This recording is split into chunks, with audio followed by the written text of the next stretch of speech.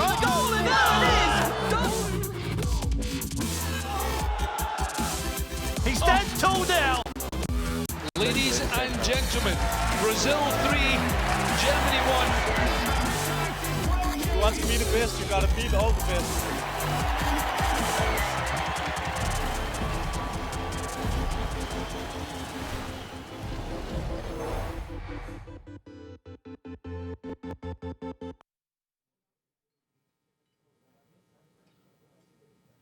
Hello and welcome to the FIFA Interactive World Cup 2016 from here in New York City. I'm your host, Kay Murray. I'll be with you throughout the group stages right up to the grand final tomorrow at the Apollo Theatre. We are here 30 floors up in Manhattan at the Skylark. Joining us again this year are our fantastic commentators, Lee Smith and Joe Miller. We'll be hearing from them in just a moment. We'll also be catching up with our players throughout the day, some new faces and some familiar ones for you at home. We'll be getting their insight. But first of all, let's get you caught up on the last 24 hours and the group stage draw, which was made yesterday at the Row Hotel, NYC, and none other than Frank Lampard came along to help us do that. We'll tell you all the teams. 8 groups were drawn. We have 4 PlayStation 4 teams. We have an Xbox One teams as well, and 4 of those. We'll explain all that to you later, but we'll take you through. It's groups A to H. Group A turning out to be the group of death at the moment, and we'll explain to you just how things will be working. We'd also love to hear from you on our social media sites. I'll tell you how to do that in just a moment. But as you can see, Group A, very difficult. August Rossemeyer, champion in 2014. Giuseppe Guastella himself, a veteran of the tournament. Ivan Lepagny, for many, fearing this young man this year. He's been on quite the journey on the way up to this. And Edson Mata from Brazil in that one. In Group B, we've got Arthur Dabelgu. He was here last time around. Michael Ribeiro's no stranger to the tournament. We've got Dimitri Anastasiou, he's from England. Arturo Villaseñor. Dean Coombs also from England. Mohamed Al-Bakr. As you can see, Benedict Salza from Germany. Victor Guedes. Group D, Rashid Azahim. Johan Simon from France. Emiliano Ruiz. And Abdulaziz Shido. And then we get to the groups with the Xbox. Ty Walton, as you know, that's a familiar name here. When it does come to the Interactive World Cup, Michael Bittner, Roberto Ramirez, Stefan Zolka, he's quite the character from Australia. Hopefully we'll be hearing him a little bit later on. Group F, Kevin Asia, Javier Alvarez, Darren John, and Khalid Aloufi. Group G, we have Dylan Bonds, you may be remembering him from previous tournament, Nicholas Rasek, Sean Allen from England, and Brian Jaldine. Group H, from Mexico, Ervin Velasquez, Oliver Cheses from England, Rodrigo Araujo, and Luke Mitchell, another Australian with us. Now, I'm just going to explain to you as well how the group stages will actually work when it does come to this tournament. We've got the details here for you. There will be 6 rounds of games with 8 games being played simultaneously. Now, our commentators will be focusing on one of those games, but don't worry, because if you at home would like to see another one, you will be able to choose which game you would like to see, so you can watch the one that you want to do. The top 2 players from each group will then proceed to the round of 16. All 8 games from the round of 16 will also be played simultaneously before the 8 winners proceed to the quarterfinals. Now, the quarterfinals will be played out separately, so you'll be able to see each of those games back to back. And then 4 players will come out on top in that one. And the semis and the grand final will take place tomorrow. So big event and big day tomorrow. But without further ado, let's get things underway. I'm going to send it over to our commentators, Lee Smith and Joe Miller. Thank you very much, Kay, and welcome back to the FIFA Interactive World Cup. Here we go again, Joe, and we're starting off with 2 veterans of the scene, August Rossemeyer and Giuseppe. These guys, I mean, Giuseppe, this is his 5th year now. Obviously, Rossemeyer, former champion, 2014. So these guys are veterans coming into this one. Denmark versus USA, but that's not really the way we look at it between these guys. No, and that's the interesting thing here is that if you look back at last year, August himself said, this is my last year. This is going to be my last year, guys. Really promise you that. But actually what he said was, you know, he started playing again and actually found that he really just loves the game. So played again, qualified, of course, and well, we're looking to kind of bounce back and take that title. Of course, our title holder, sadly, is not here with us because of certain visa issues there, so he won't be there to defend it, but we do have August here who will possibly be able to take that title back in towards Denmark. Absolutely. We'll see whether they'll be able to do it. He's in, as Kay mentioned, the group of death, Group A. It is really a tough one. in the group with Lepena, his actual training partner, ironically. We'll be covering that game later on in the day, but the first one here against Giuseppe, that's going to be a tough one. I mean, we saw Giuseppe, and he was one of the first ones to arrive this morning as well. Obviously, we are in his home nation in the USA. He hasn't had to travel too far for this one, but we're going to see how he's going to do. I mean, going into it straight away against Rosamai, who he has played many a times in the past. Obviously, he's been here for so many years. Closest he got was the semi-finals over in Dubai in 2012, I believe that was. So he's definitely got the experience to take him on. We'll see whether he can, though. Just waiting for the teams to ready themselves up. Yeah, and that's the question that needs to be asked here. You know, it's kind of raw, pure talent that we've seen from Rosamai. You know, a poster boy, if you like, really, for the FIFA scene, I think, because he has just done so well over such a long period of time. Giuseppe himself, though, as you mentioned, 5th time at a FIFA Interactive World Cup, and there's just no one that really matches him on, certainly on FIFA Interactive World Cup finals experience. So maybe the home crowd that we've got here will be getting behind him a little bit, and this could be his first time maybe to triumph. Maybe. We'll see whether he can get through. Of course, the finals will be at the Apollo Theatre tomorrow. Looking very much forward to that one. We're going to see whether these guys can actually make it there. Now, team-wise, obviously both teams, in case you're unaware, both players will come into this. They have 2 teams selected, pre-selected, as they come into it. So obviously they don't have any clashes. You don't have a Brazil versus a Brazil. They fall back to their second team. Now, we believe this is going to be a Brazil-Argentina clash. Correct. Between the two. Yeah. Correct. Brazil, choice of August Rossmeyer and Giuseppe, they're taking Argentina. Funnily enough, both teams having France as their second team, but we'll not see them in action just for yet. But the way that works, basically, if both teams have the same nation as their first choice, then the lower seed will actually just drop down a little bit and have to play then their second choice. So, you know, there's some strong ones. There's not too much difference, I'd say, in if you look across the board at who's picked out what teams. There are a couple of wild cards in there. We've got, I think, one person playing England as a second choice. I mean, that's a brave choice for any man. That's a brave choice, and I don't think even if I was even remotely as good as these guys, would be brave in that one. Hey, we've got some good youth players coming through in the England squad. But let's get the match underway. The first game of the day here at the FIFA Interactive World Cup. There's going to be plenty of matches. We're going to be finding out who the semi-finalists by the end of today. But first off, we need to start that first group matchup. It's going to be August Rossmeyer versus Giuseppe Guardiola. Guardiola? He's not Guardiola. Maybe he wishes he could be. Maybe he wishes he's Pep's younger son. Well, maybe that is, somewhere to move in the future. You know, he's certainly experienced enough when it comes to FIFA, but I don't know if going that far for him just yet. But yeah, this first matchup, obviously, with it being a group of death, the real problem is, you know, you've got to just come out flying here. I think in this such a strong group, if you don't come out strong, if your head goes down early on, this is the kind of group that will punish you for that. All right, well, let's get that first game underway.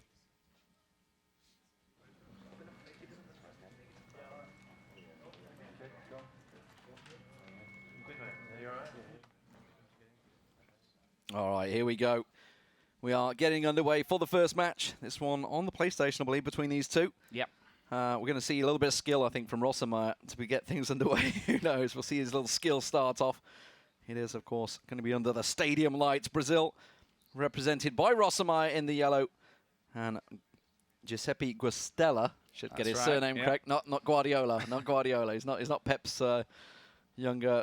I remember you could call him younger son because he's 30 years old now, Giuseppe. He's been around, as we say, for a long time, but hopefully we'll get the game sound for you guys underway in a few. But it is going to be Argentina, the blue team, for effectively the Americans. Surprised he didn't pick USA to start out with here, Joe, but this is a good chance. Yeah, an early chance here. Actually, Neymar on the bottom side, but keeping hold of it just a little bit too long, and obviously that Argentinian defense not going to mess around, swarming in there and managing to get possession back, which will just slow things down a little bit now. And Guastella obviously going to have a bit of a chance on his own to maybe build something up on this top side. And, well, I've spoken too early there. Yeah, commentator's curse kicking in within the first 8 minutes of the game, Joe. This is not how we like to start things off. Holy moly, there we go. There we have some game sounds. And you can see it is going to be Guastella on the attack here. That should get cut out by the defense, but he's managed to break on through already. Can't get the through ball. And it will be caught out by Rossmeyer's defenses, but immediately loses out the ball to Zabaleta. Zabaleta down the wing. Now, we have been told crosses are not so easy this year around. Obviously, that was a massive part of everybody playing Portugal in the previous year. Obviously, that was the winner, but there's going to be the winner, is it? Guastella getting himself on the board early on. Rossenmeyer finds himself 1-0 down. Former champion here of the FIFA Interactive World Cup up against it in his first match of the day. And this is exactly what I was talking about. 13 in-game minutes into this one, and we expected that the winner of this one's going to have to come out flying, that this is such an important opening game in such a difficult group. And, well, it's Guastella who manages that, but managing there just to get possession back and actually got a bit of space here down the middle. Options becoming a little limited, but somehow does manage to get the ball straggled on through there. Pastore got an option on the top side, chooses the bottom side though, and is a little bit wide here. Will wind in and out and somehow manage to get the ball back, but it's cleared out after a save. Oh, close stop there. Carlos Tevez with his bulldog-like approach, getting straight on through. Just had to get that one in there. Martin Tyler would be proud of it. If anyone that's played FIFA for a long time will be very much aware of that quote, but it is Rossenmeyer on the break this time around. It is going to be given offside there, I feel, and it will be a free kick. So, Guastella, how is he going to play this? 20 minutes gone. It is 12 minutes each game, 6 minutes each in real time. Obviously, you're well aware that it is 45 minutes and a half in real normal football, but this is FIFA 16, and at the moment it is 1-0 for Guastella. So, kick off up the wing, but nobody there to receive it. That's just going to go out for a throw-in, so a little nervy maybe from Rossenmeyer. Yeah, and that's another part of things. You know, first game can always be your most nervous game. The longer the day goes on, the more games you've played, the more comfortable you're going to be feeling going through there. As we see once again, Guastella with some nice pressure down on this bottom side. We'll finally see Rossenmeyer trying a little bit of fancy footwork there up at the top with Holt, but, well, doesn't quite manage to get through. And will just drop out there for the throw. So, what is Rossenmeyer going to do against this? 30 minutes gone almost in this game. Clock working against him with that early goal in. Tries to get it through, but as a well-cleared ball. Messi now down the wing to Tevez. Tevez to Di Maria, to Pastore, as they work the ball nicely down the side. Straight cutting him around, but quickly cut out by the midfield of Rossenmeyer. Rossenmeyer working it down the wing. Philippe Luis, but he's run the ball out. Guastella's back on the attack. Yeah, and we're not too far away from hitting that half-time point at this stage. And, well, Guastella here might have another little bit of a chance before those 45 minutes in-game are going to be up. But as it happens, it's cleared off, and Neymar will have a chance here to get the ball back, but it's just slipped away from him there a little bit. And that will give things back to Guastella, which has quickly changed around here. Maybe a bit more tempo on the cards for Rossenmeyer as he tries to get it through. Will get it through as well to Neymar, but can he deliver here? And again, Rojo just bullying him off the ball, yet just using pure strength there from that Argentinian defence. Muscled off nicely. They're going to try and run on down the wing here.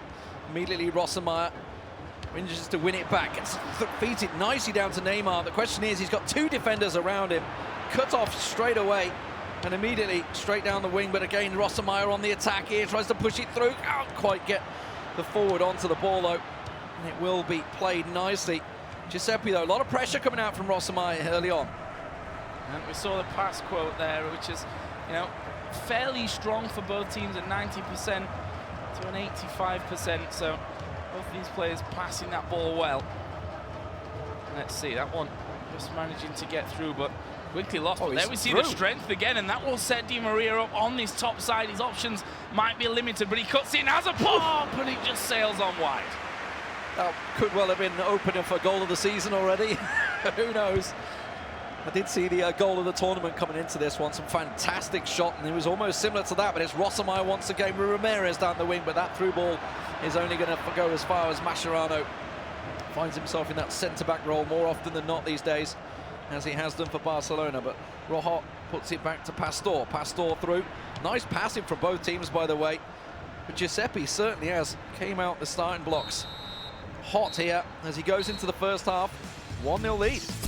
Yeah, solid 1-0 lead as well, and again, out halfway through, and if he's able to beat August here, this would be an absolutely massive chance for him to keep that going when we push through, you know, towards the later stages of this group. As we've mentioned, Group A, considered by a lot of people to be the group of death.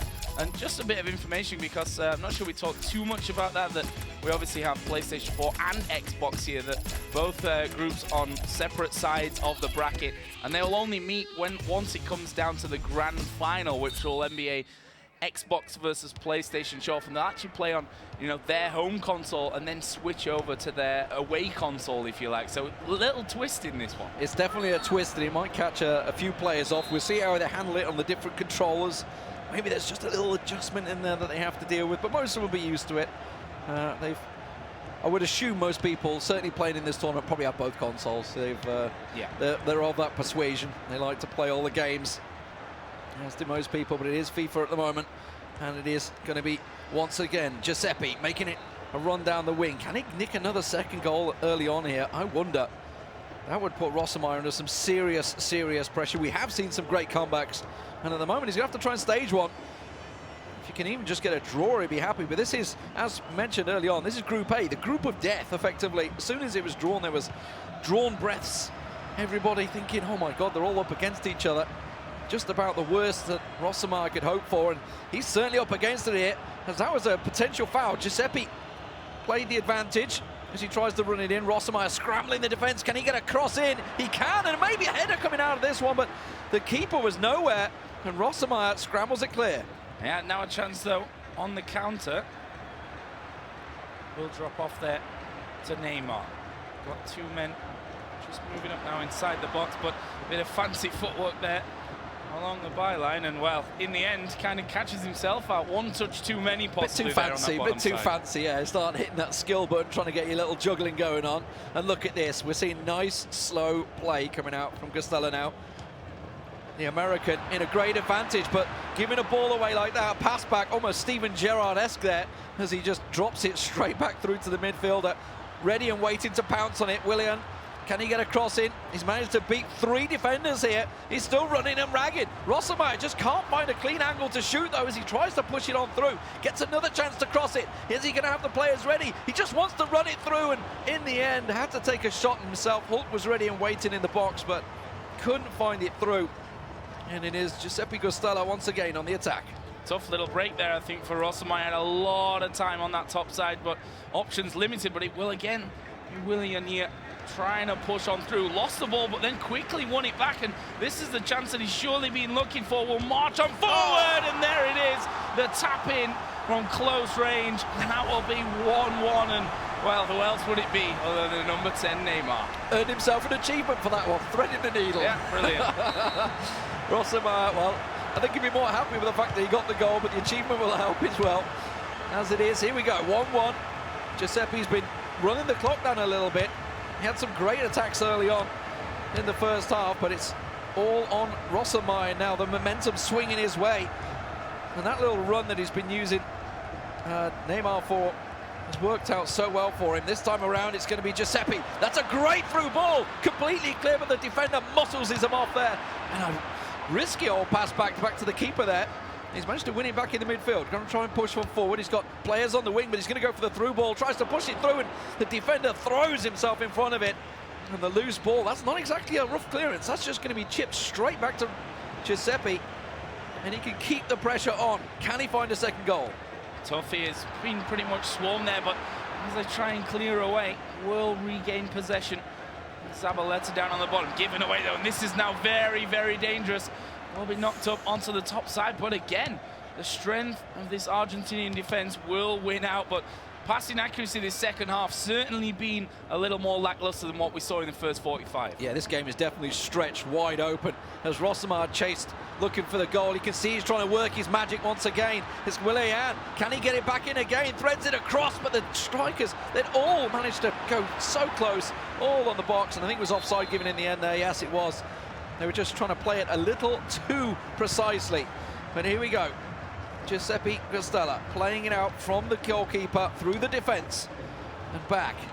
Now the thing is, I mean, this, oh my God, disaster almost struck there.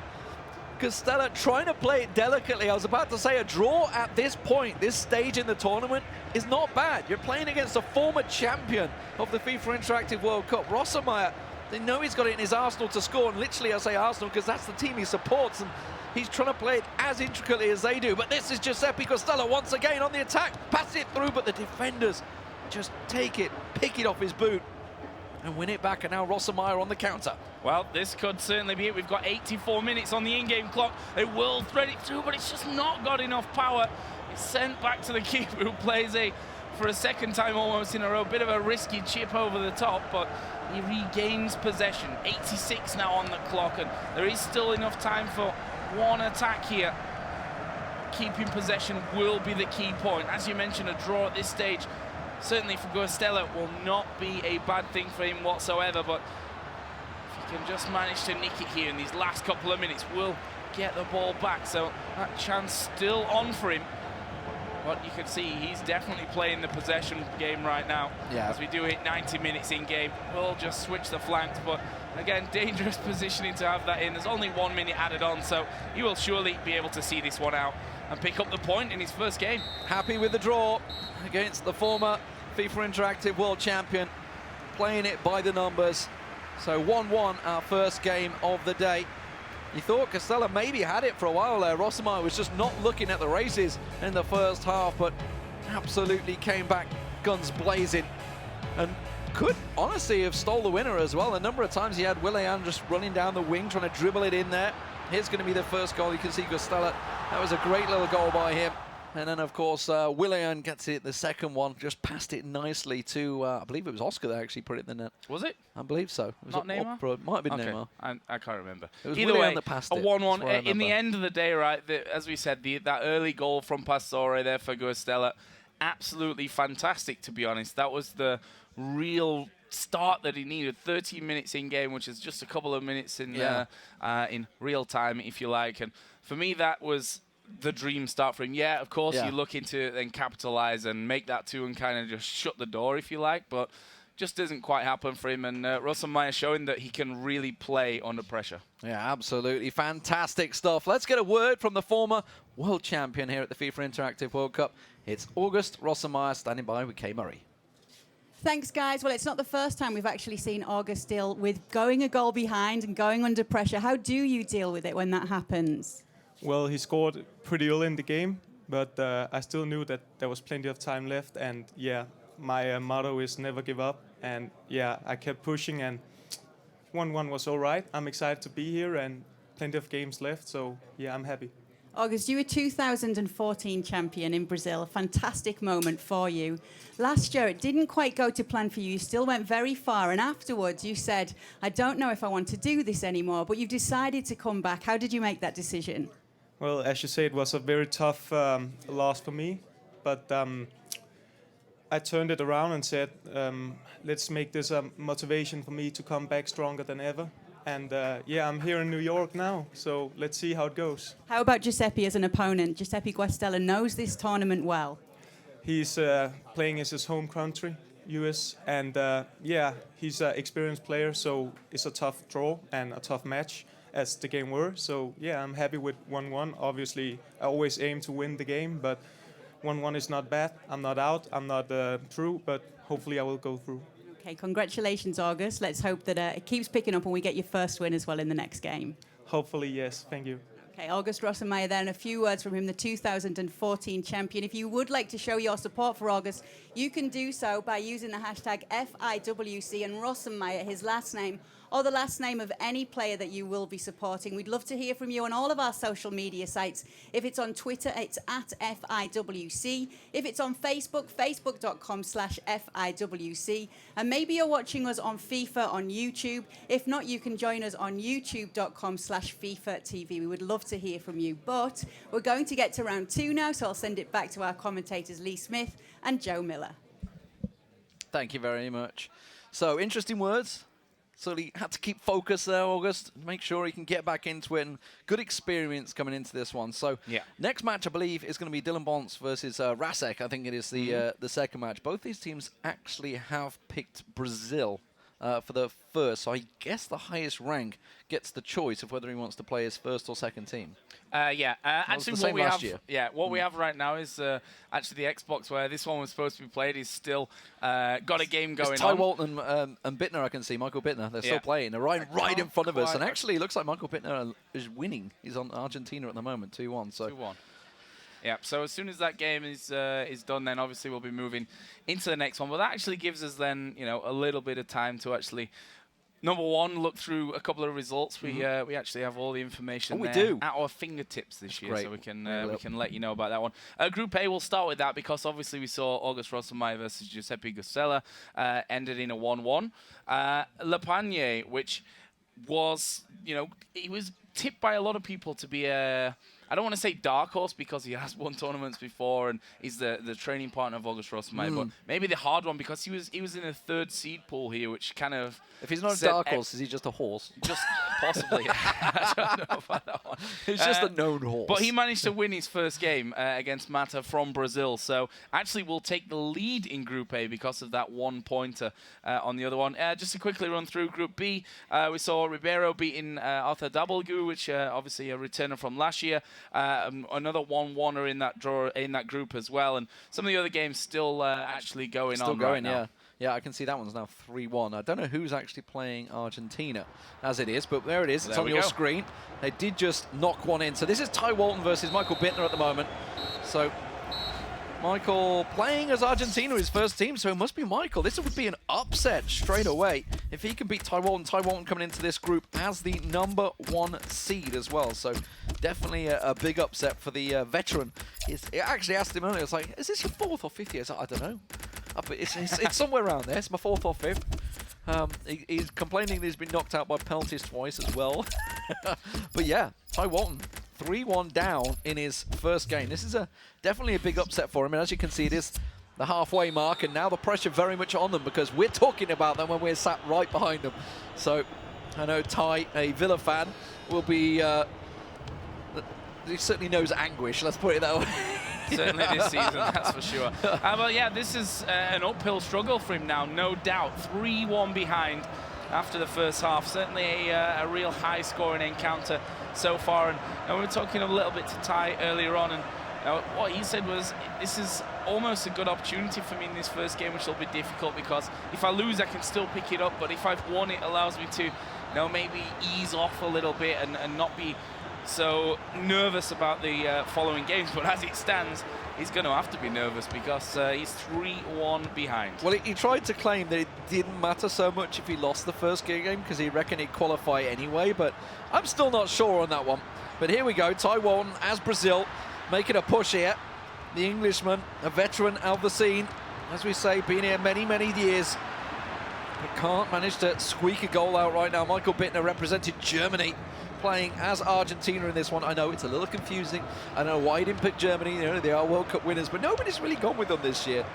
So it's an interesting one. But here we go. Ty Walton trying to make a tackle. Bit of a rash two-footed tackle, but he gets the ball, gets away with it. And that was an interesting throw from Ty. Not really sure what was going on there. Trying to maybe run it into the corner. Kept it on. No, that's gone out. Yeah, gone out for a goal kick here. And you know, just a little bit more time that Bittner can use to run the clock down, basically. 3-1 up. You don't need to do anything silly at this point. Keep everything calm. Try and see this one out. We just saw a bit of a switch of style there up to ultra defensive for Bittner. So he certainly wants to be on that defensive game at this point, but he'll actually find himself here once again with possession and all the time in the world to just knock this one around. See that switching flanks, and if you can make sure that these are accurate and you don't lose the ball like that, then that is certainly a good way to be running this clock down. But as it stands, it is Ty Walton back here with possession. Trying to run it down the wing, but quickly caught out by Pereira. Just forces him out for a throw-in, and you can see, look at them all jostling for the ball here. Ty Walton definitely up against it right now. Every time he passes it, he's got Bittner all over him. Managing to squeak it through, though, and this is a counter-attack that could work out well. Aguero up front with Messi. It's a poignant, aggressive front line, that's for sure. But here we go, Neymar, Ty Walton trying to make a run-in. We just saw great use of him from Rosselmeyer in the previous game, managing to pull that equaliser back, but it Doesn't look like it's happening right now for Taiwan. The clock is working against him. He's still got 2 goals, just to even try and force a draw from this game. And once again, it's Bittner on the attack. Fantastic work from him. And what's the best form of defense? Attack. Well, it's certainly working out for him at this point, isn't it? That's for sure. And as long as he keeps it in that Brazilian half, things will be all right for me. I'm going to be seeing a sub here by the looks of things. It's from Bittner. Just having a check through, and Ty possibly going to do exactly the same. Actually, will be bringing Oscar on there in the attacking midfield role. Well, just as I said, the best form of defense is offense. That was just a full aggressive change by Bittner there, playing as Argentina. It's turned all his players into attack. And my God, it's getting loud in the stadium, Joe. Well, I think as it would be, you know, in real life with a 3-1 scoreline between Argentina and Brazil. But here we go then. Let's see what Walton can do.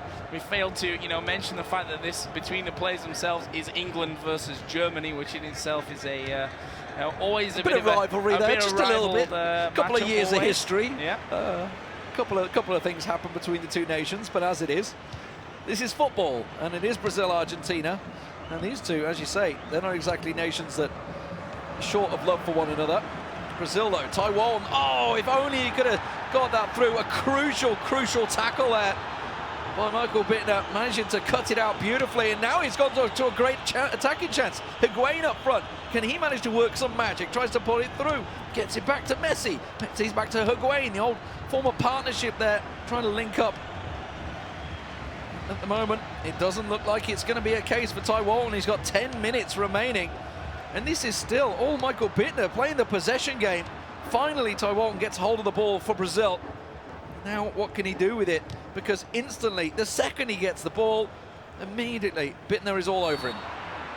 We'll see a foul there as well, which is only going to make matters worse. So we're 83 minutes almost into this game. Still a 2-goal lead for Bittner. Run the clock down. Yeah, he's just going to run the clock here. I mean, been keeping possession really well, and I think that's a big problem of Ty's game, that he's really not been able to keep the ball for any extended period of time. He's lost it at almost every chance to move forward in this second half.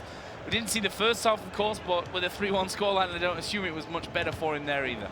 No, yeah, 3-1. That's a big goal differential to try and make back. And that was all done in the first half. I think it's commentator's curse or luck, I'm not sure, but as soon as we join it, there's no goals, Joe. They just don't want to see us score. Yeah, I mean, at least we've not seen a 0-0 yet today. We're only 1.5 games in, but that's how things It's go. possible, And here's a it's chance. possible. Here's a possible. All right, not quite. Ball just running away from a tired by now Zabaleta.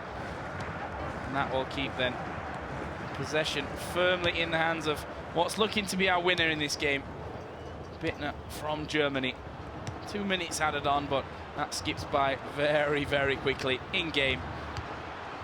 And this one is going to mean that, you know, Ty Walton, as you rightly pointed out, high seed coming into this group drawing. The favourite certainly on paper will lose 3-1 in his first encounter. Yeah, 3-1. That's the final score.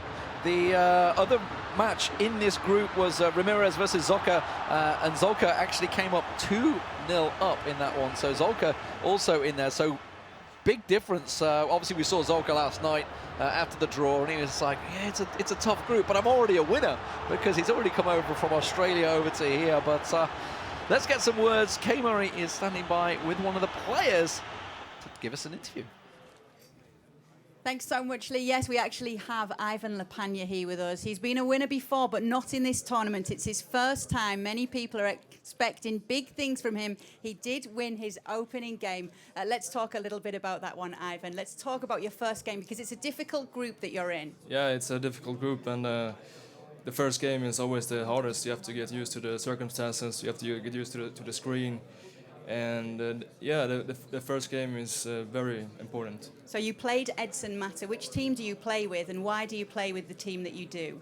I actually played with his home country, Brazil. So that's my first choice. I see them as the best national squad.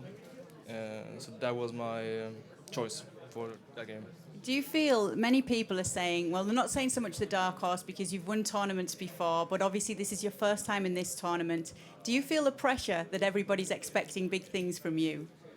I actually never feel pressure. I just always, when I go to competitions, I just go to have fun and just play my best game. And I just want to show people my skills. So I never feel any pressure, actually. So you already know quite well the 2014 champion, August Rossenmeyer. Tell us about your friendship with August. Yeah, he is, first and foremost, he's one of the, maybe I would say he's the best player in the world. And he is also my sparring partner, so we play very many games, and I will face him now in the second game, and it's a very, very tough draw. So it's a friendly rivalry. That makes it really interesting because obviously if the two of you are friends as well, you would want to see the two of you progress from this group. Yeah, and right now he is on 1 point and I'm on 3 points, so both have to win the game, so it will be very, very tough. Okay, well, we'll all be looking out for you. Good luck with the rest of it. A win to get started for you. So great to have you with us. Okay, so please do let us know if you are supporting Ivan Lepanier on social media. You can do so with the hashtag FIWC Lepanier. Make sure you put the last name of the players. We'd love to hear from you on all our social media sites at FIWC on Twitter. On Facebook, it's facebook.com/FIWC. And you may also be able to see us on the YouTube channel too. Just go to check FIFA's official channel, youtube.com FIFA TV after the slash mark there. The groups, as we've shown you before, Group A through to H, they're already underway. 4 groups from the PlayStation 4 players and also 4 groups from the Xbox One players. We did just give some of the guys a break because one of the games started a little bit late, but we will be getting ready for round 2. So I'll send it back to our commentators, Lee Smith and Joe Miller. Thank you very much, Kay. So that was obviously Ivan Lepania from Group A there, who's already started off hot, 2-1 up in his first game, and of course going to be playing Rossenmeyer later. But we're moving on to Group G right now, and this is going to be the first game of that group. It's going to be Dylan Bonds up against Rasek, and this is actually Rasek, the young 16-year-old German, coming through in this one, up against the veteran, effectively, of Dylan Bonds. Yeah, I mean, we've seen Dylan Bonds last year, of course, in Munich as well. Did really well for himself there and, you know, had some signs of real brilliance coming through. And I think a player like that, you know, he's up against a young, hot prospect. I think you can safely call it, certainly in terms of his age, just 16, as you mentioned. This is the time where you have to use your experience to stay focused and really get that good start and just lock him out early on, because give him a chance and, you know, the young kind of adrenaline rush will get going. Yeah, we're going to assume it's going to be Brazil-France because obviously Dylan Bond's coming into this one, the higher seed. You assume he's going to stay with Brazil. We're going to get it on your screens, guys, and hopefully we'll find out.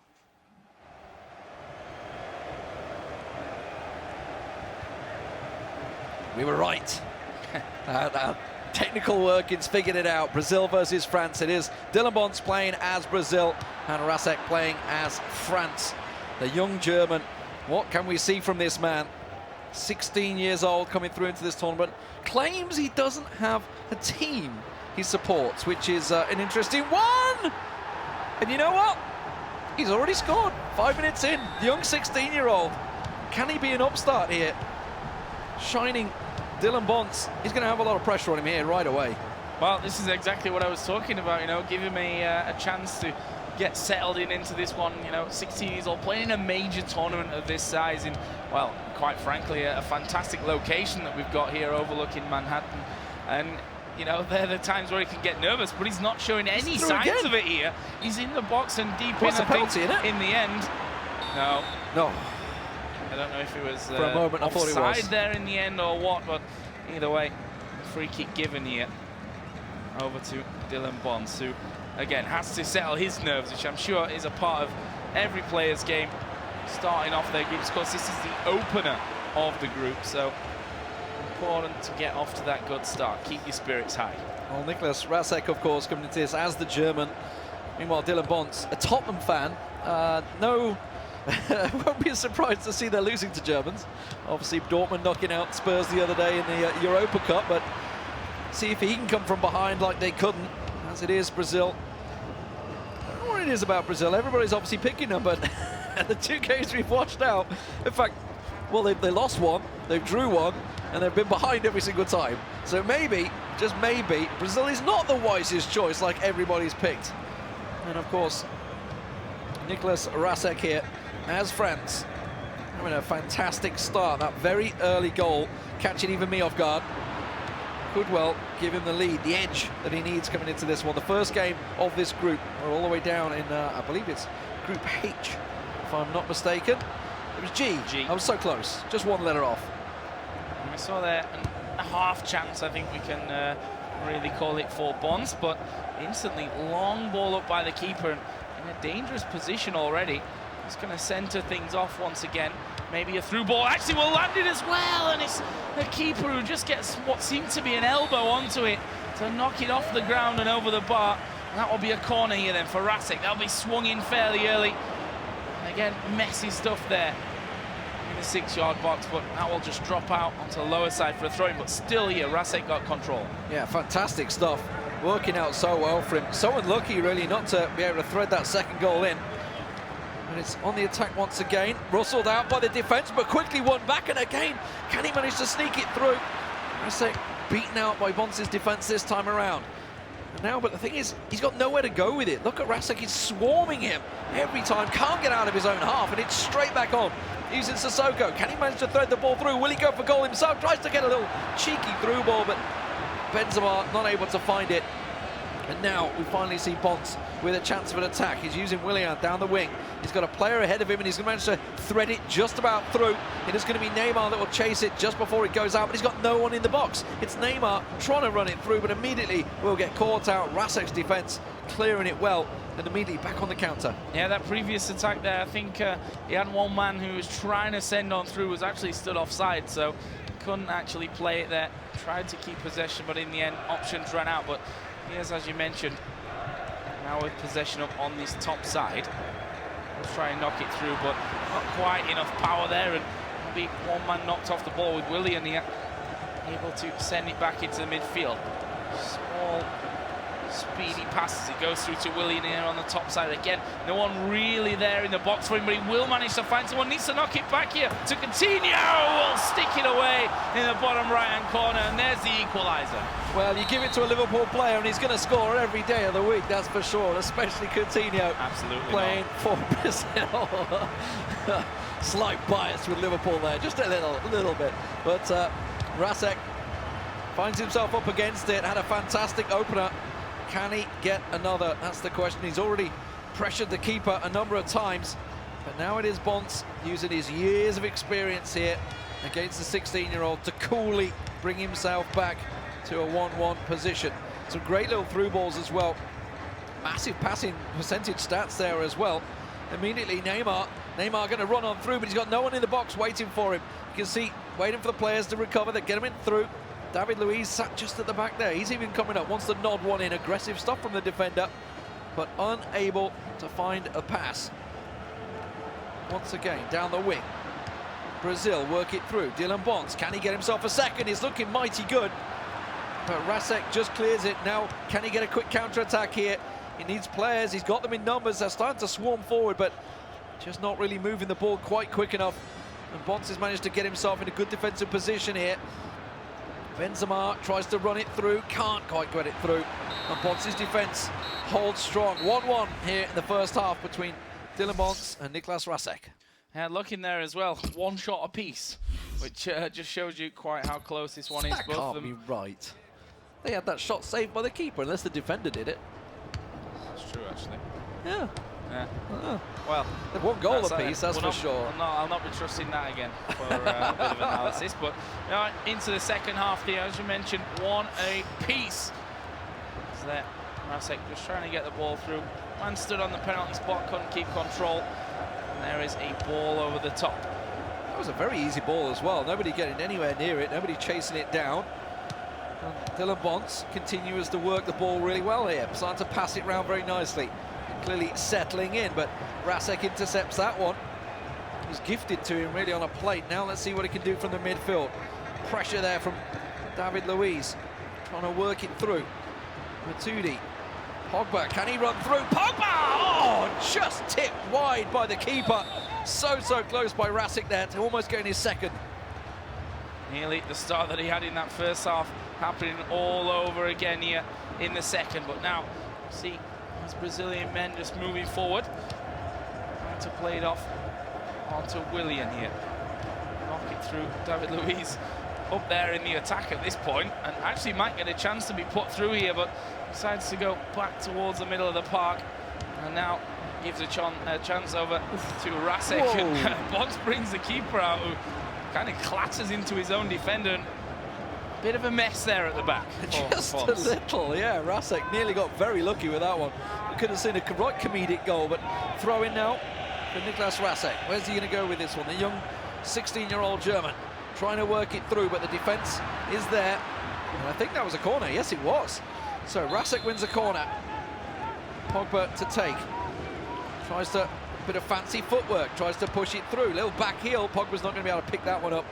But he does manage to win the ball back out, and again, Rasic tries to work it through, runs it into the box. He can go for a shot. Oh, it's just not come off the post. Oh my word, so close. Rasic's going to be kicking himself as the ball just dribbles back across the line. Nobody able to get it. Goal line technology fully in effect here. And not even still needed there. remaining 1-1. That was as close as it gets to not being needed, I think. I mean, rolling right along the line after coming off the inside of the post. And well, we'll see how that plays with his confidence now. He does have the ball on his top side. Has the players there with him to move this one forward. Will lose out on possession now. This could be dangerous with Hulk breaking on that top side. Will feed through Neymar, but he's got no one in the middle. It means he's going to have to go alone. Finally, Coutinho going to come around. He's already scored. Whoa! Oh, what and a he goal! will fire it through into the bottom left again. And Coutinho here doing the magic. Fantastic stuff, and instant changes coming in from the players. What a break and what a goal. Neymar managing to run it down the wing, feed it through, and there's the little change. So now Hulk's being thrown up onto towards the wing. Coutinho sticking behind, but I wouldn't change him. David Luiz, you can see him playing in that central midfield position. Doesn't keep him in defence. Plays him more as a central defensive midfielder. You can see he's been getting forward quite often. Couple of little changes. Niklas Rasic is ready to go. 2-1 behind after a 1-0 lead. Just 5 minutes into this game, but here we are, approaching the 70-minute mark. And Dylan Bonds, all those years of experience paying off, doesn't panic, gets himself the lead. Biggest thing for him as well is that chance that he had just before it, and then going 2-1 down. That may just be enough to break him in this game. Let's have a look though. Coutinho here will send Willian, who can't quite keep it in. So we'll go back over to Rasic, who's got just under 20 minutes in game to make this one happen for him, to find that equaliser. Obviously this is 1 versus 2 seed again, and number 1 seed Bonds, who's taken that 2-1 advantage now on his bottom side with Neymar. You never can quite count him out. Might always happen like that. I think that's the danger of having someone like Neymar in a team, that you can sometimes go have too much with him, yeah, and end up losing the ball. But we also know that random magical moments can happen at any time, and here is that chance for Bonds. Chance for Bonds. The chance for Bonds, but that will get knocked away. Yeah, Bonds passing it very well, but Niklas Rasic has managed to get the ball back and now has control. He's going to try and thread it down the wing. See what he can pull out from this. Puts it back through the middle of the park, tries a bit of fanciness. Just needs to get himself one more goal back on the board, and he's been so close a couple of times. We're going to get the ball pulled back here for a foul in the middle of the park. It's going to be Matuidi to take. Big ball in, not able to find the head, and now it's Bonds once again on the counter. Tries to put it down the side. He's got Alves, big long searching ball, and that may just have carved the defences wide open here. That may be what Rasic needed. It's pulled Bonds' team completely out of shape, and that big heavy through ball almost made it way through, but David Alves cut it out there for Bonds. And this is where Bonds has to decide, how do I play this one? We've got 5 minutes just over left on the clock, and you see knocking it over the top there, and this is actually a decent position for him, or will just straggle loose, and that is now 4 minutes to go. This is most probably the last chance for Rasic to get back in this one. Pogba down on the bottom side, got 3 men moving in towards him, does manage to turn out nicely and will get rid of the ball, but again, it will fall. Bonds is the man with possession. And he's going to look to keep that here to end off this game. Holding it nicely now. Just running the clock down. A couple of minutes remaining. See what we get from extra time in this game, because we didn't really have any injuries. It's just going to be 2 minutes. There's the throw-in. Bonds on the attack, holding possession with a 2-1 lead here. Rasek, it looked so promising from the very start with that very early goal, but just unable to keep the defenses clear. And he's going to be kicking himself because he had that great chance through in the first half. Then he had that ball just rattle off the crossbar and then over the line, just dribbling across. But unfortunately for him, it's Bonds that comes out on top. Fantastic stuff for him. 2-1. He will win and obviously top the group now. Yeah, I mean, you see there the first goal of that game coming after just 5 minutes in game, which is literally the first play of the game, you know, in real minutes, if you like, and catching a lot of people off. And that's also a position where, you know, you score after 5 in-game minutes. You've basically got the entire time then to come back into, which Bonds has obviously kept his composure. Took him a while, had a good few attacks, but finding that second goal to take the points. Yeah, I mean, I say top the group, but he isn't, because Sean Allen has managed to win 3-1. Okay, goal so difference. Nicely done to him, the Englishman. But let's get over to Kay Murray, who's standing by with David, by the way. Yeah, and great to be here as well, David, by the way. As you know, he's a veteran of this tournament, not in a playing capacity this year, though, for David. Tell us a little bit about your role. So this year I'm going to go around sort of interviewing players, summing up a few games and just, you know, giving a pros perspective on what's going on. Okay, so for those of you who don't know at home, David came very close to actually being crowned champion himself in Rio in 2014. Always a familiar face when it comes to these tournaments. Give us a little inside information, David, on some of the players and who's been playing well. Well, to be honest, the game we just saw, Razek actually played well. Considering his age and it's his first tournament, he was a little unlucky to lose, actually. But there's a lot of shocks. I mean, everyone would have expected August to win his first game. He actually drew. There's a few big names over here, but it's their actual first tournament, such as Ivan. He won his first game. And to be honest, he's going to be my tip to actually win the whole thing. There you go, there's an insider's tip. Tell us a little bit about the English contingent this year, because there's quite a few Englishmen in the game this year. Yeah, each year there seems to be quite a few like new names popping up. I know the majority of them, and I hope one of them can do well. They're all good guys. They're all very good at the game. So let's see if one of them can do what I couldn't. Well, you know, you came so close and you did so well, and you know it's always so hard to see because we get close to all of you. Like it's a big FIWC family. How it does feel to get that far, so near yet so far, basically. It's horrible. Like no one ever wants to be second best. If you accept second best, you might as well just not play. Like you always want to go that one step further. But it does motivate you as well to know you can get that far and just fall at the final hurdle. It really does make you want to come back and take that last step. So you can understand the fact that August Rossemeyer got close himself last year, didn't get to the little final as it came, and decided he didn't know if he was going to come back. He thought, should I come back? Shouldn't I come back? But he's back here. Can you understand what emotions he was going through? He already had a win under his belt. Knowing him like I do, I think he would have said that in the heat of the moment of losing because he was so confident at that event. He wanted to defend his crown. It's understandable. But this year he's going to come back and he's still very good and he still could easily win it. But when I lost the final, I was feeling exactly like he did last year. I was just absolutely gutted and I was considering, do I carry on or do I quit? And for me, I carried on and so is he. So I can only see him getting stronger from it. Which teams do you like to play in the new game? We see that we're just hearing the guys talking about crosses with the new game and how Portugal's kind of been ruled out because of that with a lot of the players. Tell us some of the kind of gimmicks with the new teams.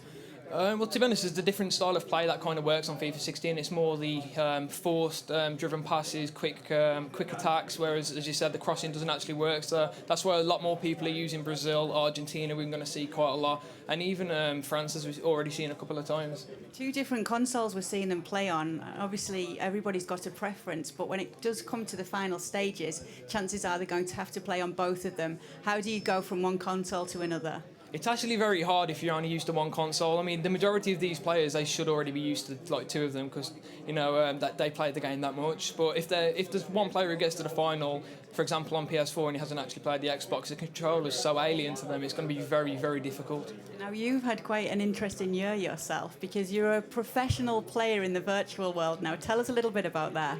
Yeah, so in January this month I signed for VfL Wolfsburg as their professional FIFA player, and it's like a massive step for the FIFA scene and for me on a personal level. And I just hope, I'll keep progressing and, go on to bigger and better things. We do. We'll hope to hear from you more throughout the tournament. It would be great to hear from you as well at home. Let us know where you are watching, who you're supporting as well. You can do so by tweeting us at FIWC. We'd also love to hear from you on Facebook as well, facebook.com/FIWC. You can tweet David as well. Find out, obviously, he's tipping now Ivan to go on and win this thing, but always has the insider information, and it's always great to hear from him. Send your questions with the hashtag FIWC16NYC. Facebook and Twitter, as mentioned, at FIWC, facebook.com/FIWC. But the commentators are standing by because round 3 is about to get underway.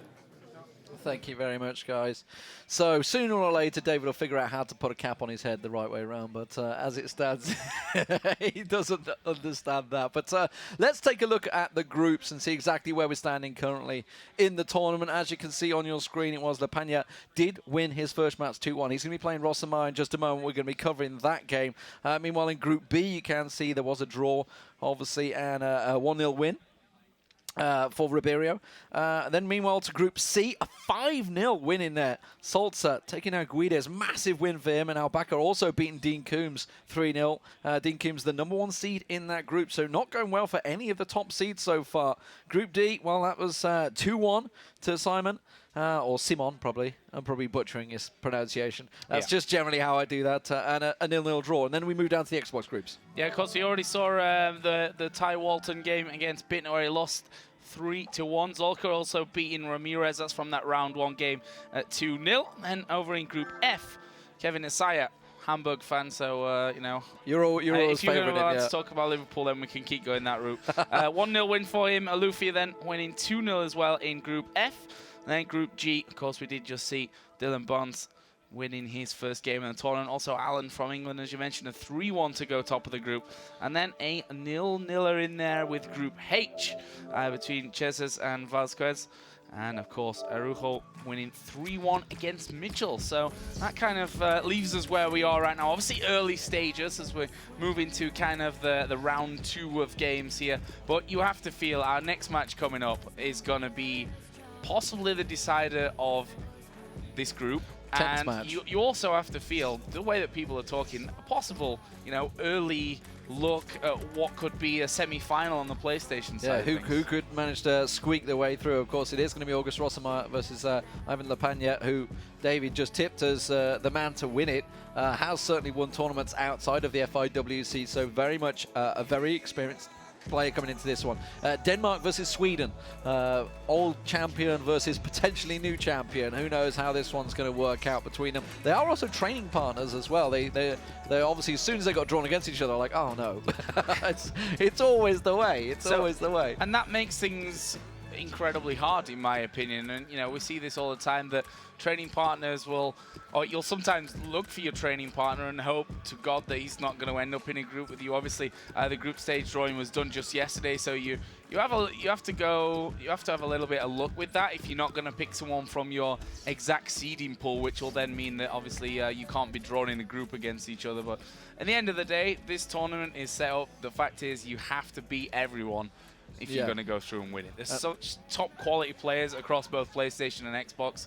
And then, of course, you got to play your away console in that final as well if you manage to get there. So that's it, yeah. I mean, this one, obviously, this is going to be a PlayStation game. This one will be. It's the PlayStation side of the group. There's the Xbox side of the group. The Xbox group is just right ahead of us. That music and little switching you could hear is actually coming from Ty Walton's console, I believe. I can see him setting up. Didn't have the best of first games and is looking a little stressed.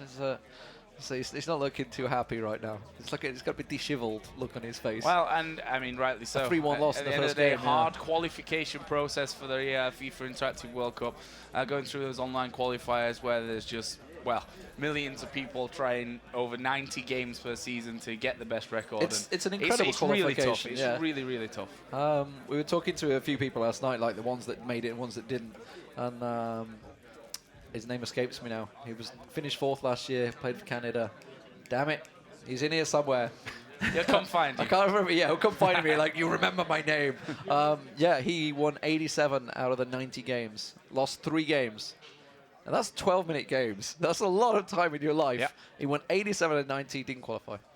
That's a kicker. That's an absolute kicker, isn't it? Yeah, it's really got to hurt. But yeah, I mean, it's a tough process. Obviously, you know, there are multiple seasons in the qualification process, so it's not as if you don't do it on the first one, then you're out kind of thing. But it also means that if you don't start early, you kind of limit your chances there as well, because you have to start with the first one just in case you don't make it, and then you can do 4 of those seasons throughout the year. So it could be a little bit tough. Quite a few people won 90 out of 90. That's incredible. I don't think I could do that. I know I couldn't do that. It's not like I don't think I could do that. I'm pretty sure I definitely believing after you've lost your first 5 in a row and then just saying, well I think it's commentary for me this year again.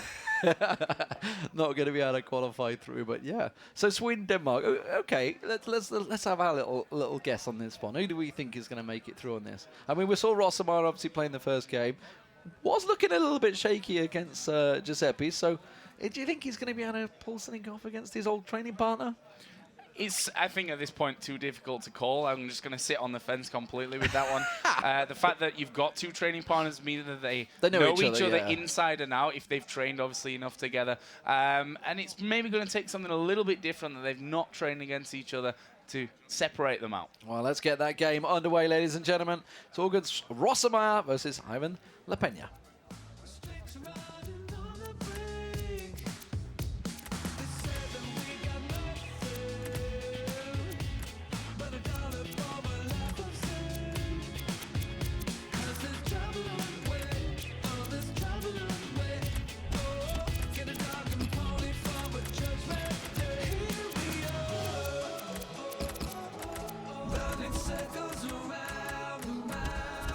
So here we go then.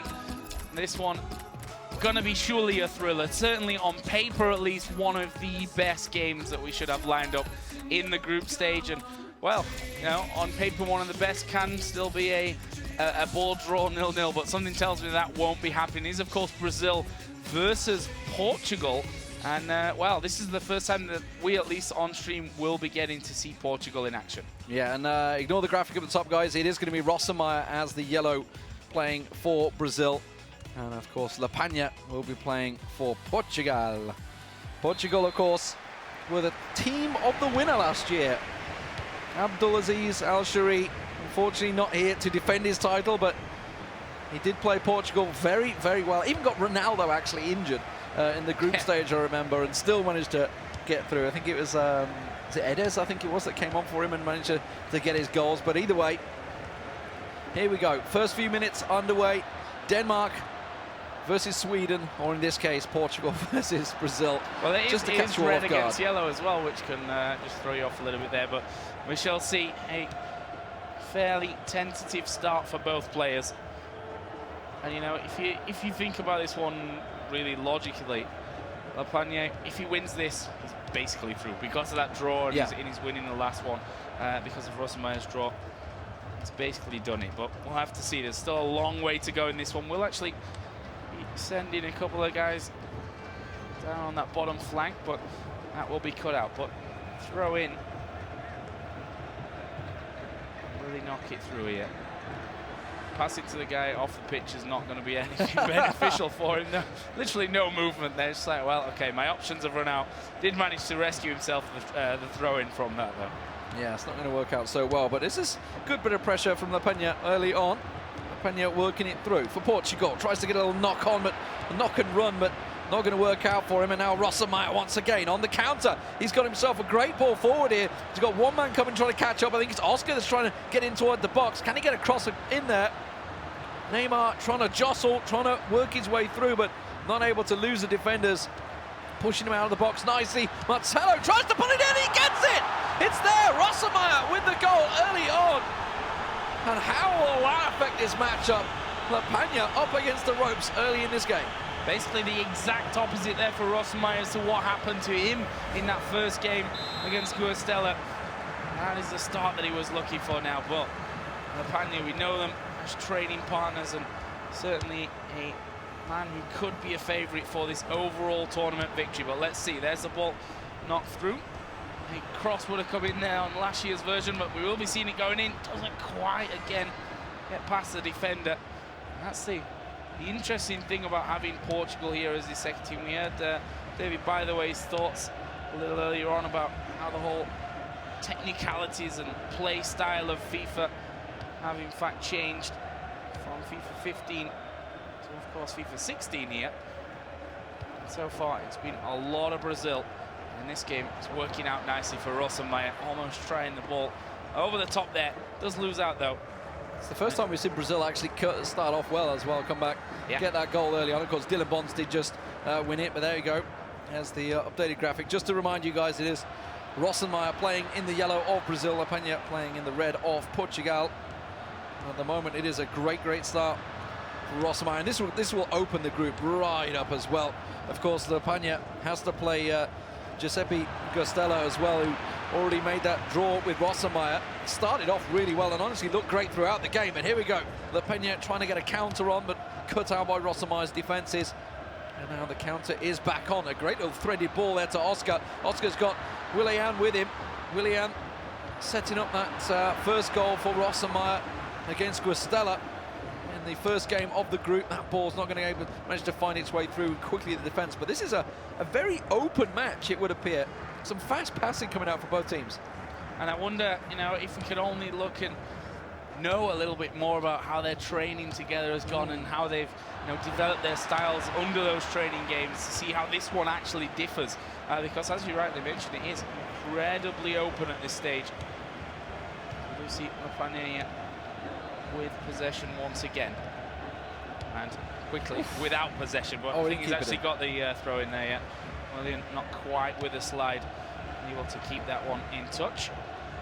He's got a lot of space down on this bottom side.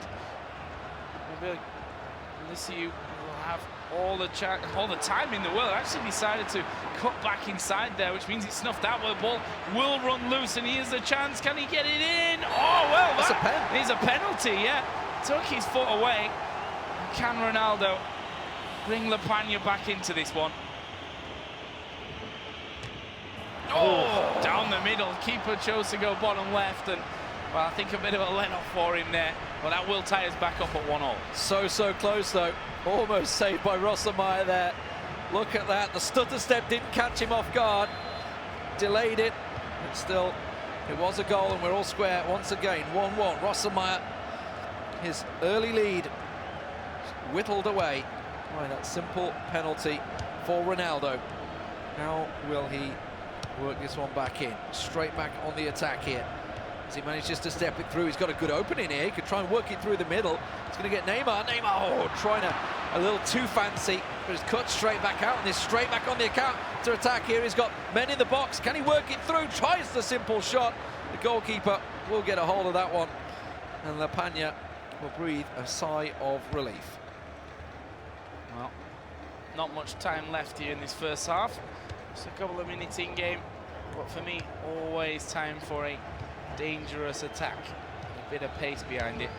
We may just see one more here for La Peña. It would be a devastating time to go into the lead, but in the end will be snuffed out. And now it's Rossumaier who manages to send Neymar there. Couldn't quite get a good foot on the ball. And there we go. Half-time blown. And be all square going in. At one apiece. Any changes going to come between the teams? Looks like they're going to get straight back down to this. Both players, as we said, training partners know each other so well, know their moves, know the tactic changes, know the little styles. Both actually wanted to play Brazil in this one as well, but as it was Rossumaier, the #1 seed throughout the entire tournament, and of course in the group, had the choice, chose to go with Brazil, but this is La Peña on the attack, quickly countered though. Good defensive work from Rossumaier, tried to go for a quick break, and may well work out for him as he starts to bring it into the Portugal half, works it down the wing.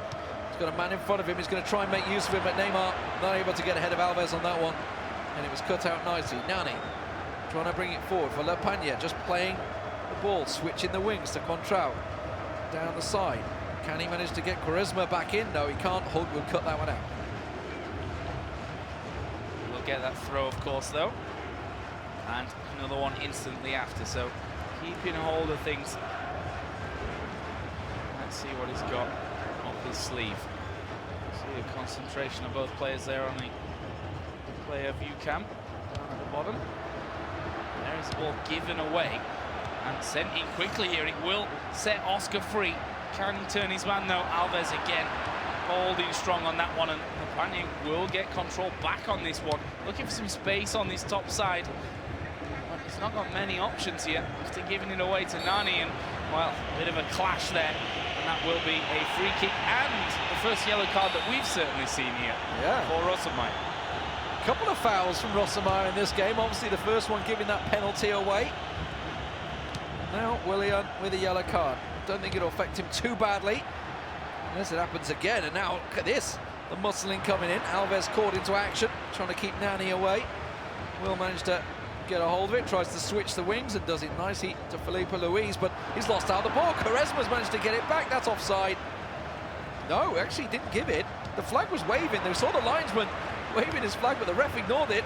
And now it's a counter. Hulk puts it through to Oscar. Oscar tries to work it down the wing, slots it back nicely. Back to Hulk. That's a through ball, but Oscar can't get on the end of that.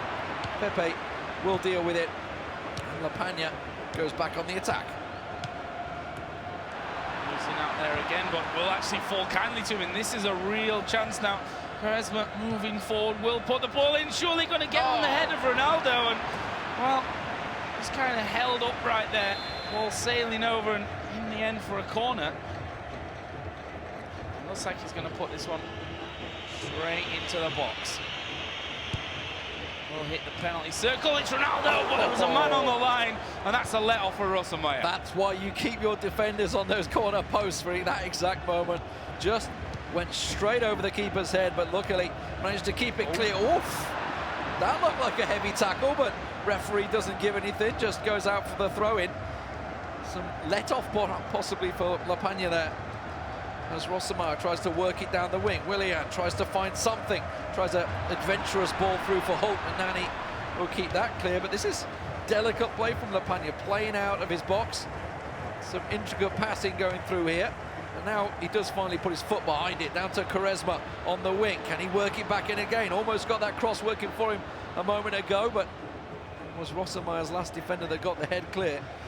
And now Quaresma with the throw-in. Going to work it down the left. He's only got one player to go with. It is Quantrao. Gets it back to Quaresma. Still got three defenders on him. If he can get a ball in, this would be brilliant. Does manage to cut them out there. Quantrao gets the ball but loses out. And it's Rossumaya once again on the counter. Just losing control there, trying to be a little bit too fancy, I feel. Come forward here. Carvalho will take a deflection. They try to get the ball into the box, and that will be a corner. Let's not forget that last one. Incredibly close, just one man on the line to deny the lead for Lepania. That one won't though, and they will manage to find their head right on the penalty spot, and that is Lepania now moving to a 2-1 lead there, and you can see Rossumaya instantly. Some change is going to be called. Well, and also you saw the devastation on him. Control pad straight away dropped down, thinking, how did I just let that slip from a corner? Should never have gone in, but defensive lapse from Rossumaya, and once again we see a player that started with a beautiful 1-0 lead given away, and Lepania now 2-1 up. This would top the group, and as you said, almost guarantee qualification for the young Swedish player Lepania. Let's see though, you can never count a player like August Rossumaya out of a tournament like this, of a group stage like this, where already feeling the heat after that draw earlier on. Let's see though what he can do. Felipe Luis will knock inside, but again, clumsy passing means that Lepania's got a chance for a break in himself. If he can get past that man, he doesn't. Actually, I think there was, not sure what happened, to be honest. A bit of a foul. Being brought back down here, and Lepania keeps possession. Yeah, slow free kick. Run the clock down now. Just 8 minutes remain in this game. No need to give possession away sloppily. It's some beautiful little passing coming out here. Intricate stuff from Lepania as he holds it up back down the wing again. Keeps the possession. Just keeps it working. 84 minutes gone, just 6 minutes remain. Rossumaya, pressure on, has to try and win the ball out, but it's not going to happen. Lepania's got it through, and that's a good through ball. Oh, the keeper just gets on it, the head goes over the bar, and Rossumaya will breathe a sigh of relief. He's got 5 minutes to get a goal. Going to be tough for him, and it's going to be the keeper that will send it as far as possible. Does break nicely for him, but the ball back into the centre, just not having the accuracy that he needed. That could be it here for August Rossemeyer in this second group stage game. It's Lepanya with the throw-in. Well, you see, waste a little bit of time there, but this could also cost him. They're surely going to send that man through. He will actually send Ramirez up on the top side, switching flanks somewhat. Fernandinho needs to be careful of the offside. There was a man available for the through ball, but he was offside there. And you see, having to divert his attention means that with 3 minutes added on, this will be one last chance here for August Rossemeyer. Send everything forward, but it's just not working for him. 3 minutes was the extra time, but it is Lepanya that will come out on top from a penalty and a corner. Unusual set-piece goals you wouldn't expect to see, but Rossemeyer giving up that 1-0 lead earlier on. You see Ronaldo there, got himself that penalty, of course. Fantastic stuff, but that puts Lepanya at the top of the group and almost a guaranteed qualification for the round of 16. And things are only going to get incredibly interesting from this point, because I can tell you, Guastella and Mata, who of course were playing each other in Group A here, ended with a 0-0 draw. So both of them picking up a point. So there's, you know, Mata and Rossemeyer now tied at 1 point each. Guastella got 2. And for Lepanya, he's sat up there with 6 points thinking, you know, I can't really mess too much up here in my final game. But for Rossemeyer, for Guastella, for Mata even now, there's still everything to be played in that final round. You've got to be thinking of it from the point of certainly Rossemeyer, obviously with the 2 draws. Mata, if he can beat Mata, he's through. That's it, done. Whereas Guastella has got to play Lepanya, and that's going to be a real tough one for him. But guys, that is Group A. We'll find out how it turns out. We're going to go over to an interview with Kate and Spencer. Yeah, Spencer joining us here, and obviously many of you at home will know exactly who he is, but there will be a few of you who don't. So Spencer, tell us all about your YouTube channel. Thanks, Kate. Yeah, I've got a YouTube channel called Spencer FC. It's football-related content, a lot of it FIFA-based, and make a lot of different content involving the game. Unfortunately, I don't play at the level some of these guys do, but I try and have some fun with it anyway. How good are we talking? How good are you? I mean, I don't want to blow my own trumpet. No, I'd say I'm above average, but these guys are like next level. So. They certainly are, including August Rossemeyer, obviously the champion in 2014. Bit of a surprise start for him, though, in Group A. Yeah, I mean, he had a really tough draw. It's a tough Group A, and that's why it's so interesting to look at now. And he got 1 point from 2 games. He's not mathematically out, but he has to win his next game, and even then, results have to go his way. So it's going to be really interesting to see how Group A does pan out. But obviously, Lepanya's come out, put himself at the top of that group. He's going to be going through. So, you know, maybe Rossemeyer not the favourite anymore. It's certainly looking that way at the moment, but one man who has been billed as the favourite is his friend, his sparring partner, the man who's just beaten him, Ivan Lepanya. What are people calling him the favourite for? Obviously, he's had success in previous tournaments. Is there a style of play he has or anything that he does in particular when it comes to his games? From my perspective, I think he's very relaxed. I mean, you only had to look at that game just then between Rossemeyer and Lepanya, and Rossemeyer's got this nervous energy about him. You know, he's so tense, which you have to be super concentrated at this level. But whereas if you look conversely at Lepanya, he's kind of much more of a cooler customer. And like you say, he's had a past previous tournaments, great success there. And going 1-0 down against Rossemeyer, people might have started to think, okay, Rossemeyer's back on top now, but he's turned it around. He's got that 2-1 win with Portugal. Yes, we've got Ronaldo, but many people would argue it was his second choice team. So as being a lower seed than Rossemeyer, he had to go with his second choice, still coming out and beating Rossemeyer on his first choice. So that's a big victory for the lad. Okay, when you're playing with a player that you play with so much as well, like these two do, I suppose that you also know some of their weaknesses. Do you think he's been able to exploit some of August's in that game then?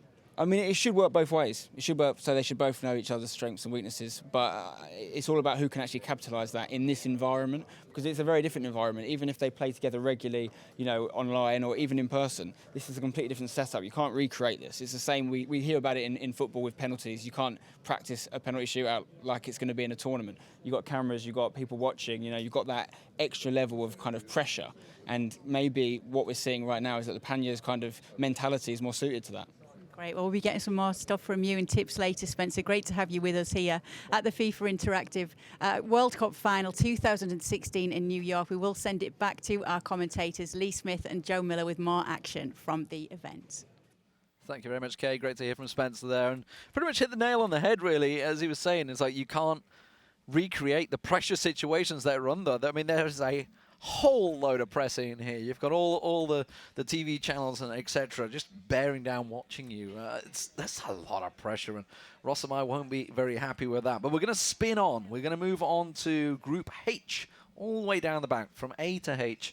Now, I'm going to try not to butcher the pronunciation. Try being the keyword, of course. Irvin Velasquez, he's a veteran. He's been here many, many times as a Mexican coming into this one. He's going to be playing as Brazil, and ironically, he's against the Brazilian, Araujo.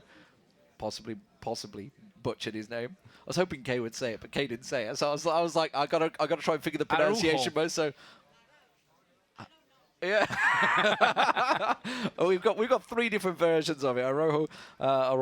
But anyway, he's the Brazilian, and he's playing as Argentina. So it's going to get confusing. The Brazilian not playing as Brazil. Brazil's his second team choice, so he went with Argentina while everybody else went with Brazil. And he's got off to an incredible start as well. 3-1 victory, actually, over Mitchell in that first group game, whereas Velasquez against Chesses, of course, was a 0-0 game.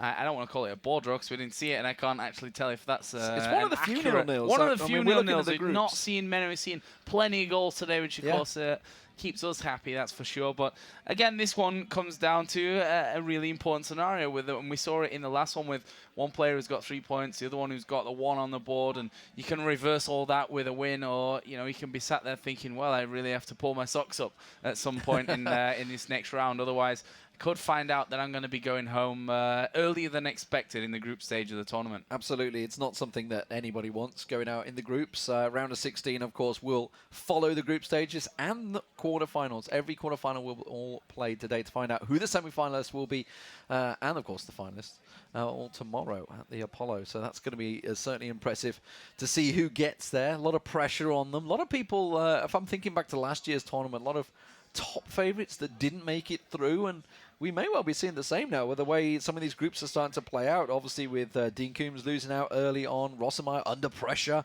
looking across the board at all the other groups. We could actually, while we're waiting for the match to get underway, update some of the scores, I guess. Ty Walton, let's spin all the way back, actually. We did talk about Group A, of course. We've already mentioned that, obviously, we just saw La Peña beating Rossumai 2-1. He's now topping the group after winning his first match 2-1 as well. A 0-0 for Grostella. For Group B, we did have on this. See now I've got to get the pronunciation right in this one. This is a tough one for me. Anastasio.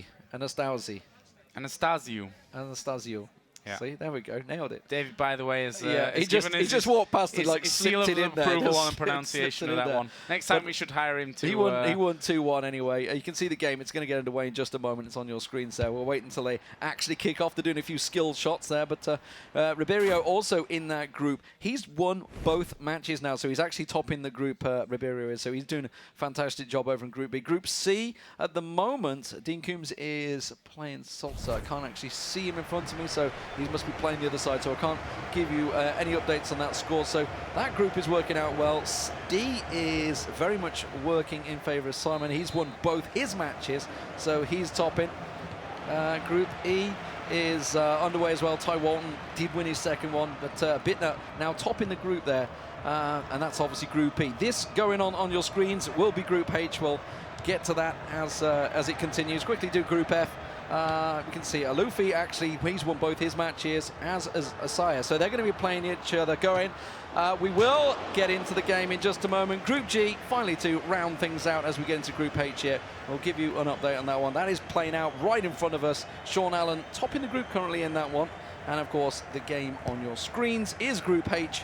And at the moment, as you said, Araujo did win his first game 3-1. Meanwhile, Velasquez 0-0. So a lot up for grabs here. Velasquez needs a win coming into this game. And so far, a little bit of pressure early on from Araujo. We have to be careful about calling him the Brazilian. And obviously playing it's confusing. as Argentina it's in confusing this one. As so hell. Stick to the colours up at the top. That might make things a little simpler for us. It's Velasquez here on the top side with Neymar. And a chip over the top here and send Marcelo, but that was actually nicely just blocked out there. Will, in fact, though, lead to the first corner of the game, though. It's going to be Neymar to whip this one in. So what can Velasquez do here? Can he get an early lead, maybe? He's going to need something. He's already had a 0-0 draw. He needs to try and get a goal in this tournament to start things off brightly for him, but Very well defended by Araujo, playing as Argentina here. That's a great through ball as well. Tevez charging on. He's got a man in the box. Is he going to use him? Well, he's going to get clattered off the ball by Filipe Luis there. Nothing given by the referee. And it is going to be Velasquez that just plays it out defense. Yeah, actually pretty easy for him by the end of that one. Maybe we see Velasquez now with Hulk. And, well, we'll lose control of that one, but does manage to get the throw in. All a little bit messy down on this bottom side. And somehow still gets the throw in from that one. Here's Ramirez. Again, loses out, so not really the cleanest of work up until this stage. We are still less than 20 minutes in this one. Early doors, and actually Hulk gonna break through here, knocks it back, and you could argue maybe should have just had a shot there after getting through. He just didn't expect that to actually fall so kindly for him, and that was a chance and a half. Yeah, I was like watching Arsenal play right there. Don't know what was going on in that one. Very sloppy stuff. Just trying to pass it into the goal, perhaps there. Willian though, trying to work it on the wing, can't quite get the cross through. And it was caught out by the defense, but Velasquez keeping the pressure on early in this game. 20 minutes gone now, and it is going to get cleared out by Araujo. Tries to push it forward. He's got no men in front of him at the moment. Aguero just holding that ball up, waiting for Messi to get in there. That's an offside player, and he's going to have to go for the loan here. He may well be able to do it. Everybody's stepping away from him. He tries to go high, and instead coughs off the stanchion. Can't quite get it on target. Yeah, that's something we've been seeing a lot of, is holding onto the ball a little bit too long, and then the player who was ready for that through ball is drifting off into an offside position, which makes it a lot more difficult, of course, than to move things forward. Here is, though, a chance for Neymar to break up on the top side. We'll have one moving across the middle as an option for him, but, well, Otamendi in the end will just cut that one out and made it look far too easy. It's Araujo with possession once again. With Aguero was looking to feed it off to Messi, but that didn't happen. So been a scrappy game so far if we really take all these passing failures into consideration. There's been some great through balls, just no end product on them at the moment. Maybe we're seeing why it was a 0-0 draw for Velasquez early on, but he's still keeping that pressure on as he tries an adventurous effort, I think is the best way we can phrase that, as he just blasts the ball into the defender, but it will go out for a corner. Now, we did just see Lepania scoring one of these a moment ago. Neymar going to go up close, though, instead, to use Marcelo. Marcelo works it nicely, gets it through to Oscar. Oscar with a little back heel, loses the defender, tries to slot it through there, but couldn't quite find his man. But Silva's picked it up. Can he step into the side? Oh, and that almost ricocheted in off the defender. Just got to shoot, I think, there in that scenario. Inside the box, give it a go. So again, see that short corner here. Will they be able to get it in? No, he won't. Messi will be there to pressure it off, but will stay in the hands of Velasquez with the throw-in. Again, loses out, though. And Messi is going to take this all the way with him. And there is a quick ball and a quick through ball straight away off the top of that one. And Tevez will be the last man. It's going to be a one-on-one here. And, well, a little too cheeky. A cheeky chip that sometimes you just wish he'd gone and powered it home. But he's got a corner nonetheless. I mean, it's what we saw Messi actually scoring for Barcelona the other day in the Champions League, wasn't it? That cheeky little chip. Didn't quite work out this time for Araujo, though. Trying to mimic one of his heroes, no doubt. As it stands, though, Velasquez gets the ball clear and then switches the wings quickly to David Alves. Hard pass up the line to Willian, who's just run it straight out. Just holding down that run button a little too long. See? And that's similar to how I play this game. Just run it straight out. There's a nice little turn, actually, from Di Maria. Where's he going to put this one, though? He's got three defenders bearing down him, and in the end, just a little bit too much time held onto the ball. Luckily for him, his defence will back him up, win the ball back. There's a nice little turn from Aguero. Will say, oh, Messi, surely this is a goal here. No, the keeper again getting an arm to it. It's going to go out for the corner, but a couple of really big chances in this first half. Yeah, some serious pressure coming on now. Araujo, can he manage to get the ball? Tried to just curve it in there just before the half-time whistle, but unable to get it through. Best chances definitely coming from Araujo, but Velasquez, well, he had his moments. I mean, there was that one that just got clear, deflected for the corner. Could well have been in, but it's 0-0. And here we go, second half underway. Long ball forward for Velasquez and almost finding David Luiz. I think it was David Luiz up front there for him. But Tevez holds the ball to Messi. Araujo tries to bring the ball forward using Mascherano a little forward. That's going to leave the defences light, and now maybe Velasquez can try and take advantage here as he works it through to Hulk. Back to Neymar. He's got to play it down on the wing here. Looks like Oscar trying to make a bit of an overlap, but instead he's chose to go into the middle of the park, and that's quickly cut out by Araujo. Yeah, ball over the top here as well. So Aguero, hand outstretched, asking to be sent, and in the end, defender keeping pace with him. And, well, I'm not sure the keeper meant to really do that. We'll just knock it out for a throw-in on the top side. Araujo just going to say thank you very much. I'm going to have another pop at this one with Di Maria. Good, solid challenge from Willian. Actually, Will claim throwing with that one, so coming off Di Maria there in the end, and that gives Velasquez now a chance to build a bit of his own play, but the long ball switching sides ends up running out of touch.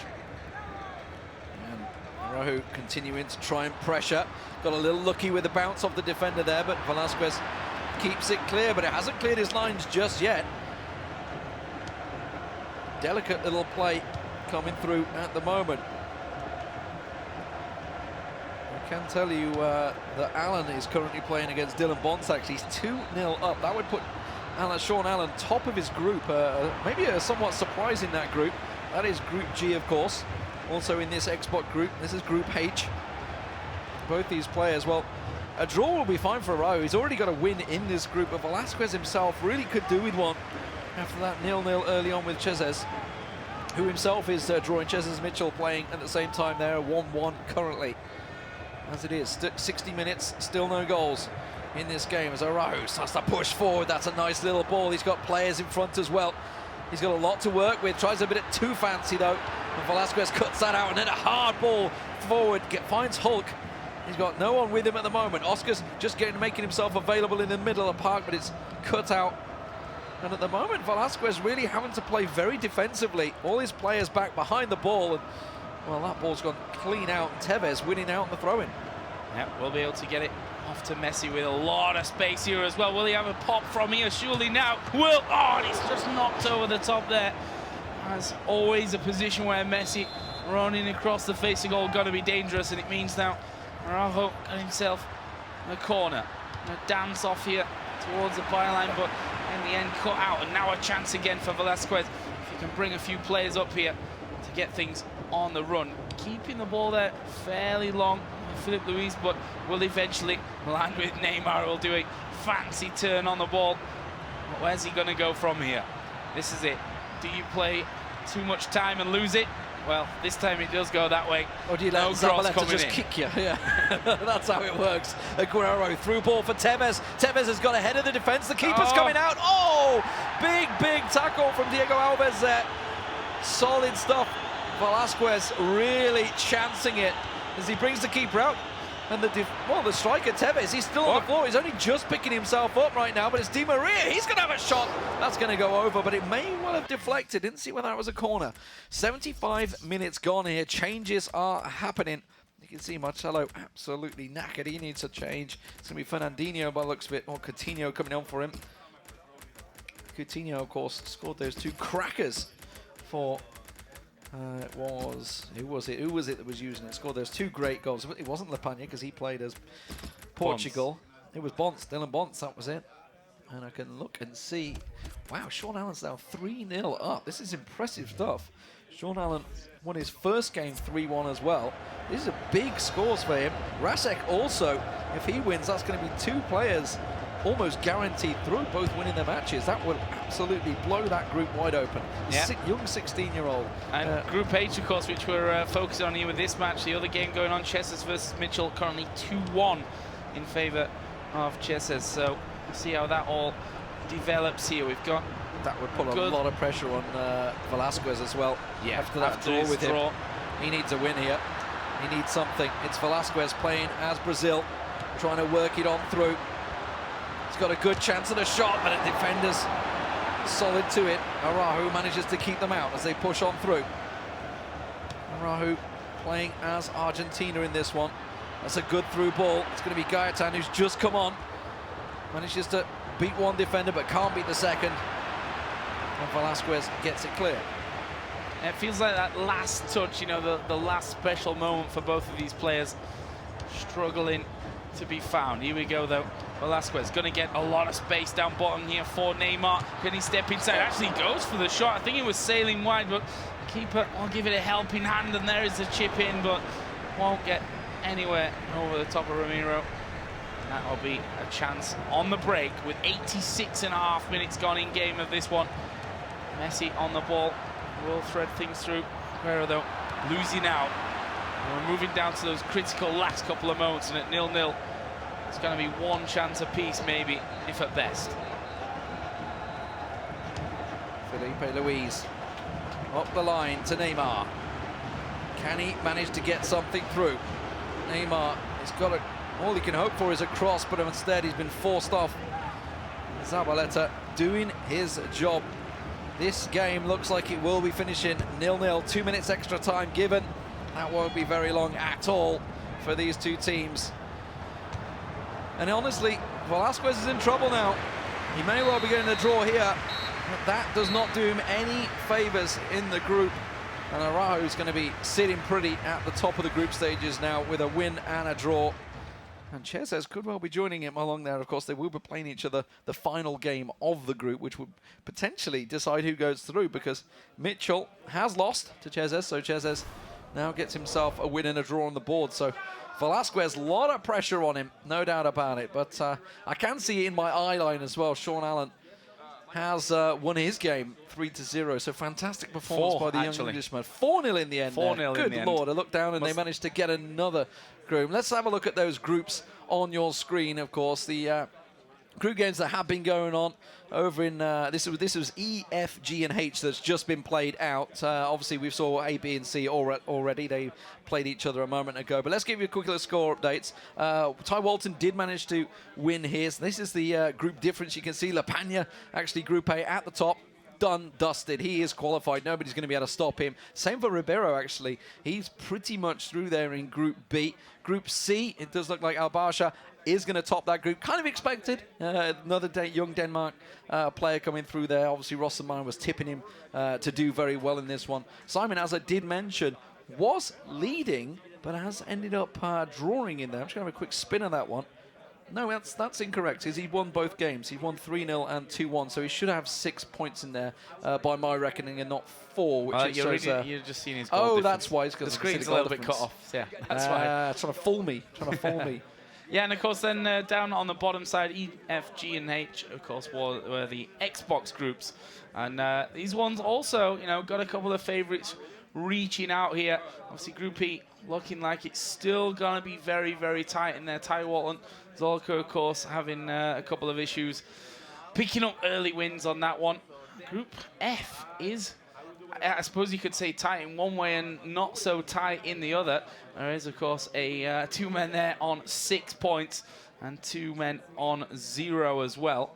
I'm just trying to pick up the groups here on our tablet in front of us so I can see a little bit clearer. There we go. So, yeah, Group F, Alufi and Kevin Isaiah, 6 points apiece, but for Alvarez and John, not looking like it's going to be their day today. They will be out already, actually, with 1 game left to go there. Alan, as you mentioned, in Group G with 6 points. Razek and Bonds both with 3. So final game's going to be important in that one. And Group H, which we've just seen. 2 men on 4 points, 1 on 2. Mitchell sat with 0. So not going to be his day either. He'll be going out in group stage. But still some very, very close groups. And, well, even those guys that are out already still have to, of course, play, and they can always be, you know, playing with no pressure, real upset makers. Yeah, so of course it's also about trying to avoid your opponent. Obviously, you want to finish top of the group so you get the best chance to get through. But guys, we're going to go over to Kay, standing by with David once again. Thanks, guys. Yeah, as you can see, a few players already qualified after 2 games. Did that ever happen to you, where after your first 2 you're already through, Dave? Yeah, and it takes a lot of pressure off you, because the first game you always play, like, the nerves can sometimes take over. But once you get that first game out of the way, you usually can go into the second game confident. And if you win 2 out of your 3, you pretty much know that you're through. So we've just been seeing the game between Velasquez and Araujo, but you've been having a little walk around and keeping your eye on some of the other games. So what have you got to tell us? I was actually watching a very exciting game. It was Dean Coombs, one of the English guys, against Benedikt Salzer, one of the many Germans here. And it was 1-1 for so long in that game. It was so tight. And in the 90th minute, Salzer scored a header. So unfortunately for Dean, as far as I know, he lost that one because I did leave just before the end, but a 90th minute goal usually does not two of those. Okay, well, I'm going to send you out to go and see a few more of the games because round 3 is coming upon us. I'll send it back to the commentators as the guys are ready to go. Thank you very much, guys. Yes, I can see it is going to be Ty Walton versus Zocker. They are right in front of us. We got a perfect eye line of the players' reactions and everything that goes on with this one. Zocker actually doing very well at the moment. He was, until he came up against Bittner, who seems to be the dark horse. The 16-year-old kid has just blown that group apart, a 3-1 and a 3-0 win. It's so true. This It's is true from that group. this is basically these guys are fighting for survival right now. Yeah, exactly. This game will actually decide who goes through with Bittner from Group E as well. So this kind of forget everything that's already happened. It all comes actually down to this one, which is a lot of added pressure on both of them for sure. Yeah, very much so. Trying to see who they're playing with. I can see obviously it's going to be Brazil for Ty Walton. Germany. On the right, yeah, it will be Zocker on Germany. Okay, so this is the first time we're going to see Germany on the main channel here. Which is interesting, considering they are the world champions, the current world champions. It surprised me that nobody went with them. Well, I mean, I think it's a bit of a wild card at this stage, and we heard from David, by the way, the way that the teams that are stronger right now and the reasons for that, and I think Germany kind of fall into maybe a separate category there, which, you know, last year a little bit strong, and we'll see if this turns out to be a bit of a wild card pick for him, because if you're going to have to come out big and do well with that wild card pick, then this is it. I mean, you lose this one and you're going home. Yeah, go big or go home. There you go. You've heard it right here from Joe Miller. I can see a lot of the tactics being shuffled around. It is going to be a... Okay, what we got? 4-2-1? No, that was a 4-2-1-2. I'm trying to see what Zocker was trying to set up there as his tactic. He's not going to let you. He's got two central defensive midfielders. I can see that, so we can keep it on the eye at the moment. We're just waiting for them to get started. I can see they're still customizing their tactics. It's always interesting to see which way the players prefer their preferentials for this one. But spoke to Zocker last night. As I said, he was delighted to be here. Very happy to be at the venue, to be here in New York. But he's got a fantastic, real attitude as well, where he said, I've already won. I've already won. I'm here. I've qualified. I've been flown to New York. This is fantastic for me. So in a way, the pressure's there. Maybe the pressure's there a little more than he'd like to let on. But we'll see. This is an important one to decide who's going through. Yeah, let's get that game on your screen, guys. It's going to be Ty Walton up against Zocker. We'll see how it works. It's England versus Australia, technically. An international friendly, but there are full caps awarded and full... Oh, we have commentary on. Wonderful. Yeah, and it's not going to be even remotely friendly, let me tell you that one. I mean, there's a settle to score, certainly, between Brazil and Germany, without a doubt, after a certain World Cup fixture. But we'll see about this one. As we said, the team, or the player who wins, will be going through into today's round of 16, and then with a chance, of course, to go even further. And right now, Ty Walton basically got himself the first chance of the game, and will slot it home. 3 minutes 15 in, and that was no messing around. Direct play, and well, what an opening here for Ty Walton. Hey, he just smashed that in. We may even get a replay. I think Ty Walton was that happy with it. It's just delighted. Let's just see it smashed home past the keeper. Everybody floundering at that one. Nobody able to get onto it. And well, Hulk, I mean, what do you expect from Hulk? Just hits it like an Exocet missile, blasts it into the goal. So we do get the little cut of commentary. Maybe I thought we were going to get our job saved for us for a moment. I thought we maybe had to take a break on this one, but apparently not. So Ty Walton, 1-0 up. Zocker, pressure on him already here as he tries to nod the ball through. It's fell kindly for him, but he can't find the net. Oh my word. It just trickled through. He thought it was almost destined to get a second. Well, it was wrapped up and basically put under his tree, ready to open on Christmas morning there, but I mean, just slipping wide, and that was Zoltner a real chance to level things up, and we're not even 10 minutes in-game underway into this one. Of course, 1-0 already after that fantastic opener from Ty Walton. He may have himself a second. Neuer being brought out early there, and well, probably the best in the world when it comes to not playing on his line is Manuel Neuer. And here we see Karim Bellarabi down on the bottom side for Zoltan, playing some good passing football. Hector will try and get it over the top, and they will nod it on, and there is Muller, and again just kept out. That was destined for the bottom corner, and 2 real chances here for Zoltan so far. He's actually looking like he's going to change a couple of control settings for Ty. Ty's like, yeah, I can't actually tackle. I don't know what's going on. Clearly, it's the control settings. Need to change that. Maybe that's why he's managed to sneak the ball through. But realising the danger early on there, Zoka's got himself a good couple of chances, and now the head possibly going to get in there, but instead it will be cleared out. Ramirez puts it nicely up the line to Hulk, who already got himself one for Ty Walton. That's a nice little knock-on to Gustavo. Haven't seen anyone using Gustavo, actually, so far in this tournament. So Ty, the first man to go with him. Obviously, we saw David Luiz being used in that aggressive position by Rossenmeyer. But as it is, Zoka with a big switch to Hector. Hector of FC Köln, from where we are currently residing in Germany. The 2 of us, but not a HSV Hamburg player, unfortunately. It's in the German international team. Yeah, fantastic player at that as well, as we see.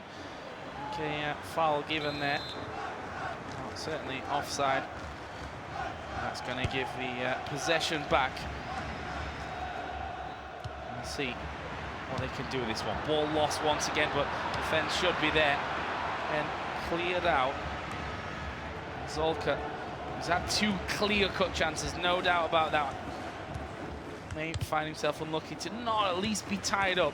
23.5 minutes into this game. A little bit of a mess down there. Will land with Walton, who you want to just take his time, settle down, play a little bit, and calm the nerves. Big balls across the park there. Does manage to actually turn inside and send Luis Gustavo himself will turn inside. Lands with Neymar. Will he play a little 1-2? It's Coutinho here on the edge of the box who passes it off to Hulk. He's gone all the way across the face of goal. No one able to get onto it. And in the end, Zolka, well, can count his lucky stars for that one. Yeah, Zolka really up against it right now. Coutinho trying to dance a little bit in the corner there, but Bellarabi went in a little heavy-handed and put it out for a throw-in. So Neymar now on the ball. Ty Walton trying to work some more magic from the corner, but the longer it stays here, it's all working in his favour because Zolka's the one that's chasing this game. And another controller change by Ty Walton. What is going on here? He's got it. Yeah, there we go. The commentary's off. I thought we could. Does that mean we have to be a little bit quieter now? We got to turn this down. Didn't turn us down. Maybe that's what he wants to do. Maybe that's what Ty wants. He's like, for Christ's sake, turn him off, will you? He's right in my ear. Not today, I'm afraid. But, I mean, Ty's still holding that 1-0 lead, and we are going to see the ball going through Coutinho here. Well, 1 touch too many, possibly. And that will mean Zolka has possession back. Playing pretty much as the only one we've seen so far with Germany. Is, I think, for a couple of players, a second choice. In the end there, losing out on things. Does get things back with Royce, but just as quickly as that happened, things switched up once again. Ball will somehow find their feet off Thomas Müller. There's a little 1-2 there. Oh, and I think that's come off the back of the head there. Whoever that was stood in the way and will in fact go out for a goal kick. So I didn't get to see quite where that shot was destined for. Yeah, it looked like Muller's head or something like that. Maybe just bounced off the back of him, but like I say, his real main chance there. Ty Walton has Brazil still working it down the wing. Alves almost losing out on the ball there. Delicately keeps a hold, and Alves now making a great little run, but that's been cut out by Hector. And again, wins it back. So, throw in for Germany. Zolka, the Australian, one of the, I think the second oldest player in this tournament as well, 30 years old. Not able to get himself a goal just yet. The Aussie representing the Germans here. Hulk, though, can he manage to get a cross in, or will he try and go it alone? He's beaten his man. He can have a good shot here. feeds it back, gets it back to Coutinho, Coutinho to Gustavo, off the post! And he gets cleared out by the defenders. So close for a second there for Ty Walton. And I thought once again, the curse of holding onto the ball too long and struck. But in the end, did manage to get the shot off just the post. Stopping him picking up that 2-0 lead, but it's not over just yet. We've got a couple of minutes added on here. Dangerous little back pass, but Neuer, as you'd expect, deals with it incredibly well. Muller here, off to the top side for Royce, and now we see 45 minutes up, and well, a tight half so far. 1-0 here for Ty Walton. Let's not forget, if you're just joining us, this is a decider in the group. Whoever wins this one is going through. Yeah, this is Ty Walton holding the lead at the moment. Had a good chance of stretching that lead as well to 2-0, but unable to make it count so far. Zolka still in this game. Easy to get back one goal. Question is, can he manage to get it through at the moment? He's got Kramer down the wing. A player actually did the group draws for us in the FIFA Interactive World Cup just last year in Munich. But great cross coming in there, but no header from Cruz, trying to get on towards it. Now Schweinsteiger trying to chase this ball down, but it's Coutinho that's on the run. Just switches play back to Ramirez. Ramirez, good through ball. Can't quite get past the defender. Almost got lucky with that, and he has managed to get a hold of it. It is Neymar trying to dribble it through. He's got in towards the box, tries to switch it across, but Coutinho can't get himself a free moment for a shot, and Boateng will wrestle it clear. Well, let's see what they can do here. Germany on the counter. Taking a little bit too much time here. We see Walton managing to get plenty of players back behind the ball. That's a good long ball over though to Bellarabi. Tries to turn in, but in the end I think comes off his heel. Well, bobble loose to give Walton another chance here on the top side. Big through ball. Actually will fall to the feet of Coutinho. Can they send Neymar through on this one? He's got space on his left, but one touch too many once again. And that will give a chance back over to Zolka. He tried a little chip over the top, but that was also easily cut out. 60 minutes gone. Yeah, this is time working against Zolka here. Ty Walton in a great position. Again, on the attack, working it down the wing. Hulk, can he manage to cut in? He's got two players to beat. He's beaten one, but can't beat the second. And it will be Hummels in the end that gets the ball clear. Back to Boateng. Back to Hummels. Start to keep a little bit of control here, Zolka. Slowed down the crazy pace that was starting to kick in the second half. This game was starting to stretch a little dangerously for him. Özil through to Muller. Back to Hector. Keeps a hold of the possession. Back to Hummels and works it down that wing. Good through ball. Is he going to get through? Muller will keep hold of it, but Coutinho cuts it out. Now Willian and Ty Walton on the attack. Once again, Coutinho, good through ball. Neymar's going to get on the end of that, but he's only got one man in the box waiting for it. Now he's got two, but he's going to try and run it through. Beats himself one, two, can't get it back to Gustavo. Ooh, just took it off the defender's foot there. Couldn't quite get any power behind it though, and ended up just a tap straight towards Neuer. Let's see here, Marco Reus. Just one little step too many there. We'll actually run the ball out of play. And looks like we're going to be seeing a bit of a switch. Götze coming on for Özil. And it looks like Royce might be headed off out as well. Max Kruse coming on there. Actually just checking, I think, a little bit through the stats, see exactly where we're going to be playing him. But this is all or nothing, I think, at this stage. 70 minutes in, get some fresh legs on for Zolka, knowing that he needs at least a one to bring them level. 3 attacking changes there as well. Just trying to get everything forward. Needs the energy in the players. Trying to hope that he can get anything from them at the moment. But Ty Walton's playing this well. You can see the possession in his favour. Only just though. 52% for Brazil. But that's going to be Cruz winning it back. Can he manage to get it forward? No, he can't. It will be Felipe Luis. Just holds onto the ball, and possession continues to work out for Ty Walton.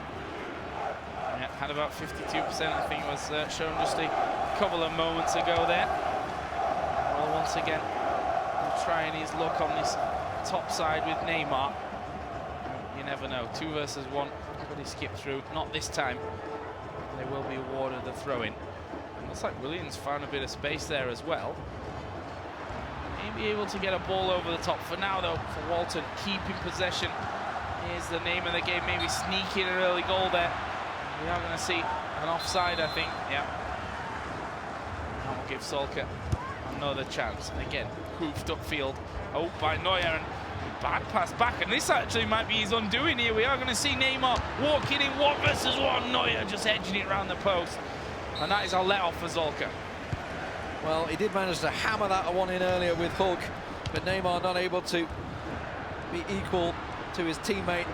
But Neymar once again, mazy little dribble comes in. Oscar tries to turn it round there, quickly dispossessed in the box. But look at this, Götzer's back here, Schürrle's back here, everybody from Germany back in their own half, not giving him any outing whatsoever.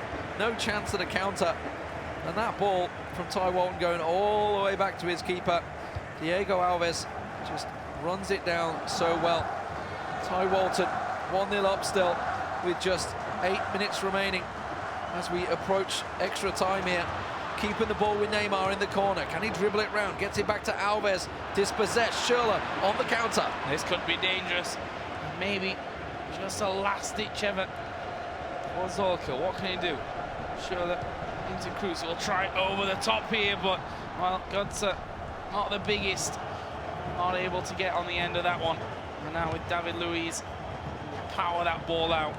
We'll win a little bit more time. 88 minutes gone in this one. It is the deciding game of this group. Winner will go through. The loser will be going home in the group stages. So far it's Ty Walton with just 10 seconds of normal time left to play and only 1 minute added on. This is surely it. And I can tell you, Nicholas Bittner has won all 3 of his games, so he will be topping this group. The question is, who will go through?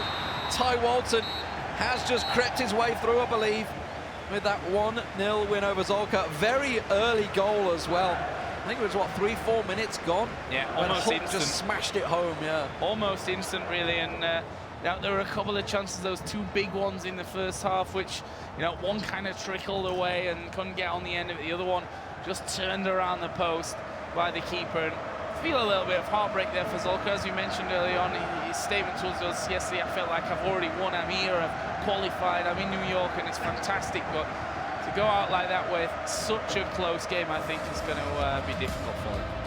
I feel the noise of the crowd. I feel like we won for a moment there, but it's not quite the case. Hello again, ladies and gentlemen. So, the group stages are almost over. It certainly are over for that Group E, which is where, obviously, Ty Walton's going to eke his way through just about in second place. I can tell you, yeah, the other game, like I said, Ramirez, unfortunately, he lost all 3 games, so he will be bottom of the group.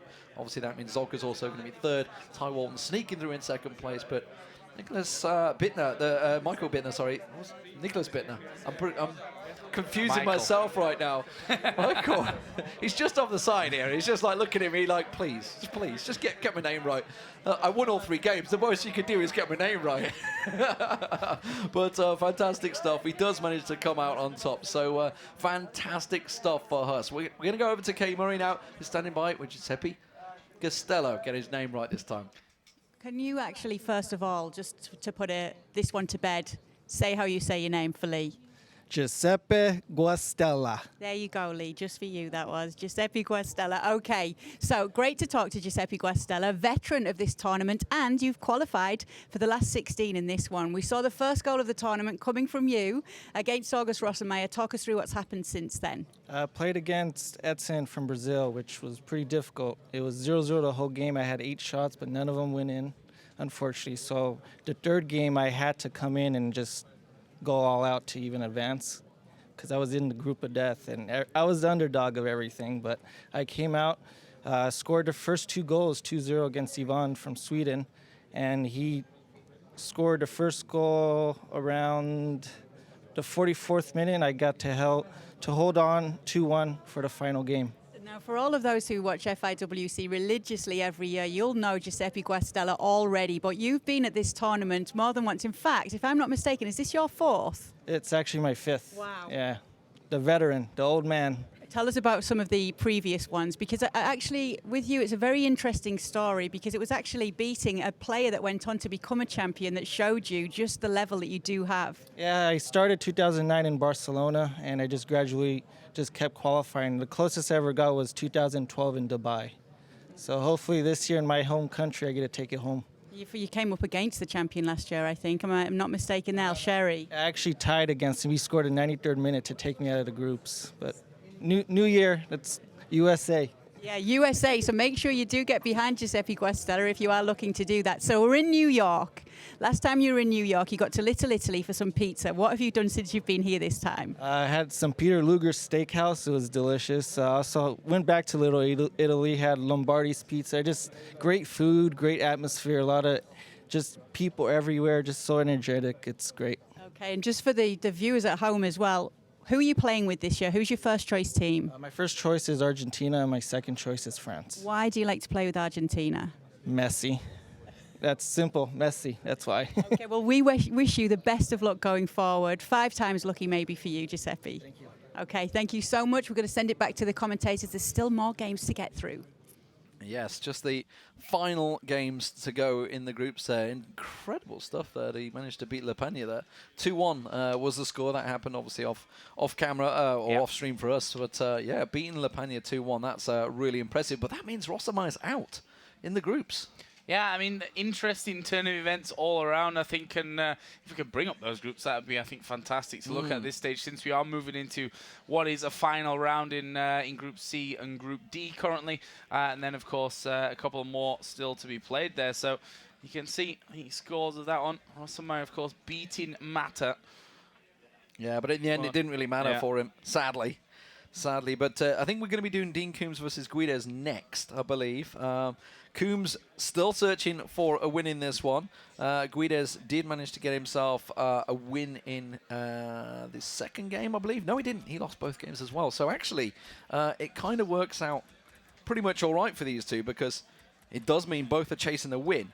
But it means that they can do nothing with it, sadly. Through. Yeah, I mean, that group is Albaca and Salza, who are both... That's the kind of one we could do with watching, hopefully. 2 wins out of 2, so hopefully we'll be switching to that one so we can see exactly who will be top in that group. Of course, Group D is also still a little bit open, with Simon 6 points. And actually, who will be playing that last game? Simon versus Ruiz. So actually, that will be a top-of-the-table clash there as well. And if Simon wins that for Ruiz, it could mean a tiebreaker if Shido is able to beat Azahim. So that group's still wide open. Of course, Group E and Group F, we've already seen the conclusion of those.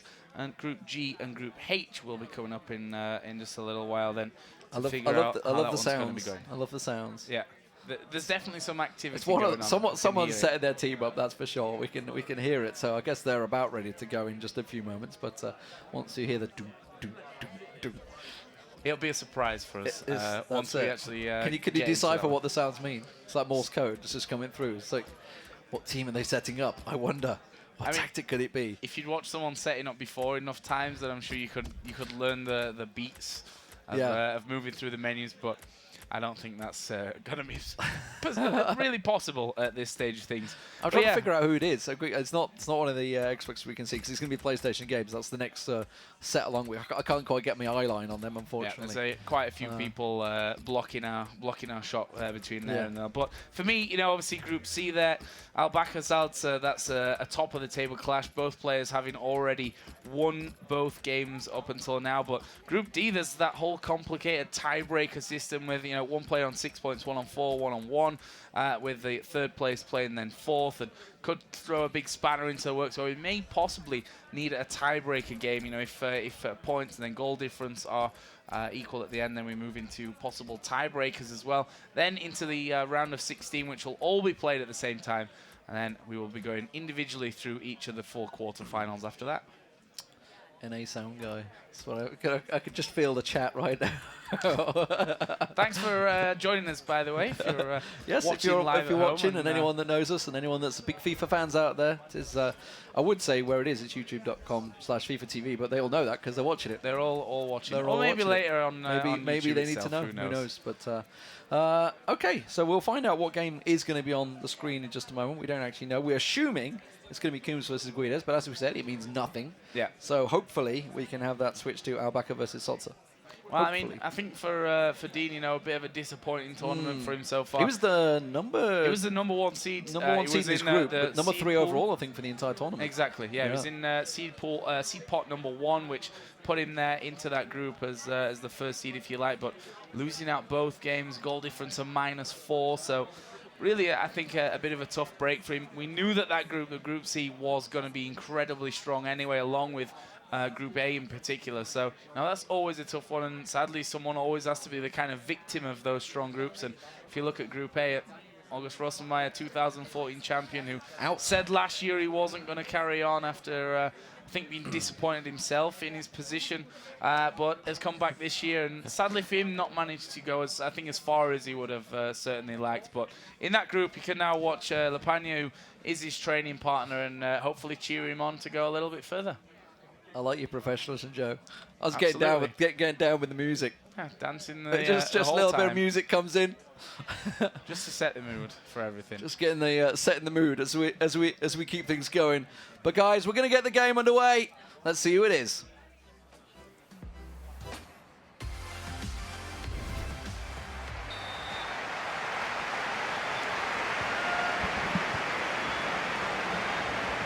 Well, here we go. Very loud, I believe, is the incredibly loud. the I can't game sound actually right hear now. what you're saying, which is, I suppose you could almost argue, a benefit in some ways as well. And of course, we are going to be following here, as we thought, as per the schedule, Dean Coombs versus Quedes. Third and fourth place currently in Group C. Neither of them to pick up a win. In fact, between them, they've only scored one goal up until now, and conceded 13. That's not a good stat. Which is not ideal. Actually, it's 14 they conceded. They got a minus 13 goal difference. So. Yeah, it's not a good stat. Well, as you see, Dean Coombs is going to be using Argentina because, ironically, Spain was his first choice team. Yeah, Quedes is playing it. But I think we're seeing why both of them have gone out. And I hope you guys at home can actually hear me because I can't even hear myself. As I said, it's a bonus. I can't hear you whatsoever at this point. So if you're trying to talk to me, it's not going to happen. Anyway, we apparently have Coombs playing.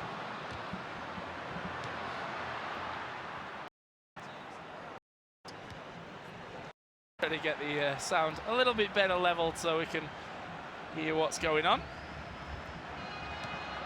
I'm going to see ball being thrown in there, knocked out by the keeper though. If you didn't already realise, Coombs, I'm assuming playing Spain here. I assume so, Joe. I didn't quite catch what you were saying there, but yeah, they are. He was playing Spain as his first team choice, but Argentina against Spain here. But as it stands, it is going to be Quedes pushing through to Fabregas. Not able to get it through. Pastor just going to clear it out. We'll go to Iniesta.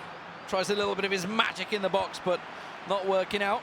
And now it's Messi once again on the counter. Knocks it forward. Can't get past Piqué, though. Big brick wall that he is. Couldn't get him past. Even tried the little Shakira shuffle, but wasn't able to get past Piqué. He's seen that one all too easily. 21 minutes gone in this one. Let's see who's going to take any kind of lead. Of course, nice for these guys, despite being out of the tournament already, to get a little bit of time on stream for all you guys to watch. You see Coombs right now having a bit of a break. Didn't actually manage to do a lot with it though. Tried to put it through.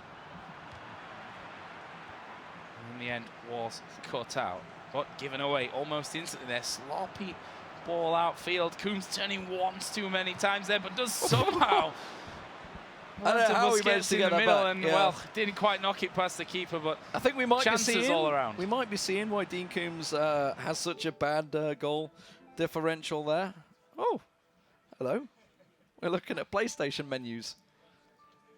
That's such a serene little sound. I think someone's controller might have. Did he run out of battery? No. I think he's trying to turn the game sound down. I'm a little. Okay, there we go. That's what he was. That's what he meant to go. Not sure quite what he was aiming for, but does get there in the end. But either way, it's going to be Aguero with a cheeky little shot. Dean Coombs almost getting himself. Guedes, sorry, almost getting himself in there. Guedes as the blue, confusing myself. Of course, Coombs playing as Spain. There's Guedes with control after the throw-in. Will be snuffed out somewhat though and knocked back. Coombs still got a lot of ground to make up, as he had that chance just now. Will in the end get this one through. Advantage being played by the ref. Will try and knock it through again. Man on the top side, completely free. That'll be Silva, who doesn't quite manage to get it in there. And again, Guedes being pressured here all the way down to this last line. And 0-0, as I said, these guys only scored 1 between them in their group games so far. And, well, it's taken a lot more, that's for sure. Yeah. 14 goals conceded. You could say that. You could say that. Between Yeah. both. But I've got a feeling this game's going to break 14. that mold a How do little you bit. figure 14? 9 plus 4, Joe. Huh? On-air maths, mate. That's 13. That's goal difference, actually, if you want to be Oh. calling me out. And that's goals conceded. Yeah, goals against. 9 plus 9 and 5. That's Ah, 14. okay, I see. I didn't see Coombs had scored one. Yeah. Well, they were both struggling. Well, they are struggling because they're both out of the competition, playing for just a little bit of anything right now. At the moment, it is going to be Coombs, though, clearing the ball out, trying to get his ball upfield. It's going to be a great big through ball, actually. Gets it to Pedro. Pedro tries to run it on through. Gets it to Diego Costa, tips it through, but can't get anything on the end of that. Now it's going to be Guedes with the clearance. But it's coming straight back at him. Dean Coombs, chance at pride. That's all he wants, really. Get himself a win on the board.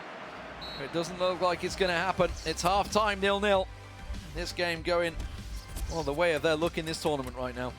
And we saw there 78% passing completed from both players, and that's actually quite a lot lower than we've been seeing from a lot of the other games, all around 80 to 85%. So it's maybe showing these two guys not having their best days of it. We'll see how this one ends up then as we move on into the second 45. Still 0-0. That surely will change for one this half. Meanwhile, I can tell you, Albacca is winning 2-0 against Ulster. That's still in the first half, so that's going to be Albacca top in the group if it remains that way in this very same group, of course. Meanwhile, Coombs and Guedes remains 0-0 here. And judging by the way the first half went, it may well remain that way. There's Guedes with possession again. We'll try and get the ball through, but again, it's going to be falling slightly short of its mark. See a possible move for Coombs with Fabregas. Will slide things through, has the shot, and not sure if that quite was knocked wide by the keeper. No, he wasn't. We'll go for a goal kick, so just wide of the mark for that one. A little bit tough for Dean Coombs, who's certainly had his share of chances in this first half and first part of this second half as well. We can see messy stuff, a lot of passes being uncompleted at this point. And I think it's going to be very much slugging it out until we hit the 90-minute mark. Yeah.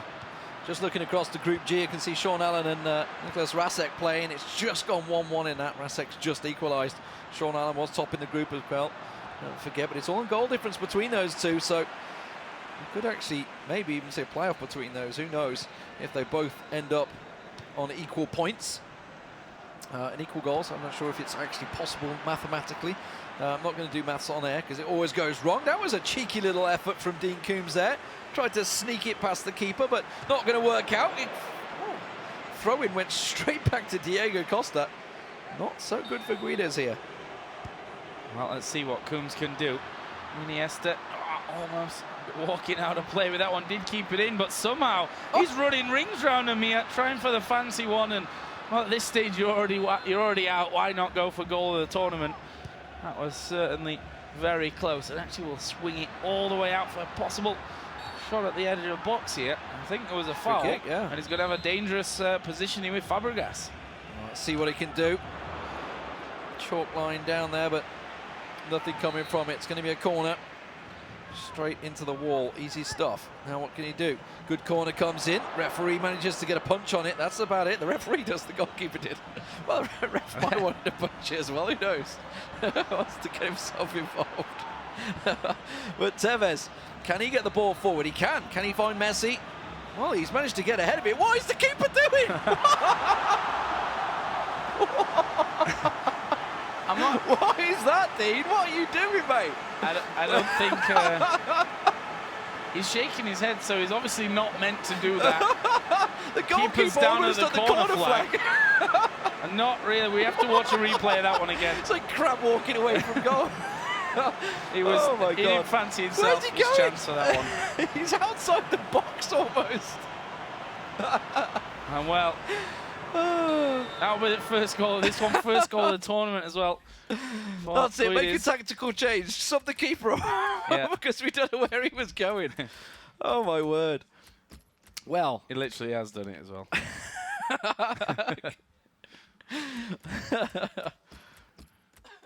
Well, of course, if you're just joining us wondering what really is going on with this what one. that madness was. Both teams, both players, already out of the tournament and just looking for some extra points here and extra goals at the end of it. Don't think it was quite how I don't think that was quite as Mr. planned. Coombs here had planned for that one to go. Oh, Sean Allen's 2-1 up right now. That would be Sean topping the group. So at least there's an English hopeful, along with Ty Walton, obviously, who's gone through in second in his group over in Group E. But Sean Allen currently in Group G. That would be him topping out that group if he can make it through. Yeah. And this one, I'm still hopeful that Dean here can pick things up after what was a very dodgy first goal going in. And Casillas, at least, he's between the posts for this attack, which is certainly an improvement on that last one. You know what it'd been worth if Guides had actually missed the shots. Yeah. That would have just been nailing the coffin, but thankfully he didn't. So Coombs on the attack. What can he do? He tries to work it into the box and he manages to come off the post. That should have been the equaliser. Tries a little back heel through. Defender's not falling for it. Guides, as Argentina, gets it clear. Slowly but surely works it through. And why not? There's only 10 minutes remaining. He's got 1-0 lead. Doesn't want to do any risky passes as he brings the ball forward with Di Maria. Back to Tevez. Slots it through. Doesn't manage to get on the end of that one. Di Maria won't win that foot race.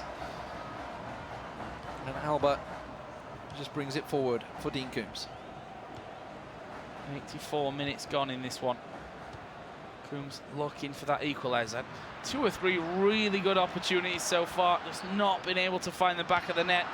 And that cheeky little back heel won't be going between the sticks either. As Tevez just trying to break away on the bottom side. Sees the ball just go out into touch there. It's a dangerous back pass between two of Spain's attackers. For Coombs, that time running out. 88.5 minutes gone. I don't suppose there'll be much time to play afterwards either from this one. A bit of light possession control for Guedes. There's 2 minutes flash up there in the top left. This is surely his game right now. And you can see not making any massive attempts to make any risky forward plays. There is Coombs thinking, this is pretty much my last chance here. We'll just hoof the ball up there. No one gets on the end of it. And that will be the final whistle. It's 1-0 for Guedes. Just finishing off his group stage campaign with 3 points and his first goal of the tournament. Yeah, at least gets a win. Bit of pride in there for Dean Coombs. He's just going to be thinking, that's it, not playing Spain again. Where that goalkeeper was off to, it just didn't work out well for him at all there. They're having a bit of fun with the final game there. You can just see him in a little pip down the bottom of your screen there, just like tweeting away. It's like, yep, lost that game, didn't work out so well. You can follow him on his Twitter. He's pretty active on that Twitter. Tough break for him. Let's see if we can bring up some of how the scores in the other ones are actually running through. Sean Allen won his group, went through convincingly. I think it was 3-1 in the final game there. So he's managed to get on through. Yeah, it's working out well. At least we got 2 Englishmen through in the group, so us as English people representing that. Al-Bakr versus Salzer, actually, which was the decider, of course, in Group C. Currently 3-0 to Al-Bakr, so he's really come out strong in that one. And in Group D, which is another one which I think we said, mathematically possible to still change if Shido beat Azahim and if the Zimon versus Ruiz game went a certain way, which ended in a draw. So I guess we'll have to figure out exactly in a little while how those points have all gone down. But really, really interesting last games, and we're only halfway through the day, I guess, because we've got those round of 16s and the quarterfinals still to come. Yeah, round of 16, all going to be played at the same time, and then all the quarterfinals are going to be played one after another, so you won't miss a single thing, certainly from the quarterfinal stages onwards. I believe that is the last games of the group, so done. So it's going to be interesting. I think Kay's standing by with Spencer. I assume they are about ready to go. I can see Spencer giving me the nod, so let's go over to those guys. Thanks so much, Lee. Yeah, Kay Murray here, back with Spencer, and talking all about what we have seen in the group stages. Some players who have not yet suffered a loss, and they've got to be the favourites so far. So let's talk about the group toppers. Yes, there's 3 guys of the 8 groups who have won all of their games. There's only 3 people in the tournament, and that's Al-Bakr, who the guys we were just talking about then, Bittner, and we've got Sean Allen of the UK as well. So they've all maximum points, so they've got to be really considered the 3 front runners, I'd say, based on those performances from the group stage. Obviously, I think so, but then you also can look at the flip side of it. Yeah. You don't know how they're going to deal if a loss does come or if they're losing, because they've had that confidence when it comes to it. Any surprises of those 3 for you? I mean, I wouldn't say so. Sean Allen was tipped as out of the UK guys, 5 of which I think 2 have gone out, 3 are going through, as one of the best ones. And he's certainly been there or thereabouts in previous tournaments. So it's been... The lack of goals conceded by some of these guys is probably the surprising thing, I'd say. Not so much that they won 3 games, but Al-Bakr, particularly, Group C, looks like he's absolutely smashed that group. It's got to be looked at as a real underdog, dark horse of this tournament now. It certainly is the way. Are you talking about them keeping a clean sheet at the back and keeping it tight? When it comes to playing the game, it's like the real game, really. Your defence is what you have to have shored up, tightened up. How do you make sure that you are a good defender? Because we've seen it historically. A player who I'm going to get to in a minute and talk to you about used to build his whole game on defence. Yeah, I mean, it's an old cliche, isn't it? But if you don't concede, you can't lose. These guys are all very good defenders and attackers, but on the day, I think concentration is that key thing. If you do, it's the same with all competitive gaming and athletics and sports as well. If you do, turn off for 5 seconds, it will cost you. These guys are good enough to do that, regardless of if you're playing the lowest seed in the tournament or the best seed. They've got what it takes to score a goal from almost any angle. So for those that can keep concentrated for the longest period of time, usually the ones that do the best. Yeah, well, that's the interesting thing, because obviously we all know that August Rossemeyer plays as a footballer outside of virtual football as well as a defender, and it's a side of his game that he'd always been really strong at. Has to be the surprise of the group stage is that August Rossemeyer, the 2014 champion, has not made it out. Exactly, our only returning champion here today is not going to be defending that title. He's gone from the tournament. So, I mean, as much as that's got to be gutting for August, I think the other guys have got to look at that and go, right, this is an opportunity for me. He's the one that's come in with the kind of back history of winning this tournament. He's gone. It could be my tournament today. So there'll be people watching at home as well. And many people, when they play FIFA, they pick a domestic side. There'll be your Real Madrid or your Barcelona. Obviously, in this tournament, we pick international sides, and it has to be national teams. Tell us a little bit about the national teams that people pick, which are the popular ones and why they go for them. Yeah. Well, the ones we're seeing predominantly today, I'd say probably Brazil is the front-runner team that most people are using. I think the main reason for that is Neymar. A lot of people are a massive fan of Neymar in this game. 5-star weak foot, 5-star skill moves is a really important things in FIFA, and he's got both of them. Not necessarily things that we see Ronaldo and Messi have. So he's a big favourite, and obviously they've got good players as well across the back. They've got people like Thiago Silva. One interesting thing people may have picked up on is people playing people out of position a little bit, particularly Brazil. We've seen Marcelo in the midfield a few times as like a central defensive midfielder. Obviously he's a full-back, left-back normally in real life, but certain attributes in their skill set in the game, those players will feel that it helps them. Marcelo perhaps is a pacier option in CDM than someone like Luis Gustavo, someone that would traditionally play there in real life. So definitely Brazil are a favourite. We've seen quite a few, obviously Argentina and Ronaldo, because they come with Messi, and Argentina and Portugal come with Messi and Ronaldo.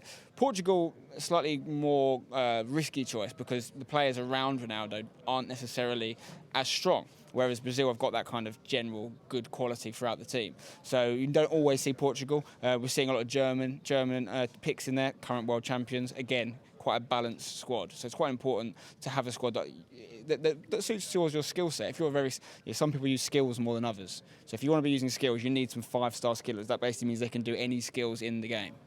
Okay, so make sure you follow Spencer on YouTube if you want some more tips on things like that. If you haven't tried a national team, it sounds like Brazil might just be the one to try for you. If you would like to get in touch with us here at the FIFA Interactive World Cup 2016, we would love to hear from you. You can send in your tweets to @FIWC. We'd love to hear from you on our Facebook page, facebook.com/FIWC. And you're probably watching us on YouTube already at youtube.com/FIFA TV. That's how you get in touch with us. Hashtag that you do use for this one is IFWC 2016 NYC.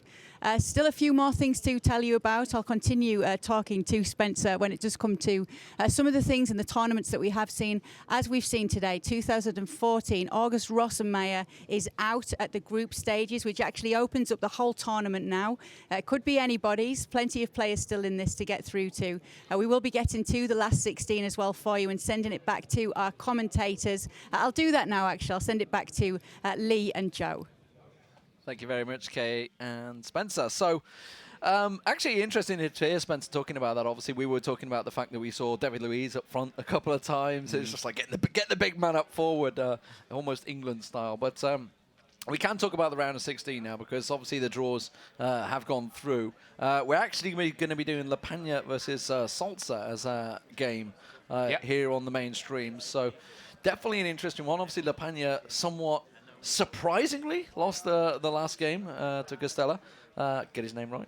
Got his name the correct way around. And Salsa, of course, did manage to lose out to Albaca, which was the close one. Yeah. And there they are. Okay, we got them on your screen here. So let's go through exactly. We're going to be doing the top left one.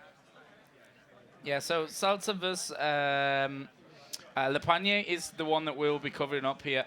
And, of course, there are 4 quarterfinals or round of 16 games on that top side. The other one's Ribeiro versus Ruiz, Albaca versus Guastella, and Simon versus Anastasio, if I can get my tongue around that name. And then, of course, on the Xbox side, we have Bittner versus Bonds, which I think from what we've seen so far going to be a fantastic game. Luffy versus Velasquez, Allen versus Walton, you know, all English clash in that third Xbox One tie-up, and Araujo versus Kevin Asaya as well, just to round things up there. So some pretty insane games coming in. I think we could see a couple of the big dogs actually falling in this round of 16. Yeah, this is going to be interesting. I mean, obviously, as we just said, we're going to get a new champion, regardless of what happens now, which is immediately great to see. It's like who is going to be the new FIFA champion, and obviously everybody's getting excited about that. The fact that a couple of people that have become close, like Costello, got very, very close before. Gonna get his name right, Costello. See, just gotta keep saying it. Probably saying it wrong. Guastella. Gua. Gotta get the gua at the start. There you go. I'll just say Giuseppe. It'd be easier. Yeah, I I feel can like get that bit right. At least I can get that right. You've been saying it all last year at the finals, and all. I think at this point, you might just be. I was all set you. for Abdulaziz Al-Shari. That's what I was really waiting for, but sadly, of course, not here to able to defend his title. And Rossenmeyer, the only previous winner that we had in today's group stages, so that means that we will be finding, whatever happens, a completely new champion from the FIFA Interactive Will World he Cup. be Swedish? I mean, that's what David was hinting towards, that La Peña could get his way through. Of course, will be playing in this first matchup. Definitely, I think probably one of the favourites in there. Maybe that little loss that he had just before the end there, maybe catch him off guard a little bit. But there's a lot of pressure on these guys. Both of them use Brazil, I believe, as their main team. Yeah, so both La Peña will be the Brazil. higher seed, wouldn't he? I believe. Actually, I'm not 100% sure on that Salsa. I don't know what his rank is. Sorry, guys. Exactly. He was, of course he will. La Peña finished first in his group, so he's going to have first seed, surely. He finished 6 points. No, he didn't finish first. Costello did. No. Costello was second in the group. 100%. Otherwise, they wouldn't be meeting each other right now. That's actually true. That's very true, because Salsa was second. Got this wisdom, whole thing wisdom all worked out and stuff. So that means, they both got Brazil as their primary team. La Peña actually having Portugal is second, which doesn't matter in this case, and Salsa having Argentina. So it'll be Brazil Argentina again. Yeah, this is something we've seen quite regularly throughout the day. It's kind of what we expected. As soon as we saw the teams, we were like, okay, we're going to get a lot of Brazil-Argentina. This is fine. We'll be able to get things going. But hopefully, we're going to have that game on your screen right now, ladies and gentlemen. Here we go. It's going to be the first round of 16 match.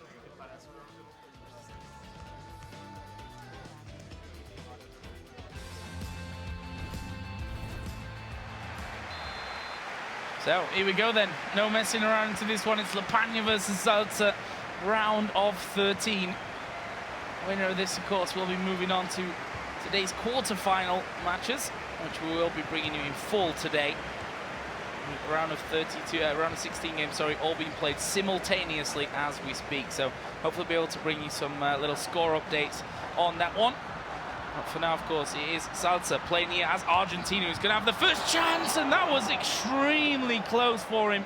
Alves getting a scrappy hand to it, and then finally holding on to the thing to stop that initial through, and well, would have been one of the fastest goals that we've seen all day, that's for sure. But this start here from Salza, not messing around with the pressure. Yeah, Salza playing as Argentina in the blue, obviously pushing it forward from left to right as he works the ball in, tries to get himself an angle and cutting through the players, but defenders standing strong there, very close to the penalty box there, and a tricky tackle coming in from Lepania, representing Sweden in this tournament. I think our only Swedish competitor as well. It's unusual, such a strong esports nation is Sweden. This is going to be a great chance. Instead he cuts it back, didn't go to cut the ball across the line. The keeper was dominating him, really. A scary opponent standing there, didn't want to get it across, didn't want to give the ball away, instead tries to cut it back, but not working out. And now it's going to be, once again, Salza pushing forward, quickly cut out by the defense of Lepania. Let's see then if he can build on this one.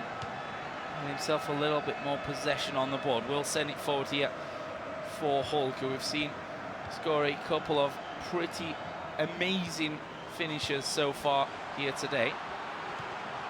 Salza here back on the ball. Zabaleta trying to just feed it through there to Messi, but cut out by Filipe Luis. Marcelo here also in the lineup for Lepania. Off to Neymar. And, well, kind of manhandled there down on the touchline. And yeah, it's going to be a free kick, yeah. Which could be in a dangerous position here, depending on how Lepania decides to play. It looks like he's going to go short. Yeah, he's going to try and, oh God, tackled each other. That's not good. That's not what you want to see. Salza tries to bring the ball forward, but Lepania gets it back in there. Will manage to cut it back across. Can't cut it around there, but Lepania still holding on to possession, trying to work it through. Filipe Luis tries to get it through, not going to work. I think it's going to be a free kick. Will be. Who's going to take it? Marcelo looks like he's set ready, but there's no one really in the box. It's going to be a bit of a different setup for this one. And, well, laid off and taken around there by Coutinho. Nice little bit of skill play, but where's he going from here? He's got two in front of him, and, well, pretty much clothesline there. That's going to be another free kick, and Di Maria going to get the yellow card, so on thin ice at this point. And it's Neymar, though, that steps up for this one. It's going to be a fairly short one, played to a front post. That'll be no problem whatsoever for Ramiro. And not a problem here for Salza on that one. And there's Lepania getting himself advantage played. Well, way off to Ramirez. Two men in the box. Might want to try and bring a couple on with him, but for now, Ramirez just going it alone. Will receive it back in. And looking for it, manages to skip around one ball, half in the air there, and in the end just couldn't knock it off to another man in the middle. That will then be Salza, who has a chance to break on his own. Well, here he goes to see if he can finally get outside of his box, because he has been absolutely camped out by Lepania.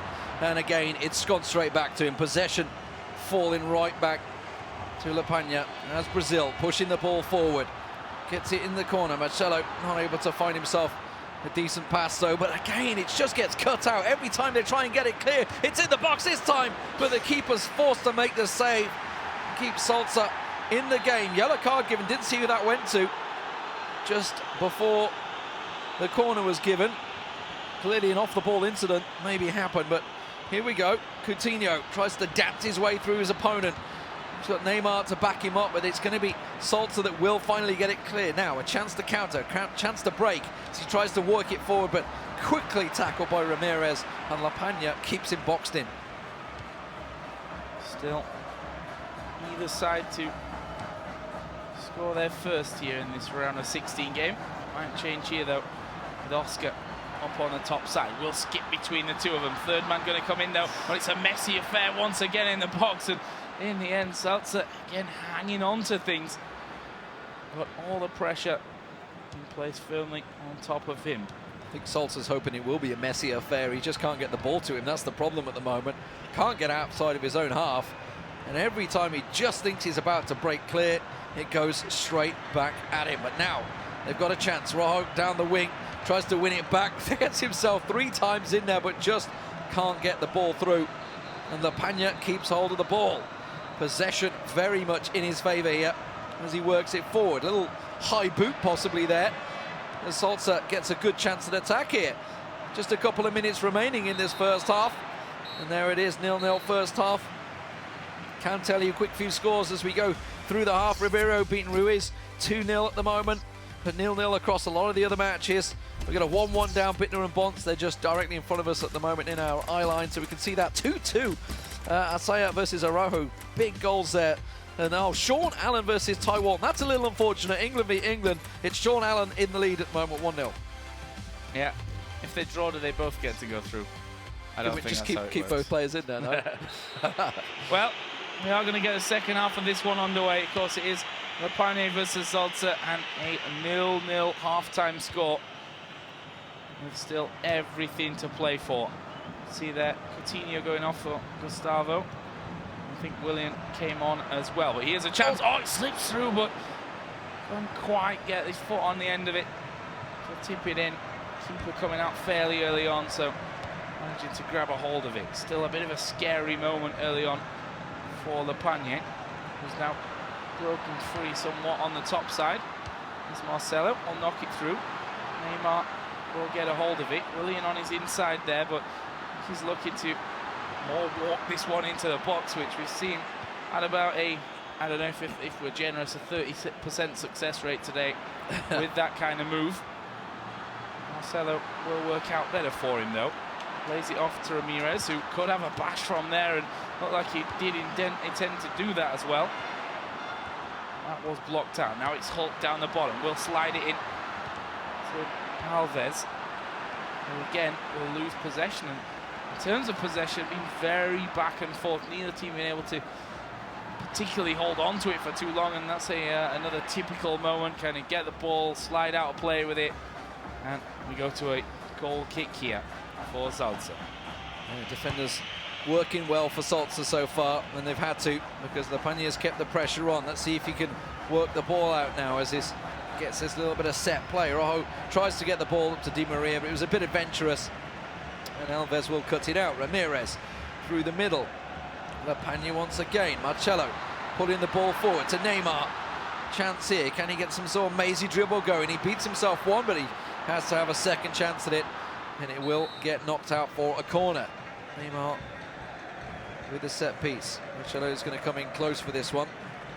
So it looks like he wants to go for the close game and try and run it in once again. He beats his man, manages to get past one, tries a second, can't do that. Salzer reading the ball well, and Mascherano making the break up the wing to Messi. Messi now, can he get a through ball? He can. Tevez is going to get on the end of this one, but unfortunately the defender will hold him up now. It's not going to be a free kick. No, it is. He got a free kick. How he didn't get a yellow, because that looked like a goal-scoring chance if it had got past him. Well, it still may be that. The ball is going to get swung in. Defence and keeper clattering together there. But in the end, safely dealt with. Be thrown off here to Di Maria. Already on a yellow card, of course. Thanks to that foul in the first half. He's coming there, and it will end up bouncing off for a goal kick. So 66 minutes played in this one. There are some other games that are certainly very interesting up until now. A 3-2 score between Araujo and Saya. 2-0 Allen up over Walton.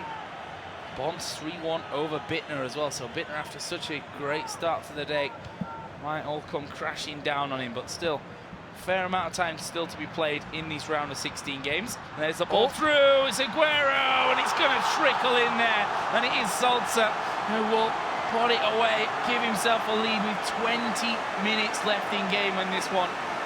And Lapagna, who people were saying might be a big favourite for this one, of course, did manage to top his group, so Rosenmeier's training partner go out. And he may be facing a very similar fate here. And you have to say, it's kind of against the run of play.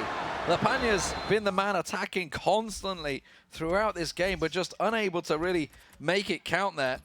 And Salza, has he just stole a victory here? A cheeky little 1-0. It's been camped. The entire first half was pretty much camped in his half, and they couldn't get out. Couldn't make a break. Lapagna had him penned in, but just couldn't make use of that possession. And he's really been struggling here. Big changes, you can see Firmino coming on. Haven't seen anyone using him actually so far for the Brazilian team. Is Hulk going to get switched off? I wonder. No, he's going to stay on the pitch. Changes from both teams. It's always funny because as soon as one starts doing it, the other's like, well, I could make changes as well.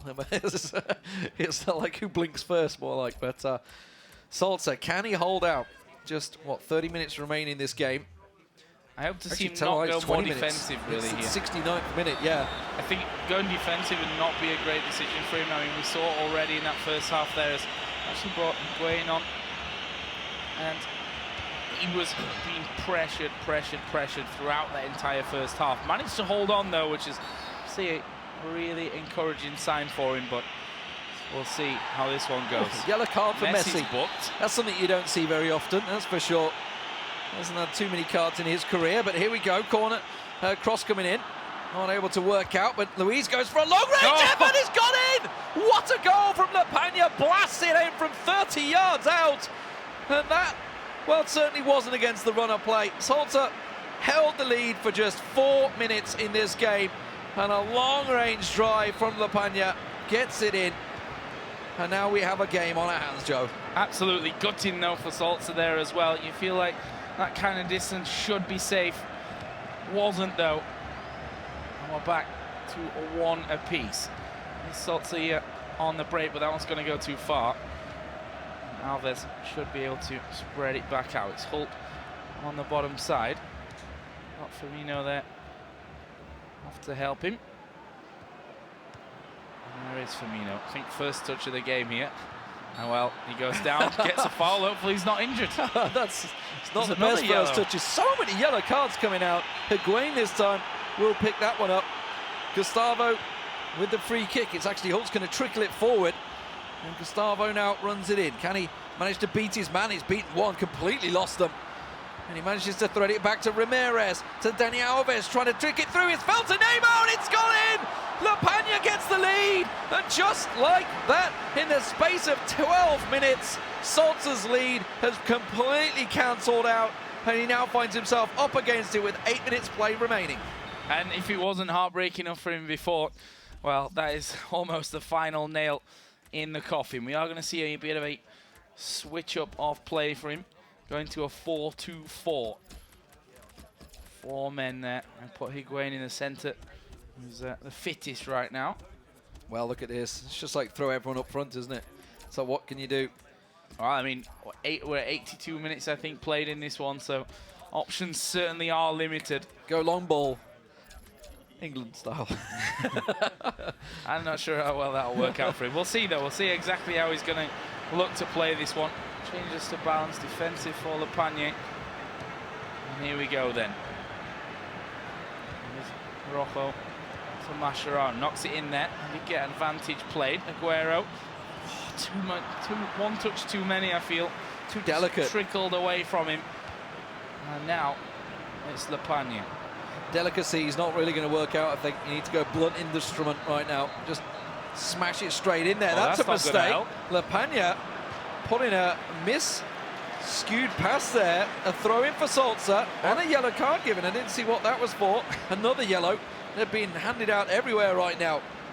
Rojo gets the ball in, not able to thread it through. Gustavo gets a delicate little chink through.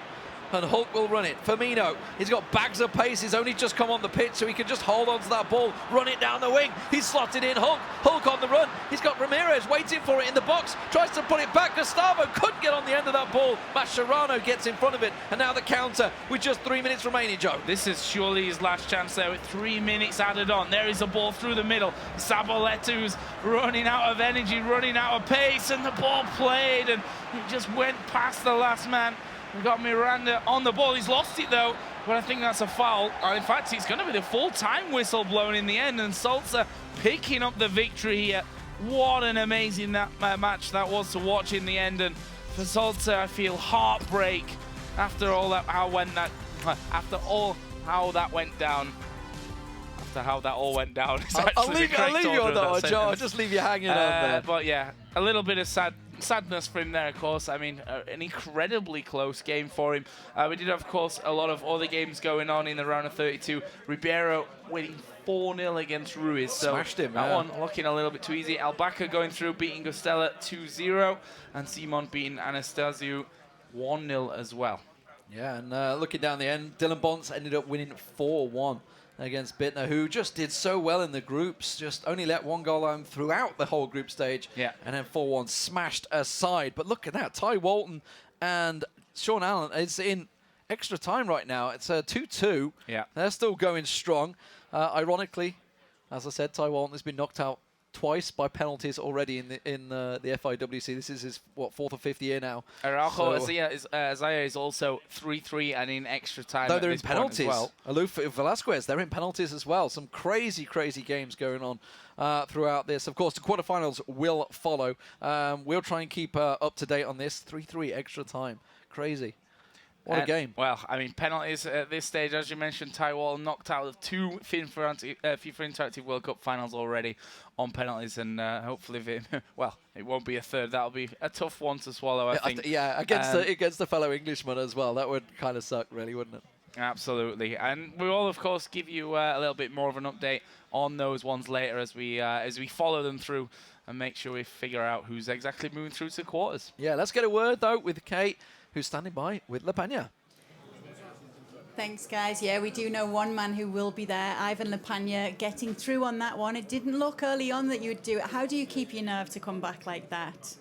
I don't know. I just changed my formation from the diamond to 4-2-3-1, and I felt that that's my plan B, and I always trusted my plan B. So I always felt confident. And when I scored a 1-1 equalizer, I felt like I had this game. Talk us through the game from start to finish and some of the changes that you did make. The game was very tight. He played very good. I had some in the first half. I had some good chances, but he defended very good. And then in the second half, he scores a very, very good goal with Messi, and I changed to 4-2-3-1. And after that, I just dominated the game.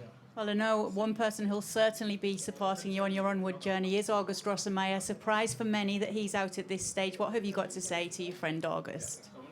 Well, I had to win last game against Joe, and I don't know. He just beated me, and I just felt terrible because I felt like August was out because of me. But of course, that's not true. Like I was just doing my best, and like every big champion has some periods that are worse. And I think that August, who I think is the best player in the world still, I think he will come back stronger than ever. Yeah, I'm sure he'll be supporting you very much and helping you with your onward journey now. Are there any players that you see that are still left in it that you really would prefer not to face? I haven't actually seen the bracket, but I will just focus on the next game and hope for the best. Okay, Ivan La Peña there, very favourite for many of you. If you'd actually like to get some merchandise, some FIWC merchandise, you can do that. We actually have a store for you to be able to get all decked out like the guys, and some of the merchandise that we do have. What you need to do is visit the store.fifa.com. That's store shop.fifa.com, and you will be able to get some of the merchandise. Just had a few words with Ivan Lepagna. He is through to the quarterfinals after coming through the last 16 against all odds. Many people have him as their favourite, so he is certainly one to watch out for. We're hearing some cheers from elsewhere, though, so I'll send it back to our commentators and find out what else is going on in the last 16. Yeah, thank you very much, guys. So Sean Allen now 4-2 up in extra time against Taiwan. Wow. So I think that's probably one of the big cheers we just saw there. So it does look like Sean Allen will be going through. That's going on at the moment. So unfortunately, it means poor old Ty's going to get knocked out once again, Joe. Doesn't look good for him, does it? Well, not penalties this time, No. which I don't know if is a plus or a minus in that kind of it's true. thing. Alufi versus Velasquez is also still going on right now. That one apparently in extra time, so hopefully we can find out exactly how that one will end. We'll, I'm sure, hear it in just a second. We have live scores here in front of us, so that means all the PlayStation round of 16s are in fact done, which we can then talk about how that leaves us looking for the quarterfinals, which is Ribeiro versus Lepagna. And also Zimon versus Albaca. And then, of course, we're waiting for the other quarterfinals to kind of drop on us from the Xbox side of things as Dylan Bonds waits. But he's the only one actually decide right now because Araujo and Azaya, penalty shootout. Alufi Velasquez, penalty shootout. Penalty shootout. It's not the way you want to go out of a tournament, is it? No. It's like nobody wants to go down to penalties. But like, at the end of the day, the game has to finish somehow. And at 3-3, they've certainly played a hell of a lot of football. Yeah, I mean, and scored a lot of goals. Yeah. I think players that have not managed, those kind of goals throughout the entire group stage there as well, and can actually see ever so slightly a penalty shootout. Oh, we can kind of see it just off the screen. So that's going on. Well, while the penalties go on, guys, we're going to go over to Kate, who's standing by with Albaca. Thanks, guys. Yeah, here with Mohamed Albaca. Actually, we've not seen you. This is the first time we're seeing you today. So let's go through how your tournament's been for you so far. Well, I won my group very comfortably. I scored like 14 goals and conceded 0. But yeah, I went through the group and I just played Costella and won 2-0. That was a very tough game, though. Obviously, we're hearing cheers everywhere. It's an emotional time. So who's your preference? Who's the team that you like to play with?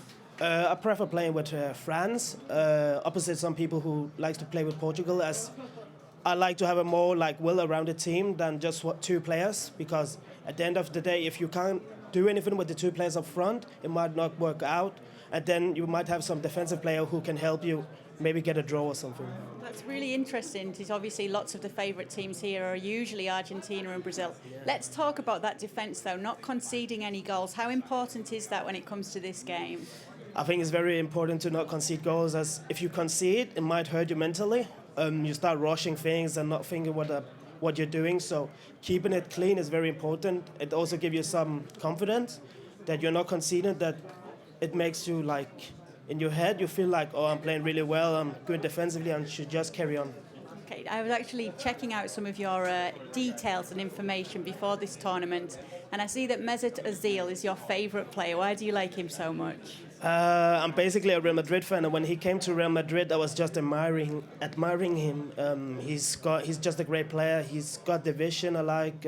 His finishing is good as well, and I just think he's a great role model for some people, and that's why I like him. And how does it feel to be here at this stage? I think that's not a bigger stage than this one. FIWC is the biggest tournament in the world, and I don't know. It's hard to describe how it is to be here. It's a very nice feeling. You're only 17 years old. That's incredible. How is it to be here in New York? Well, it's very nice. I like the city. I don't know. The traffic might be a bit harsh, but I like the city, the high buildings, and just the atmosphere here compared to Denmark, where I come from. So I just like the city, and I wish I lived here. I'm just going to give anybody who's just tuned in an update on where we actually are. We're coming through the last 16. We've had a few of our players that are already through to it. We've just heard from Ivan Lepagna. He's made it through to the quarterfinals. Mohamed Albaca is here with us. He's made it through, representing Denmark, because one person representing Denmark that won't be here is August Rossenmeyer. That's a surprise, isn't it?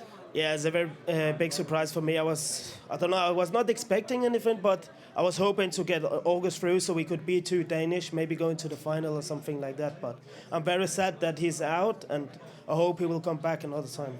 Yeah, it'd be great to. Well, we'll all be following you on. If you'd actually like to show your support for any player here in FIWC, you can do so by using our social media accounts. On Twitter, we are at FIWC. On Facebook, facebook.com/FIWC. We would love to hear from you. Just catching up on some of the players who've made it through to the quarterfinals, having gone through the group stages. In the group stages, we've been looking around. There's a few players. We're just still getting some of the results in. But going into the tournament, who were some of the players that you thought, oh no, I don't want to play against you early on?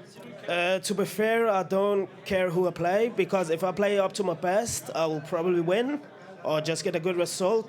As like in this tournament, you have to play everybody to win everything. So who you play in the group doesn't matter. If you want to be the best, you have to beat everyone, and that's basically what I hope will happen. Yeah, well, the FIWC, as many people know, there are many tournaments when it comes to gaming, but this, the most prestigious prize that you can have, winning a trip to the Ballon d'Or, $20,000 for the winner, and a trip to the Ballon d'Or to meet the stars, to actually play with them as well. If you do manage to get there, which player are you most looking forward to seeing?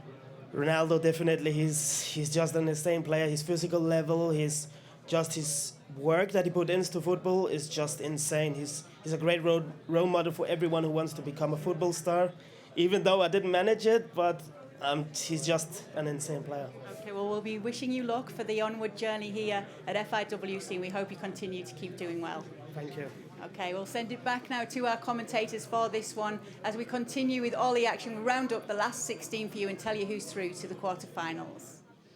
Thank you very much, Kay. So great to hear such wise words from a 17-year-old. How incredible was that? Amaka just like, you got to beat the best. And actually, I don't think he's dropped a goal all tournament yet. He's now scored, I think, scored 16, not let a single goal in. This is scary form. Yeah, I mean, that can obviously all come crashing down onto you very quickly as yeah, well. Yeah, but, absolutely. His form is certainly up there, and if not the best, in fact, coming into the position that we're in now, which of course will be the quarterfinals. And our first one, Ribeiro versus La Pagna. La Pagna, I feel, had a little bit of a scare in his last game. Yeah. Obviously going down 1-0 fairly on, managing to turn that all around and taking a 2-1 win in the end. But that was certainly against Salzer, who's himself shown some great form so far this tournament. A little bit of a ropey one. For Ribeiro, though, can't say the same. He didn't struggle, did he? 4-0 destruction of Ruiz in his round of 16 game. Absolute smashed him 4-0. So that's going to be a real tough challenge. They both play Brazil. So it does mean the highest seed, I believe, will be La Pagna coming into this one. So it's going to force Ribeiro to play on his second team. Might be the first time he's done that. Who knows? We'll keep our eyes on that one. I can tell you, obviously, there were penalty shootouts going across the board as well. Velasquez did managed to squeak his way through. That's what the big cheers were. You heard them. Wow. Irving Velasquez there. So the veteran continues on in the tournament. So fantastic stuff for him. And the actual final one is still playing out. So Sean Allen's still unsure who he's going to be up against in the final quarterfinals. We could talk about Simeon versus Albaca. Obviously, we just heard him talking there. Got to be very confident coming into that one. Simeon himself only squeaked a 1-0 through in the round of 16. Yeah, and that, I mean, it's always hard to look at the result from the round before and directly translate that into what's going to happen in the next round, because obviously you've got a different caliber of player there, you've got a different team that you're going to be playing up against, a different play style. Even if you end up, with teams that you've already played against before, the setups we've already seen, Brazil in particular, every player is basically playing this Brazilian lineup differently, with different players, with different tactics, and more to their taste. So really hard to, in the end, define what you're going to be coming up against. But I think this first one, Ribeiro versus La Pagna, and La Pagna we've already talked about multiple times, possible favorite on paper. Ribeiro, though, really coming out very, very strong in that round of 16 game. Makes me think, well, this one could actually be another incredibly close matchup. Especially when you think of the early goal, obviously, that La Pagna let in. It could well put pressure on him. Guys, just to remind you, we are going to be covering all 4 quarterfinals. You're not going to miss a thing now. We are pretty much sticking all the way through now for the rest of the tournament. You will not miss a single game here on the main channel, and obviously covered by myself and Joe. So hopefully we can try and keep it exciting for you as we reach the final stretch here at the end of the day. Obviously the finals tomorrow will be semi-finals and final are both going to be in the Apollo Theatre, so it's going to be fantastic stuff. But let's get the game on your screen and underway. You don't want to look at my big ugly mug any longer. Look at both of them Yeah, instead. just going to see us both instead. Here we go. It was close enough. But there we go then, into game, and it will, of course, be Ribeiro versus Lepagna, and it is, in the end, going to be Brazil versus Portugal. Lepagna playing with Brazil, of course. Actually, no. Does he play with Portugal? Is Lepagna's second choice team? His second team is Portugal, wasn't it? He played it in the group stage earlier on. I'm just going to have a quick glance at Ribeiro because I don't think that's his second team. We didn't get told that right at the start, which is always good, but we're going to see who's on the attack here. It is going to be Brazil trying to make their way down the side. Ribeiro's is Argentina, so it is going to be Lepagna playing on Portugal, playing on the red side. So keep your eye on that one. That's going to be an early goal. There we go. Ribeiro, well, he managed to get 4 in his round of 16 matchup, and that's the first of the quarterfinals. And that has just ripped straight through the defenses. Lepagna, just like he was in the round of 16, going behind inside 6 minutes. Massively early finish as well, yeah. And that's something that, funnily enough, has been turned around, I think, in almost every single game that we've watched. We've seen a few early goals coming in, but fact is, time on your side if you do concede early to try and claw that one back. However, what we've not seen is someone closing the doors early on, and that could well be it here with Neymar charging forward. Actually went for the shot there. He could have just laid it off to his right-hand side when they get a corner. Nonetheless, will be played short there, and in the end will be cut out. Yeah, well, at the moment, Lepagna is going to try and break on through. That's never going to work out, though. Immediately, Ribeiro cuts it out. So, just to remind you guys, it is Brazil for the Ribeiro, who is in the lead, 1-0, and Lepagna as the red Portugal team, playing from right to left. And Lepagna, a champion outside of the FIWC. Can he get that elusive window in the FIWC? You just heard Albaca talking about it is the one that everybody wants to win. Of course, the big prize alongside that $20,000 is the trip to the Ballon d'Or, and it's something that everybody absolutely revels. You get to meet the best players in the world. You get to meet your Ronaldos, your Messis. Everybody out there wants to win this. So many people compete, so many people enter. The question is, who will be the last man standing? Lepagna, there's a header! Caught out, the defender just about gets it clear after a great save from the keeper. Lepagna almost pulling equal there. We saw just how dangerous he can be. A 1-0 lead is not enough to keep Lepagna away. And at the moment, Ribeiro very much being challenged. Yeah, moving forward here once again. What can he do with Nani? Just going to turn back inside. At some point, going to have to pull the trigger here. Actually, we'll lay it off in the end. Oh, turn from Ronaldo. Just going to be blocked out. Stopped him getting through. If he'd have got past him, man, you have to feel that Ronaldo or Messi or the likes of those in those kind of positions not going to miss very often. Here is Hulk. Just dummy in there a little bit, but Pepe not falling for that one. Actually will be a ball going out of play. We are going to be seeing a throw-in. I think we're going to get some sound back on. I think the players must have turned that off there by accident. There we go. There we go. Public announcer. Okay, sure. Why not? Let's get him on there as well. We can do some shouting. We don't want music. There we go. Okay, so it was the players that turned it off. Yeah. We're confusing production, just like, I don't know where it is. It's not us. It must be on the console, but here we go. There we go. We get a bit of chanting going on. The Brazilian fans keeping it loud and proud as they are 1-0 up here for Ribeiro. But Lepagna once again on the ball, on the counter, on the break. Can he push it forward? He's got a man down the wing and he's going to go use him. His Quaresma. And now can he beat Marcelo? Instead goes for the early ball. The header's in! There Lepagna pulls it equal. I said a 1-0 lead was not going to be enough to keep him off. And Ribeiro, well, he's going to be ruining his chances there because that was a very easy header. Yeah, falling behind early. Took him half an hour this time around to actually level things up, which I think was similar to in his round of 16 game after falling behind there as well. And now Ribeiro, let's see if he can hold his head up. Of course, won 4-0 in his previous round game, round of 16. This one's certainly not going to be quite that easy for him. Is ball just going to get snuffed out there, and actually giving Laponia a bit of time to move things forward with Ronaldo down on the bottom side. Well, actually trying to slot it between the two of them there. I think get it into the box didn't quite work out that way in the end for him. But Laponia will gain possession back and swiftly lose it just like that.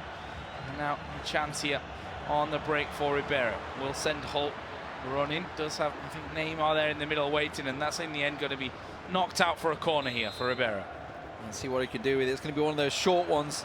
Willian lays it back to Costa. We saw the long-range goal coming out from Laponia last time. Ribeiro trying this time to get himself an early shot in there. Quaresma, though, back down the wing. Can he get another one of those juicy passes?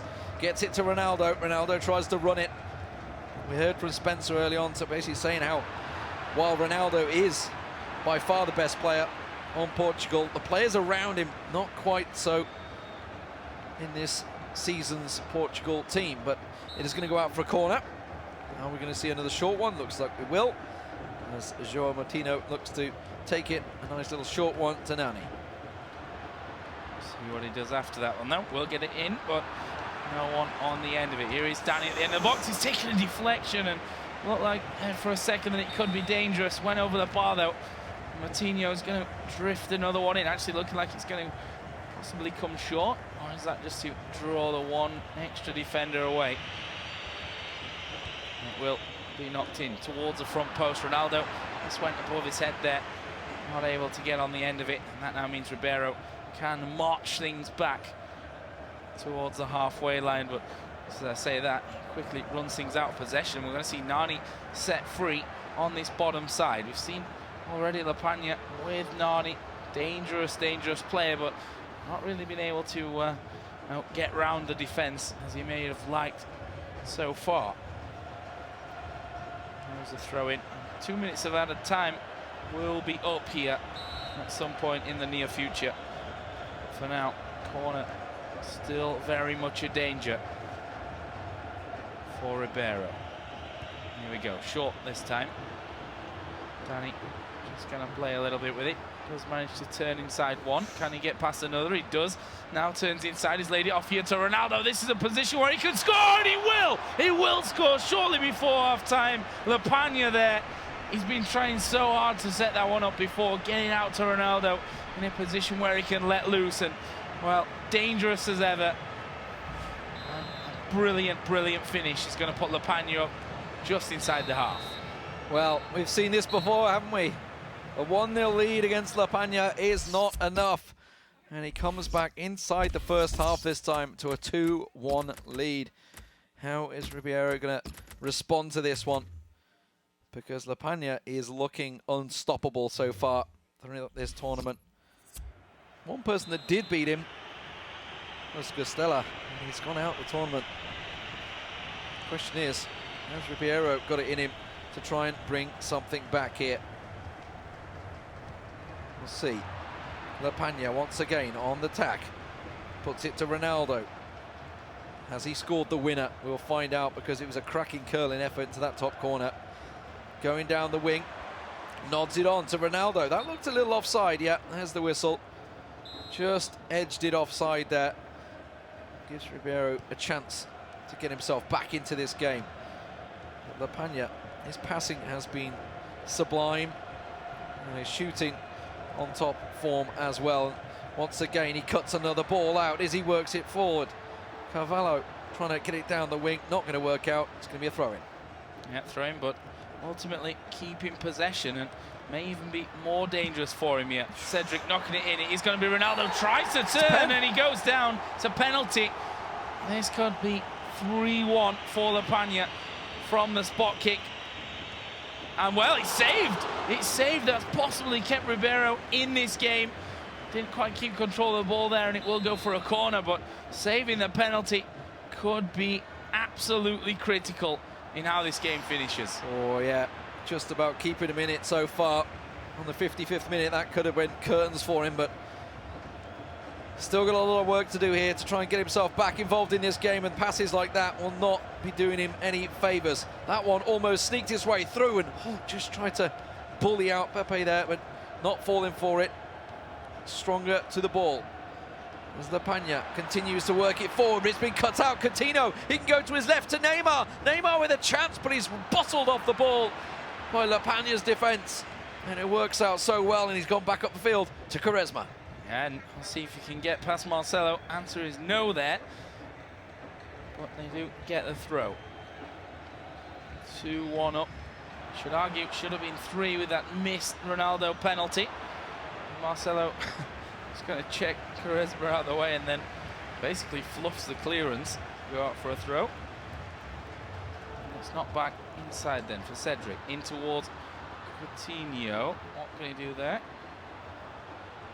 No, nothing really coming of that one. And well, goes out for the goal kick. So again, incredibly close stuff. I mean, a missed penalty is one thing to talk about there. You should be putting him away. You got to be. Yeah. But see if he doesn't come back to bite him. The second half been really all about Lapagna. Yeah, there's absolutely. not really been a massive chance for Ribeiro. No, he's not had a real shot really yet. Well, maybe he's going to get a chance now as Costa manages to get it, and that's deflected. Douglas Costa just couldn't quite creep it through there. And we are going to see a change. Okay, it's Lapagna making a change, and now suddenly Ribeiro's thinking, should I do one as well? We'll see. Lapagna with now 20 minutes remaining in this game with the lead. Looking good to sneak through into the first semi-final, which will be happening tomorrow at the Apollo Theatre here in New York City. We are in the Skylark right now on the 30th floor. Great view across Manhattan. The players been enjoying their time here in New York, no doubt about that. But it's all about trying to reach that final, and at the moment Lapagna is looking very good for it. Again, another little chance for Ribeiro, just muscled out by Lapagna's defenders, and he's got the break once again. Can he manage to work something here along the top wing? Well, we'll send Danny, who's looking pretty exhausted at this point, but still manages to get past the one man, and is crucially holding possession here as the clock ticking in Lapagna's favour. You're going to have to get the ball off him at some point. He's running rings around him. Actually, will knock it inside here to Moutinho. There's a couple waiting for a possible layoff into a beastly shot from the edge of the box, but doesn't in the end get set up for them. And we're now 80 minutes into this game. There's Vieirinha, who just came on a few moments ago. Cedric as well, and gotta get the ball off him here. There we go. There's Nani. Will he be able to turn inside again? Just trying to get past 1-2, and well, in the end, I think actually came off the defender there. And that's going to be a corner. 81 minutes gone. Just a short one. He's going to try and run it in once again. Nani trying to weave some magic, but it's not working out.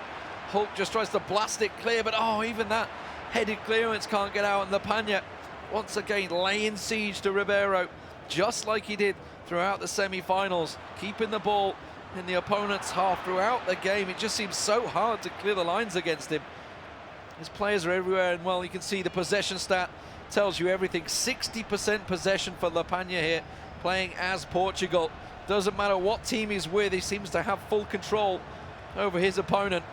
Cedric tries to work some magic. He's cut it inside. A little tap back, tried to draw it back for Ronaldo. Would have been a simple tap in, but the defender just about blocked the play. Yeah, and there's not much time left here. 1.5 plus stoppage. Let's see. There it is. Break on this top side with Costa. He's got 2 waiting in the middle, but he's got to get past his last defender, who at that stage just got to run him out. Easy pickup for Lapagna. It was 2 minutes that were added on, and that's a foul, and that's not going to make things any easier for Ribeiro. That's more time gone for him, and surely that's enough here for Lapagna to pick up the victory, move on to the semi-finals tomorrow at the Apollo. Yeah, it looks like it is going to be. And once again for Lapagna, the story of his game goes 1 goal down, brings it back. He will not be beaten. It seems he's just got to score quite a few goals to knock him out there. You can see in the screen down the bottom there, Rossmeyer congratulating his almost, you could say, teammate. I mean, the way they've practiced against each other so often. But and you heard the words from Lepania before that game, how he was so emotional. He thought, I've knocked my friend out of the tournament. What have I done? How is this possible? But he realized, at the end of the day, you've got to win the games yourself. So Lepania, the first man into the semi-finals. Fantastic stuff. Yeah, not a team sport, of course. I mean, in the end of the day, you have your training partners. But when it comes down to competition, especially of this level, then I think, yeah, deep down, a little bit sad. But honestly, been pretty much brutal up until now. I mean, falling behind and then always winning is a great trend to have, rather than, the other way around, where you score first and then always end up losing. It's not good, not good. For Lepania, I think the trend is certainly there, and he's looking like a very formidable force. And of course, we'll move through into the semis tomorrow. Top favorite up until now, I think. Yeah, 60% possession stats says everything you need to know about that man. He has dominated so far. We're going to go over to Kay Murray, who's standing by with David, by the way. Thanks, Guy. Ivan Lepania, again, nerves of absolute steel. You can score early past him. He's absolutely not phased, still coming out and winning these games. After that game, we actually saw him go to shake hands with Michael Ribeiro, and Michael just walked off, and I'm sure there was nothing against Lepania there. It's just, how it feels when you lose those games. Yeah, Mike's a bit of a fiery character. He never likes to lose. No one ever likes to lose, and in tournaments like this, it's absolutely gutting. And sometimes you just... you let it get to you a little bit too much, and sportsmanship kind of goes out the window. Like, I'm pretty sure he'll go and find Ivan later and shake his hand, but yeah, like the initial emotions that you feel, it's just absolute gutting. It certainly is. Now, David, by the way, as you may know, 2014 runner-up, been right the way through this tournament. A bit of a veteran now, back here in a different capacity this year, helping us with all the coverage. One of the most asked questions that David gets, as you can imagine, is how do you get into the game and how do you get to the level of David and the guys that we're seeing in action here today? So again, I'm going to get you to repeat it, Dave. Okay, so for example, when I first started playing, I just wanted to beat my friends, and I think that's pretty much how everyone starts. FIFA's that sort of game. You want bragging rights, and eventually you get to the point where you start beating all your friends. It's pretty easy, and it's now competition. And that's when you start looking online for leagues and ladders and little things like that. And it's really there where you start finding the other competitive people. And to really progress as a player, you need to be playing other top players. For example, all the players here, they won't just be going online and playing the first person they find. They all will have strict training partners. For example, August and Ivan, they practice together, which is why they're actually such good friends. And it's the same goes for everyone. And the thing is, some people get put off by a loss. If you lose online, some people will just quit. But the thing is, everyone who's here, August, he's a world champion. He's gone out to the groups. Everyone, you have to lose 400, 500 times before you get somewhere. You can't just expect to be good naturally. Okay, I'm going to get a few more questions off you. Just while I do have you all watching here, though, if you would like to get your hands on some FIWC goodies, some merchandise, you can actually do so because we have a store where you can get that. I know at home I drink my tea and my coffee out of FIWC mugs. These guys have all got the T-shirts, maybe some caps. If you'd like to do that, you just need to visit the store.fifa.com. It's store.fifa.com. So we're just talking to David, by the way, about how to get to the level of these guys and what it does take. So you think that that's good advice, to actually get a person who's almost on a par with your level and play them all the time at this game? Yeah, I mean, if someone's better than you, they're going to be doing things that you've never really heard of or you've never seen before, and that's really where you learn. I mean, as I just said, everyone has to lose. You can learn far more from a loss than you can a win. So if you're playing people you're going to beat, 9 times out of 10, you're just not going to learn because it's just going to become normal for you. You're not really going to push yourself anymore. But if you're playing people who, you win one, then you lose one, then you win one, then you lose one, you're really going to be picking up things that you're doing wrong, things that your opponents are doing that you can maybe try out and they can work for you. So yeah, just you really do have to push yourself, find someone, arrange around level, and when you lose, the most important thing to do is try and learn from the ways that you did lose. There you go, the words of a professional gamer. So remember them, keep practicing, and maybe one day you'll get to Dave's level too. We're going to send it back now to Lee, and we've actually got Spencer alongside him this time. Yes, we thought we'd give Joe a breather. I didn't get one. Sorry, mate. Sorry, I didn't get one. Yeah. So, Spencer, thank you very much for joining us here. It's going to be Dylan Mons versus Irvin Velasquez, two veterans of the circuit, a Frenchman and a Mexican. A Tottenham fan, unfortunately, for the Frenchman, which confuses us. It's especially as a West Ham fan, I guess. I'm a Liverpool fan, so I can't say much else because we've lost to you guys twice this season already. More than that, if you include other tournaments. That's it, the FA Cup as well, yeah. Exactly. Yeah, drew and lost that one. That wasn't good either.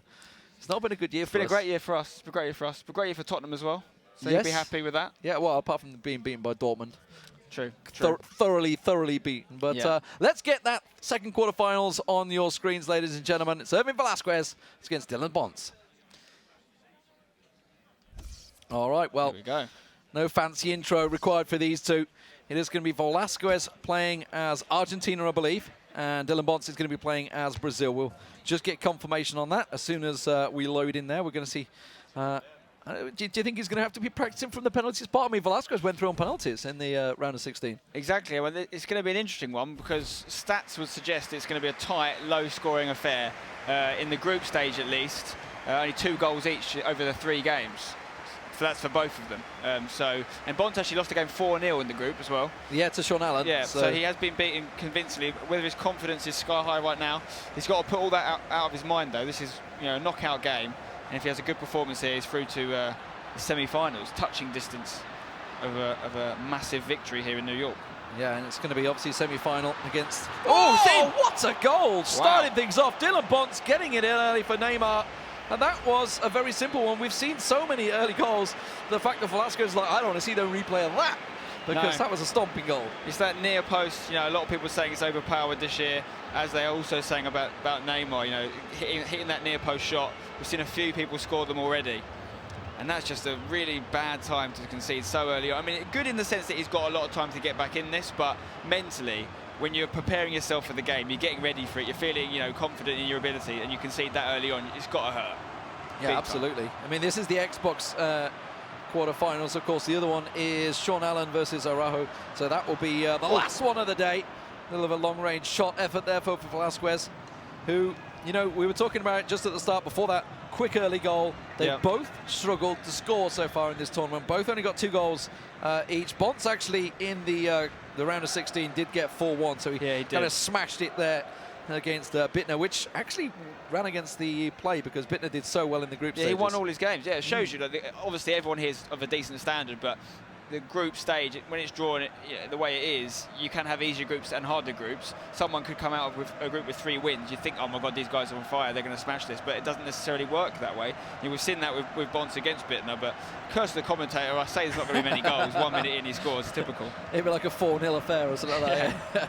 Let's hope so. 4-4. Well, let's hope lots of goals at least, regardless. I'm all about lots of goals, especially when Velasquez went through on penalties in the 1-1 affair against Alufi in the round of 16. So, who was another player that did so well in his group. Both these guys actually knocking out people that here in this tournament. Any given Sunday is the phrase they like to use here in America. Of course, that's a different sport. This is soccer. And it's not Sunday. Yeah, yeah, it's not Sunday. It's a Monday. Yes, it's a Monday. I'm a little lost in what day it is, to be honest. I've travelled a lot. Time difference. It might be Sunday somewhere. Probably somewhere. I'm not sure it works that way. But here we go, though. We're continuing on. 23 minutes into this game. And Dylan Bonds holding the lead. But Velasquez has started to string a couple of decent passes together here. It's very different from last year. Obviously, last year we had a lot of the wing play, which we're starting to see here from Messi as he tries to cut inside. Can he get past his man? No, easily dealt with by Bonds' defence. That's the problem with Messi right there. And I say problem, he's obviously a great player, but when you've got such a one-footed player who's so much stronger on 1 foot, it's slightly easier for the opponent to sort of break down and figure out what you're going to do. And that's why I think you do actually see players actually going beyond 1 step further than that in this tournament, whereby they'll go, right, I know you're going to go on my left foot, so as a result, I'm not going to. And even though it doesn't actually cater towards Messi's skill set, keep it on the right foot and then maybe put a cross in. You have to be able to think on that level with these guys because they're all scientists of FIFA of the game in a way. Well, chance here. He's managed to bully his way through. Oh, it just puts it wide though. Couldn't find the target. Possibly sprinting a little too much before he took the shot. It's going to be a short corner, which tends to be the case. We did see 1 goal from a corner, and actually it wasn't a short one. Costa. Oh, he was actually got to be. Oh, you've got to score that. That was the weakest of shots I've seen Neymar ever take. Yeah, that's a real opportunity got missing there to go 2-0 up. I mean, yeah, 55, 60 minutes of game time left, but to go 2-0 up at that stage would have been huge for Bonds. But he could go 2-0 up here. Willian, another chance. Triple tap in there. Another thing that's changed a little bit this year, the triple tap cross is how you keep it low and driven, but some people are preferring with the addition of the driven pass this year. Drive it low, yeah. To do that instead, because sometimes it's more accurate. Well, we did see the tap-in from one of those driven crosses in the first, I think it was the first or second game of the day, one of the very early on ones. We thought it was going to be a sign of things to come. Yeah, last year it was all about Portugal getting the ball to Ronaldo. We did just see Lepena doing such a good thing. This time he kind of cut it back to him, though, instead. Nice little slice of play, but here we go. It's Bonds once again on the attack, and this may be the story of the game so far, as Willian just mazy dribble, gets beaten to the punch, though. It's a very interesting team selection from Velasquez here. He's got Higuain in central defensive midfield. He's got Zabaleta in centre-back. Obviously, a lot of these guys do prefer to play people slightly out of position because they feel it's going to help them in some way, but it's actually about 3 or 4 players in that Argentina team. So he's almost reinvented it. And obviously it's not working for him right now, being 1-0 down, but he's obviously seen something in Higuain as a central defensive midfielder. He's quite a strong player. You know, but again, if he was up front, maybe crossing would be an option, because unlike Messi, he is good in the air, and Messi could put a cross in for Higuain, but with him in central defensive midfield, he hasn't got that option. Yeah, we saw Rossomaier using David Luiz quite far forward as well. When he played Brazil, obviously we saw Firmino come on for the first time for Lepena in the last matchup, so a lot of different players being used. Bonster's got Danilo in central defensive midfield as well. A lot of fullbacks being used in that area. A bit more pace in there, you know, particularly when you're playing 2 central defensive midfielders. Personally, I'd always like to have one, you know, what you call like an enforcer, a stronger, you know, more physically gifted player.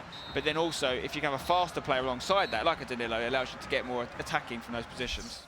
1-0 first half. Not a great deal of shots from either team. Trying to work it in just a little bit more intricately. But it is Dylan Bonds holding the lead currently. And Velasquez, who has not scored too many goals, just 3 goals throughout this entire tournament, is really up against it now. Yeah, he's got 45 minutes of in-game time to get himself a goal, get himself back in this. You know, he went to penalties in his last game, so maybe he's going to look for a late goal to take him to a similar scenario. But he needs to get one soon. I mean, we saw, I'd say, Bonds had the better chances in that first half. All he needs to do is take one of them, give himself that 2-0 margin. It could be all over. Both have been in this position before. Veterans of the FIWC here. Played many times before. And they've both been in this situation. Nobody wants to get knocked out in the round 16. Nobody wants to get knocked out in the semi-finals or quarterfinals. Everybody wants to be in that final position to get that big grand prize. A trip to the Ballon d'Or. Fancy footwork, not quite working out for Willian there. Dylan Bonds, though, the longer he keeps the ball, the more time that Velasquez doesn't have it. He looks so dangerous on the ball. Oh, that's a great ball there. He's onside. He's onside. It's a hit. I mean, he's so dangerous on the ball every time Bonds gets it in that kind of final third. He looks like he's going to create something. And you can see there the saves that Romero's made in goal for Argentina already. Oh, that's a... Oh, wow. Defensively, why has he not dealt with that? I mean, is that Zabaleta's job in there? He should have been getting rid of that. Maybe being a fullback, playing a centre-back, he hasn't got the right defensive instincts there. Couldn't muscle off Hulk. I mean, he's a big lad. It's tough to keep him out, that's for sure. But here we go.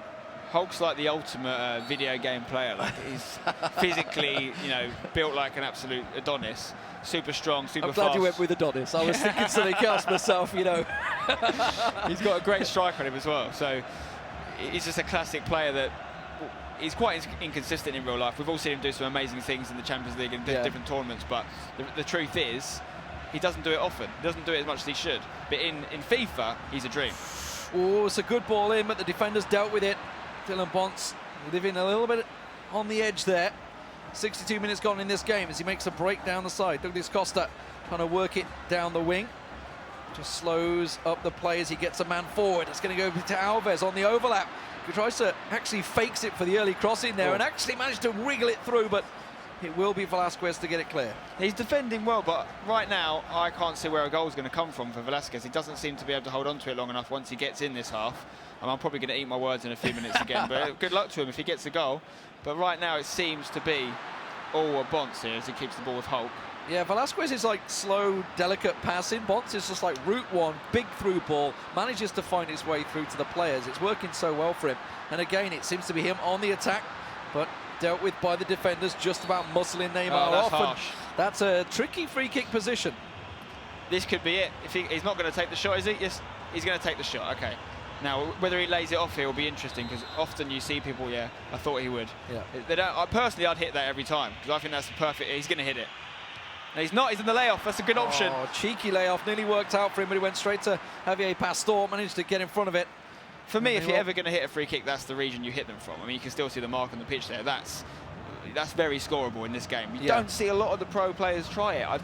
I'll be honest, I'm not convinced that they shouldn't be trying them, because I don't see a lot of what he's just tried there working out. It does from time to time. Sure, the disguised pass, or the whatever, the pass from the free kick instead of the shot, but it's a decent. If you've got a good free kick taker in the team, and they've got Willian in this Brazil team who's scored a crazy amount in real life this year, I think go for it. It's what the fans want to see for sure. Goals from outside the box. Absolutely. We've seen a couple of them so far, some absolute belters. And here we go. Velasquez, is this a chance? No. It's going to be cleared by the defence and well controlled out by Dylan Bonds. Just got 12 minutes remaining, yeah. No time at all.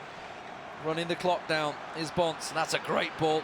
Fernandinho can run it right into the corner. Keep that clock ticking away. Just a possession that's game. a great little through ball. Almost worked out. That's going to go for a corner. Oh, this is a disaster for Velasquez. Corner coming in from Bonds. Couple of changes. So he's going to go more attacking now, I'm guessing. And I mean, he's playing a 4-3-3 anyway, so he's going to go for 3-4-3. So he's going to go 3 at the back, looks like. But who is he going to bring on? Who are the people on that bench? You've got Lamela, obviously for a bit of pace. Correa's also got a fair bit. He's putting him in the central attacking midfield spot right now. One more change. Okay, throwing Higuain out. Who's he going to bring on there? There's not really any attacking options left. It's Banega, maybe? Okay, he's going centre forward. I guess he could put Correa up top and drop Banega in there, but he's thinking of it. He has not really left himself a lot of attacking options on the bench there, to be fair. He's got them all on the pitch, because he was playing, Higuain in central defensive midfield. He had Lavesi in central attacking midfield. A victim of his own tactic at the moment. It works great if you're winning the game, because then you've got defensive options to shore up the ship when you want to bring the guys back on, and you want to hold on to the lead. But when you're chasing it, as he is now, hasn't got a great number of options. But all Bonds needs to do for less than 10 minutes of time now is just hold on to this ball, not take any unnecessary risks, and wind that clock down, because that's dangerous. That could easily be a penalty. He's given it. I mean, that's harsh. I mean, if you slide in the box, you take that risk, but. That looks a weak one. There it is, top corner. Beautiful stuff from Dylan Bonds, 2-0.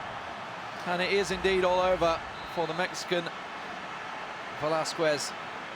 Neymar is bossing it today, isn't he? I mean, a lot of people are using Brazil, and Neymar is the star of that show. I don't know how many goals he's got today, but it's got to be a high number now. And it's definitely up there. No doubt about it. Hook's had a fair few as well, as has Coutinho had a fair few at the start of the day, which doesn't look like Bonds has been making use of, but it is going to be Velasquez now with just 5 minutes remaining, give or take, with a little bit of extra time, and he needs to get 2 goals.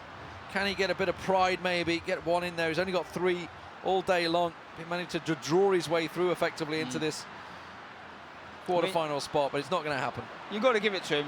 He's top 8 in the world. That's what this quarter-final achievement essentially gives you. That's an amazing achievement, and it didn't just start here in New York. He's been qualifying for this for a long time. It's a good hit from distance, and that's the closest he's come, really.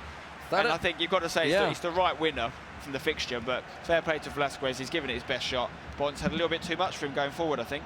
So Bonds is going to be the first man to go through on the Xbox One. Who will he be facing? That's the question. Araujo or Allen? We'll be finding that out after the next quarter-finals. Great performance and deserved winner, as you say, for Bonds there. He got the goal very early on. I think it was, 4 minutes in. Completely caught them off guard. Yeah, that near post shot. Seeing it again there. Yeah, I mean, it was a really good performance, and I think whoever he faces in the next game is going to be a difficult game. Both Arroyo and Allen doing so well so far, but from the UK perspective, Sean Allen was very, very strong in his group. Looking very good in the groups, no doubt about it. As the great save again, and all the highlights we see is basically the Bonds. I mean, that's the story of the game right there. Yeah, it would have been pretty unfair if Bonds hadn't gone through off the back of that, because he started strong, got that early goal, pretty much dominated for the next 90 minutes, and obviously got a second one at the end, which, was a little bit of a light penalty. But Velasquez wasn't able to get the ball off him. Bonds was holding it in that area, and if you're able to dribble into the box like he was, and not, and basically cause the guy to commit and go to ground, I mean, it's the story of what we thought with Lapagna, because he dominated for so long and then let the goal in, what, the 79th minute or something like that, 69th minute, and then suddenly came back with 2 goals. It's like, okay, he's kind of dominated this game. Let's not let him go out early. But so that's it. We've got 2 semi-finals already set. Lapagna's gone through on the PlayStation, and the Xbox One is Dylan Bonts. Who's going to be joining them? We'll find out in a few moments. I can see Kay Murray is setting up and ready for an interview.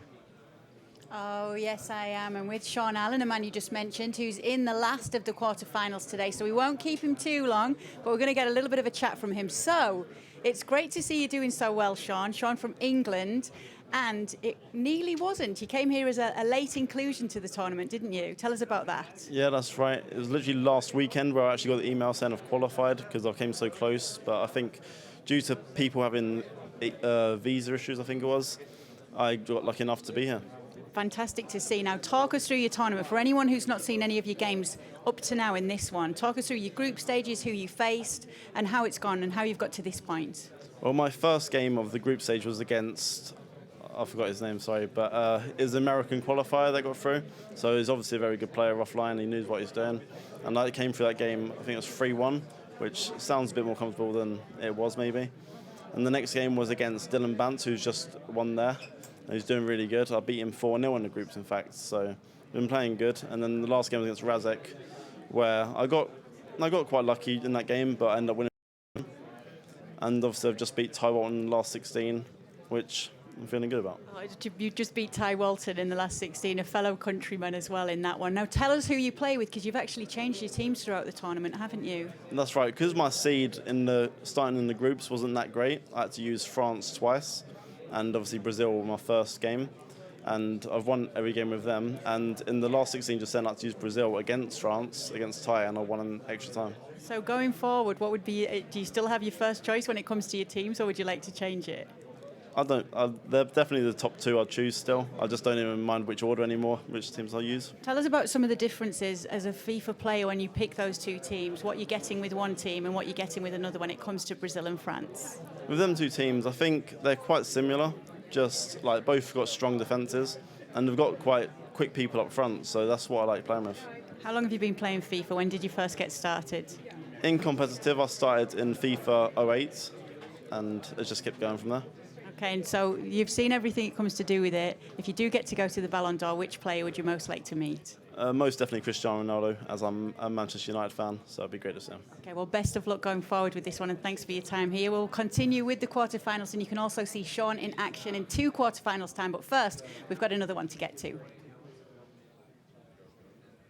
Thank you very much, Kay. And yeah, we do have another one, and it's an interesting one here. We've got Mohamed Al-Bakr, who up until now has looked absolutely unstoppable, not actually conceded a single goal the entire time. 10 in the group stage, 2 in his first last 16 games, so it's 12 goals, none conceded. Probably the best performance today so far. Absolutely, yeah. And this is where it gets interesting, obviously, because if he doesn't go through here, he's not going to be remembered as the best performance because he wouldn't have won. But right now, you'd have to say he's a favourite for sure. But he's coming up against Simon, who's been very impressive as well from France. Yeah, and this is where it gets interesting because Al-Bakr, who, I mean, you're not, how can I best put this one? You're obviously an amazing player if you can play a tournament like this. The top, really top players in the entire world going up against each other, go through the group stage and your first playoff game without conceding a single goal. But of course, the further you get into the tournament, the real power of your opponents becomes a lot more incredible, and the pressure also builds up immensely, I think, for each round further that you go. Yeah, I mean, we saw it a little bit. If you're going to try and find a chink in his armour, because it seems like it's quite hard to find one, but you'd say 17 years old, right? So young, in terms of professional or this standard of competitive gaming, sure, but 4-0, 3-0, and 3-0 were the scores he had in the group stage. That's 10 goals, right? He only won his next knockout game 2-0. So is he on a decline? I mean, statistically, yes, you're right there. He is on the decline, but we'll see about that one because we are going to get into the game. It's another quarter-final. It's Al-Bakr versus Simon, and they are, of course, going to be playing Brazil and France here. So should be a certainly interesting one. I think it's the first time we've had you up here while France were playing. So yes, what are we thinking to France right now? What are their strengths? What are their weaknesses? I think France are a great team. I think they're going to have a good team in the Euros in real life, but I think in terms of in the game, they're an all-round, similar to Brazil, an all-round strong unit. What I'd say the difference is Neymar. I think they haven't got him. They haven't got someone of that standard. They've got some pacey players. I'm not sure who's going for up front. He's got Martial up front. Okay, they've got the likes of him. Chance here, actually. Yeah, could be going 1-0 up. What a save. What a save, yeah. So they've got some good options. You've got Martial, you've got Giroud if you want a bigger man. You've obviously got Benzema, and you've got Lacazette, very fast striker. But Neymar is the go-to guy this year. Everyone loves him. That's why Brazil are most people's first choice. If you take Neymar out of the side, the teams are very evenly matched. And I think, oh, what a shot. Got to be a goal. From there, you've got to score. You've got to score from that kind of range. Wow. Unlucky, to say the least there, but from that kind of distance, you should not be, and you can't be missing those kind of chances, especially at this level where, you know, we've seen games decided all day long with just the one goal between these two players, and in the end there, you'd see once again a bit of a push-up, but not working out for him. Starting to see why this guy scored so many goals. I mean, within about 3 minutes, he'd hit the post and had a one-on-one he probably should have scored, arguably. So he creates chances like nobody's business. Oh, that's a bad tackle, though. Could be in trouble. Which pocket is the ref going to pull the card for? I see. Okay. Right, he's got to be careful. I mean, you don't really want a yellow-carded player in that midfield, really. Sissoko getting it. Dangerous for him moving forward, considering we're just 13 minutes in-game into this one. Could certainly be an issue for him, but we'll see how that one all develops. Means you just got to be thinking twice, really, when sliding in, making any silly challenges. But we are going to see Brazil once again having a bit more space down this left-hand side. Once again, we're seeing Marcelo using that central position again. Chance for Hull, got to put it away. What a save! Tell you what, we've seen some goalkeeping performances in this game already. Both keepers keeping their sides in it. Could be 1-1, could be 2-1. Could be 2-1 by now. That's the almost ridiculous thing at this stage of things, that, you know, real big chances, and a couple of them held by the keepers. We are going to see a bit of an interception here, and all put through to Griezmann. Can he send? Oh, he will send him straight through the middle. It's Marshall. You got to score here. This is a one-on-one, and again, the keeper coming out. He took, I think, one step there to just before his shot, which didn't really help him out. But, well, another last-ditch rescue from the keeper, and that action might not be over just yet. Nice little bit of play to knock it back and be a little bit more safe there for Al-Bakr. Going back to that Martial chance, he bottled it a little bit there. What basically happened was he needed to take it on his right foot, and he didn't feel like Martial had the strength or pace to get clear of his marker there, because he isn't that player. He's not super high statted or anything like that. So he put him on the left, which was the only kind of clear run he had positionally, but it put him on his weak foot. And he tried the finesse shot on a weak foot. It's always a bit of a risk. For me, if you're going to go to the left, which he did, I would have gone with a driven one to the opposite post and to the right post, try to get it across the keeper. But chance here for Ben Arthur. He's turned his man. Oh my gosh, you've got to start scoring these. That's 4 clear-cut chances he's had now. And still we sit at 0-0. 28 minutes gone in this one. And now it's Simon with possession. Down on this right-hand side with Costa. We'll try and switch things and making nice use of the width there. But not really amounted to much directness. Another good long ball that's nice from David Luiz. Luis Gustavo. Danny Alves are right back here. I mean, he just needs to try and keep the ball for a little bit just to calm things down here, Simon, because Al-Bakr's come out of the blocks absolutely going for it. He's actually really lucky to still be 0-0. And, you know, the game of football is funny. He could go up and score a goal, almost doing it there. It could easily happen.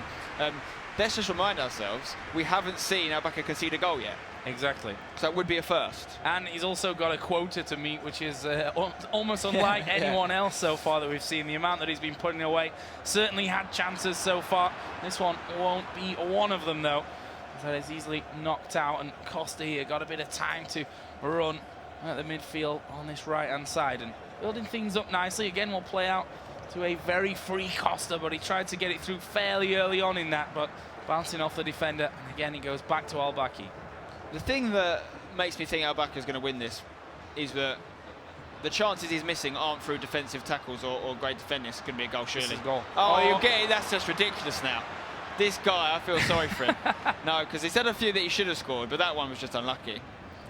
This is what I'm saying. What I was literally saying during that little segment there was the chances he've missed haven't been because of defensive good work and him being tackled last minute. It's all been a mixture of bad finishing and a little bit of bad luck on that last one. So the goals will come. I think even if Simon was to get the first goal against Al-Bakr, he'll go back.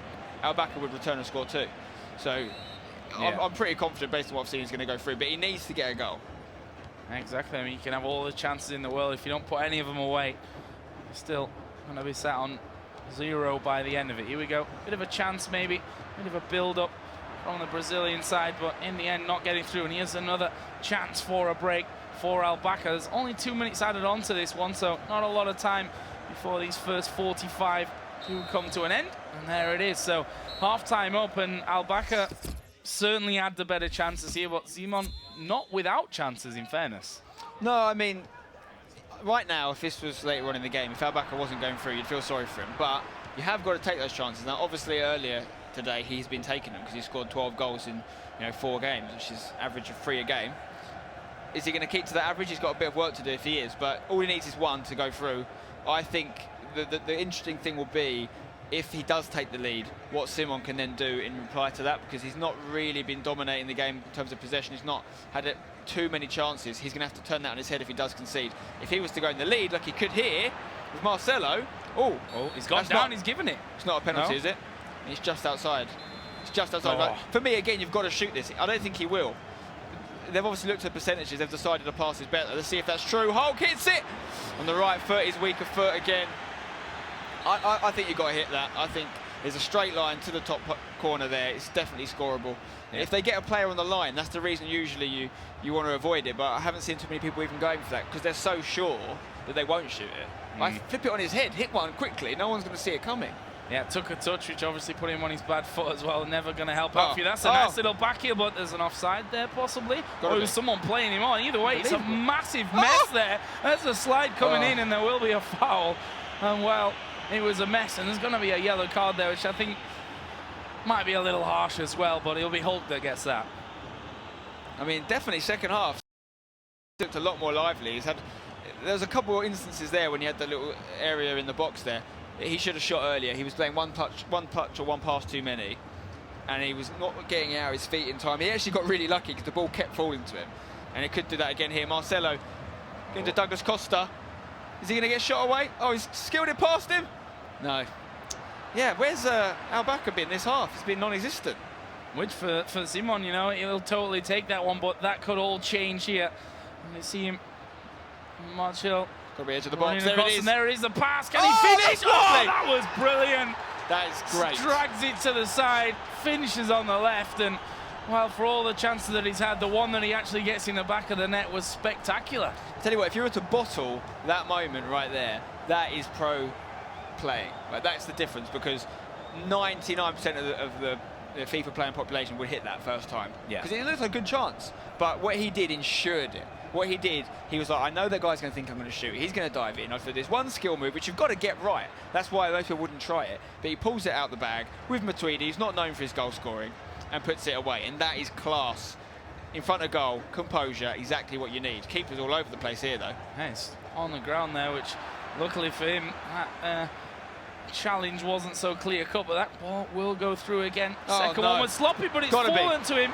Again, defenders somehow getting themselves in between.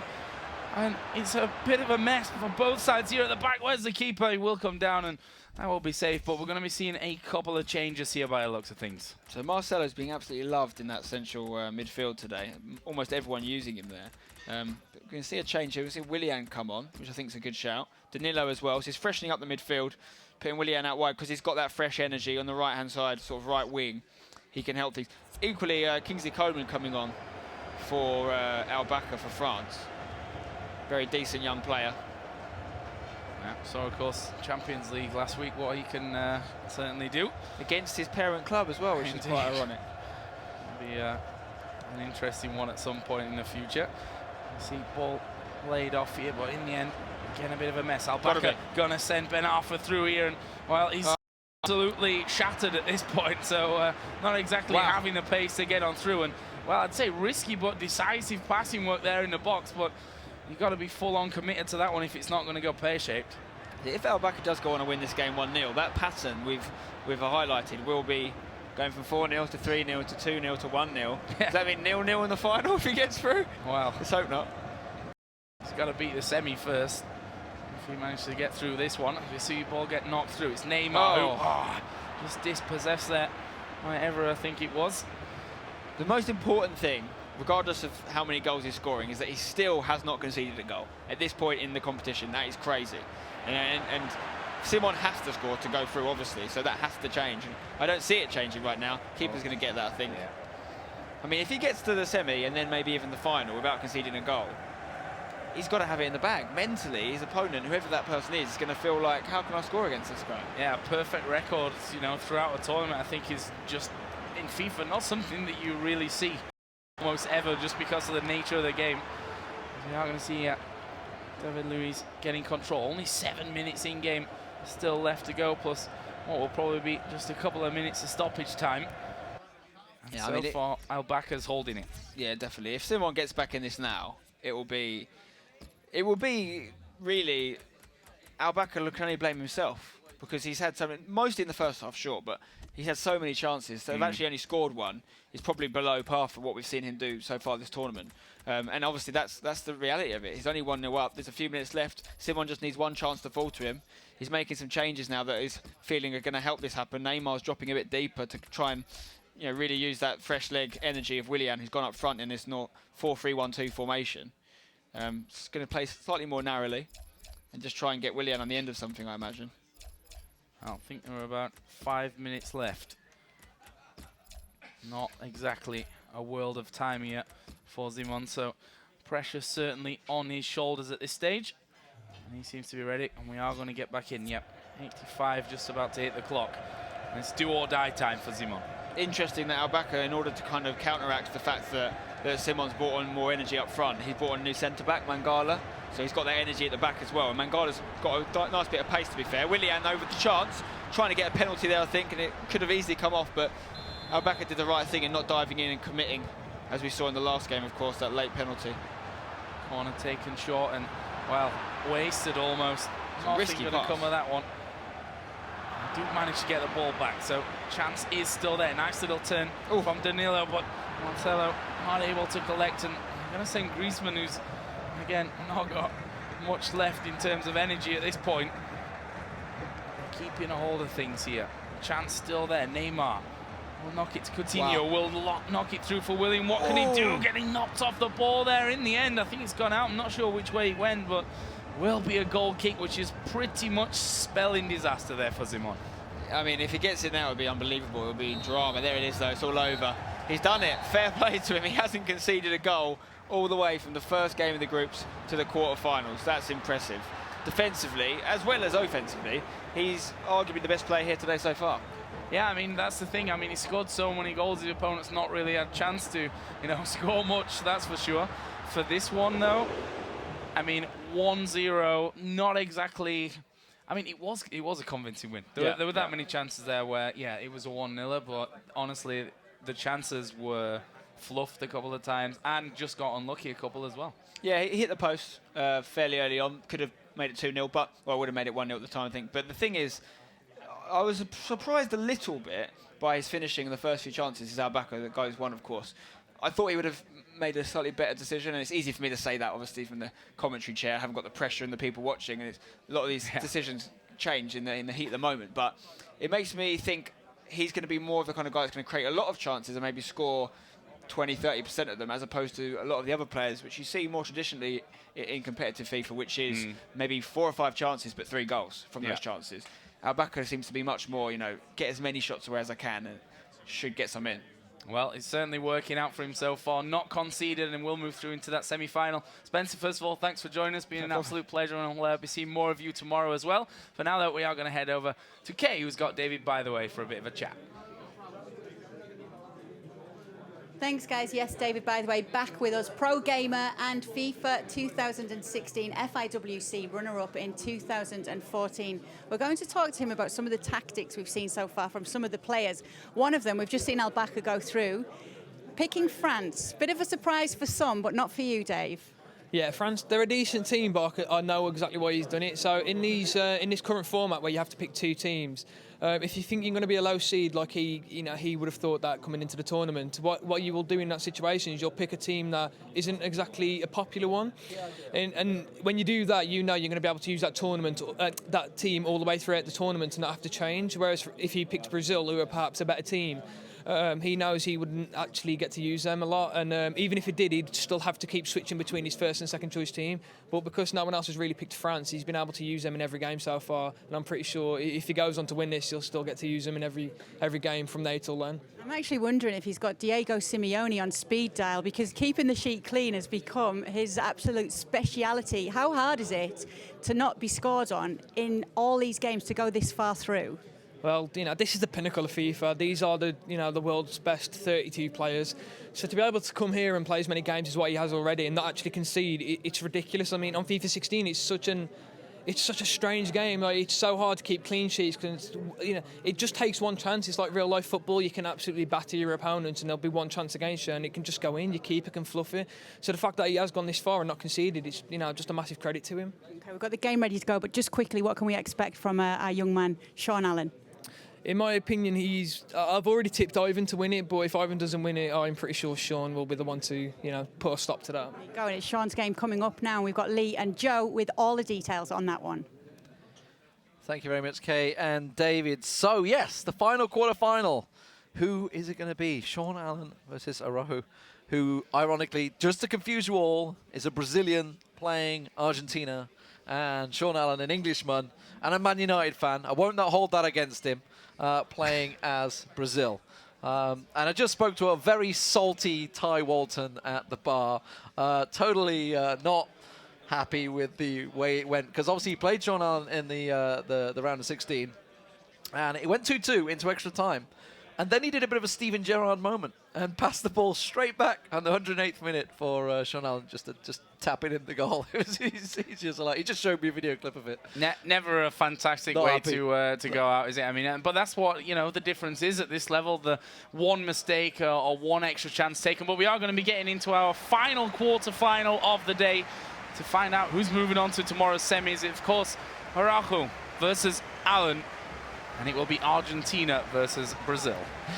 Oh, we're going down the Allen route, are we? Allen! Oh, it's just Steve. It's all right. But here we go. It's Sean in this case.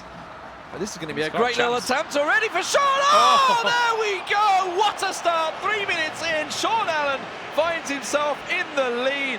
A little dance there. And he may well take it, because, my word, that is not the start that Araujo wanted to see in this.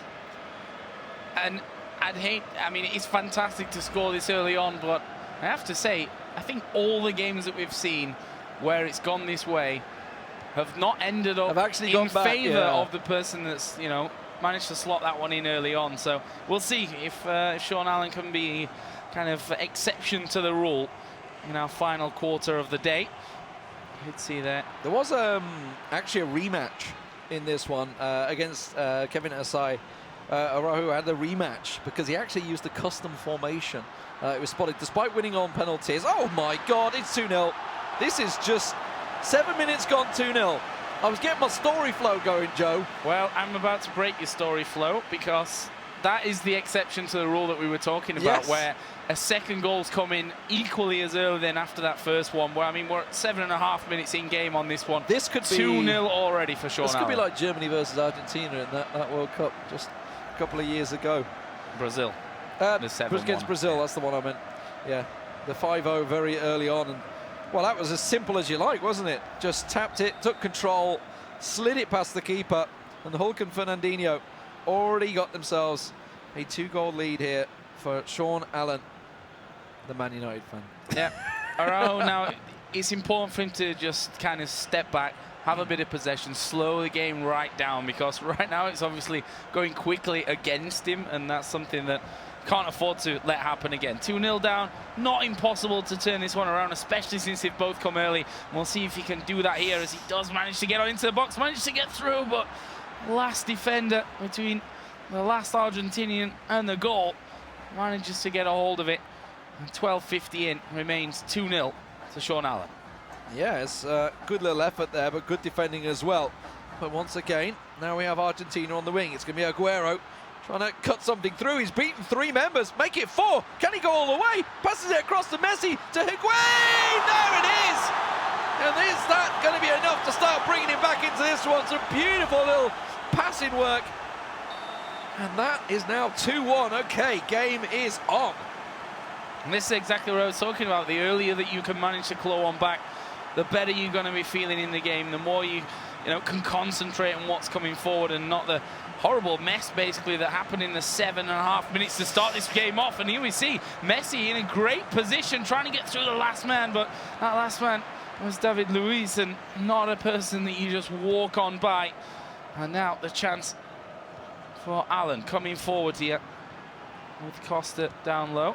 Hope not quite getting through to his man, but they've kept a hold of it there. Nicely held away, and now it's actually going to be a good chance here. It's Aguero who's going to find himself one-on-one with the keeper. He's got to score this one, and he will score this one. Wow. Composure kept there in the end, and just like that, 22 minutes in, we're all square again at 2 apiece. Well, well, well. 2-0 lead, absolutely extinguished in a matter of seconds. And 2-2. And they were 2 quick-fire goals as well. Quick-fire double, equally matched. And now it is very much game on. Reset your minds, reset your thinking, because we have a quarter-final on our hands here. Joe Allen. Joe Allen? Not Joe Allen. Well, it's not the Welsh Pirlo, but Sean Allen, unfortunately, has seen his lead disappear, but now he's on the attack. Can he manage to work something back out here? Tried a cheeky little back heel, not going to work out. Some bullied defending coming out from Araujo there as he manages to go for the counter. Back to Messi. He's got Aguero ahead of him if he wants to use him. Instead, he's going to switch it to Mascherano. Tries to get a quick through ball, but not going to work out. See what he can do here, though. Knocks it forward. Oh, it's actually gone past the defender, but lucky for them, he had one more. Just can knock it back to the keeper. There's David Luiz actually knocking the ball out, so throwing down on the bottom side. Half an hour gone just about, and what a half an hour it's been as well. 2-2, and that with 2 being pulled back here from Araujo against Sean Allen. Let's see then. There's now Allen back on the attack, but again, just as quickly as I can say that, he'll lose possession. There's a nice little turn from Di Maria. He's going to keep going. Oh, he's hit the post. So close, having an effort. And what a chance. I mean, he's made something out of nothing there, really. Absolutely, cracking effort. And I'll tell you what, he's looked much better since getting those 2 goals. He's looking through once again. Oh, he's done it past the keeper. Offside. Offside. Oh, Sean Allen. He is playing a very dangerous game here. And his lead already extinguished, almost went against him. What a cracking first half we have on our hands here, and that's a poor pass straight away. Araujo's going to get straight through. Higuain once again tries a shot. It's going to go for a corner. With just 8 minutes to go in the first half. Messi tries a mazy dribble, gets past 1, gets past 2. He's running it all the way. Little back heel to Aguero. Oh, off the post. And my God, what some football we have on our hands, Joe. And what I like about his style, he's not scared to shoot. We've seen so many players today trying to literally walk the ball in, and he's not scared when he gets the right man on the edge of the box to give it a good shot. And, well, 2 of them, of course, gone in, and 2 of them hit the post as well. He's kind of unlucky not to be 4-2 up at this stage of things. We'll see if Allen can get his composure back for this one, because after an amazing start, a start that I don't think we've seen, certainly not on our stream today, it all has quickly fell to pieces for him. One thing we have seen from Sean Allen's games are a lot of goals. He has scored a lot through the group stages. Obviously, it was a 4-2 in the round of 16 as well. And here we have at the quarterfinals, another 4-goal bonanza. Oh, and he's broke through. He's in a one-on-one. Can he get it through? Yes, he can! Just before half-time, he managed to edge himself in the lead once again. It's 3-2, and Sean Allen, can he hold on to this one? Well, it seems like we might have saved the best game of the day until last year. 3-2, as you said, just before half-time. Traditionally, fantastic place to score. Oh, defensive error, though. Neymar just edges it past it. And the outside of his boot taps it past, and here we go. kick-off just before half-time, I believe. Or is this the second half? There we go. Yeah. Just before half-time. So, pressure back on the Brazilian Araujo, which I'm probably pronouncing completely wrong. I've had words with Kay, and Kay thinks it's Araujo. I think the Portuguese J. No. Oh, she's got a different one. Oh, I can't hear you. They've cut you off. Je. Okay. I'm just going to keep saying Araujo until he comes over and basically says, you're wrong. We'll see how it goes. Sean Allen, I can handle that one. That's a nice English name right there. But second half underway. And quickly, Sean Allen tries to make a quick chance of it, but this time the Argentinian defense is better at it. Another one here for Allen could be dangerous, but no, I've said that before and already been proven wrong. And once again, Araujo on the march forward here, and it's a messy one again, but this time falling to Sean Allen just about, though. 2 or 3 men on the floor, ball bouncing all over the place. But it is now Sean Allen here on the push with Costa. Will knock it inside to Hulk, who completely messes up his pass, but luckily he had Neymar there to recover it for him. It's now Hulk into Costa. This is a real chance for Sean Allen. Needs to get that ball across, and he's got a little bit too far there, and that's going to go out. Will be a corner here for Allen. All right, he's going to take it short, and he's managed to beat one, but can't do it the second time. And it's another corner. Going to be played short once again. This time it's going to be Neymar to Douglas Costa. Tries to run it in. He's got Neymar just ahead of him. Doesn't need him. Switches across the defender. And the goalkeeper comes flying out. Romero not going to get beaten a 4th time, I would say. It's not so much a great record already with 3 going past him. But here we go. Throw in Alves. Sean Allen still keeping control. Just 30 minutes remain, Joe, of this final quarter-final. And that's where the pressure really starts to build, especially if Allen can snatch another one. He will put it through, defender just getting a toe to it, and that will stop that one. Not sure what happened. He was an offside, actually, in the end, so wouldn't have counted either way. And that is always a welcome sign if you're on the defence, which Araujo certainly is. We have Zabaleta here on the top side. We'll knock it inside to Di Maria, who's that effort that rattled off the post earlier on. That pass through. Sean Allen again will put things over the top to send Felipe Luis. Does put it inside. This is Costa. This is his territory right now. Will burst forward there with a bit of pace. Tries to turn inside. Gets turned inside, and well, the ball just running away from him. Last possible moment. Keeper collects, and now it's Araujo on the attack.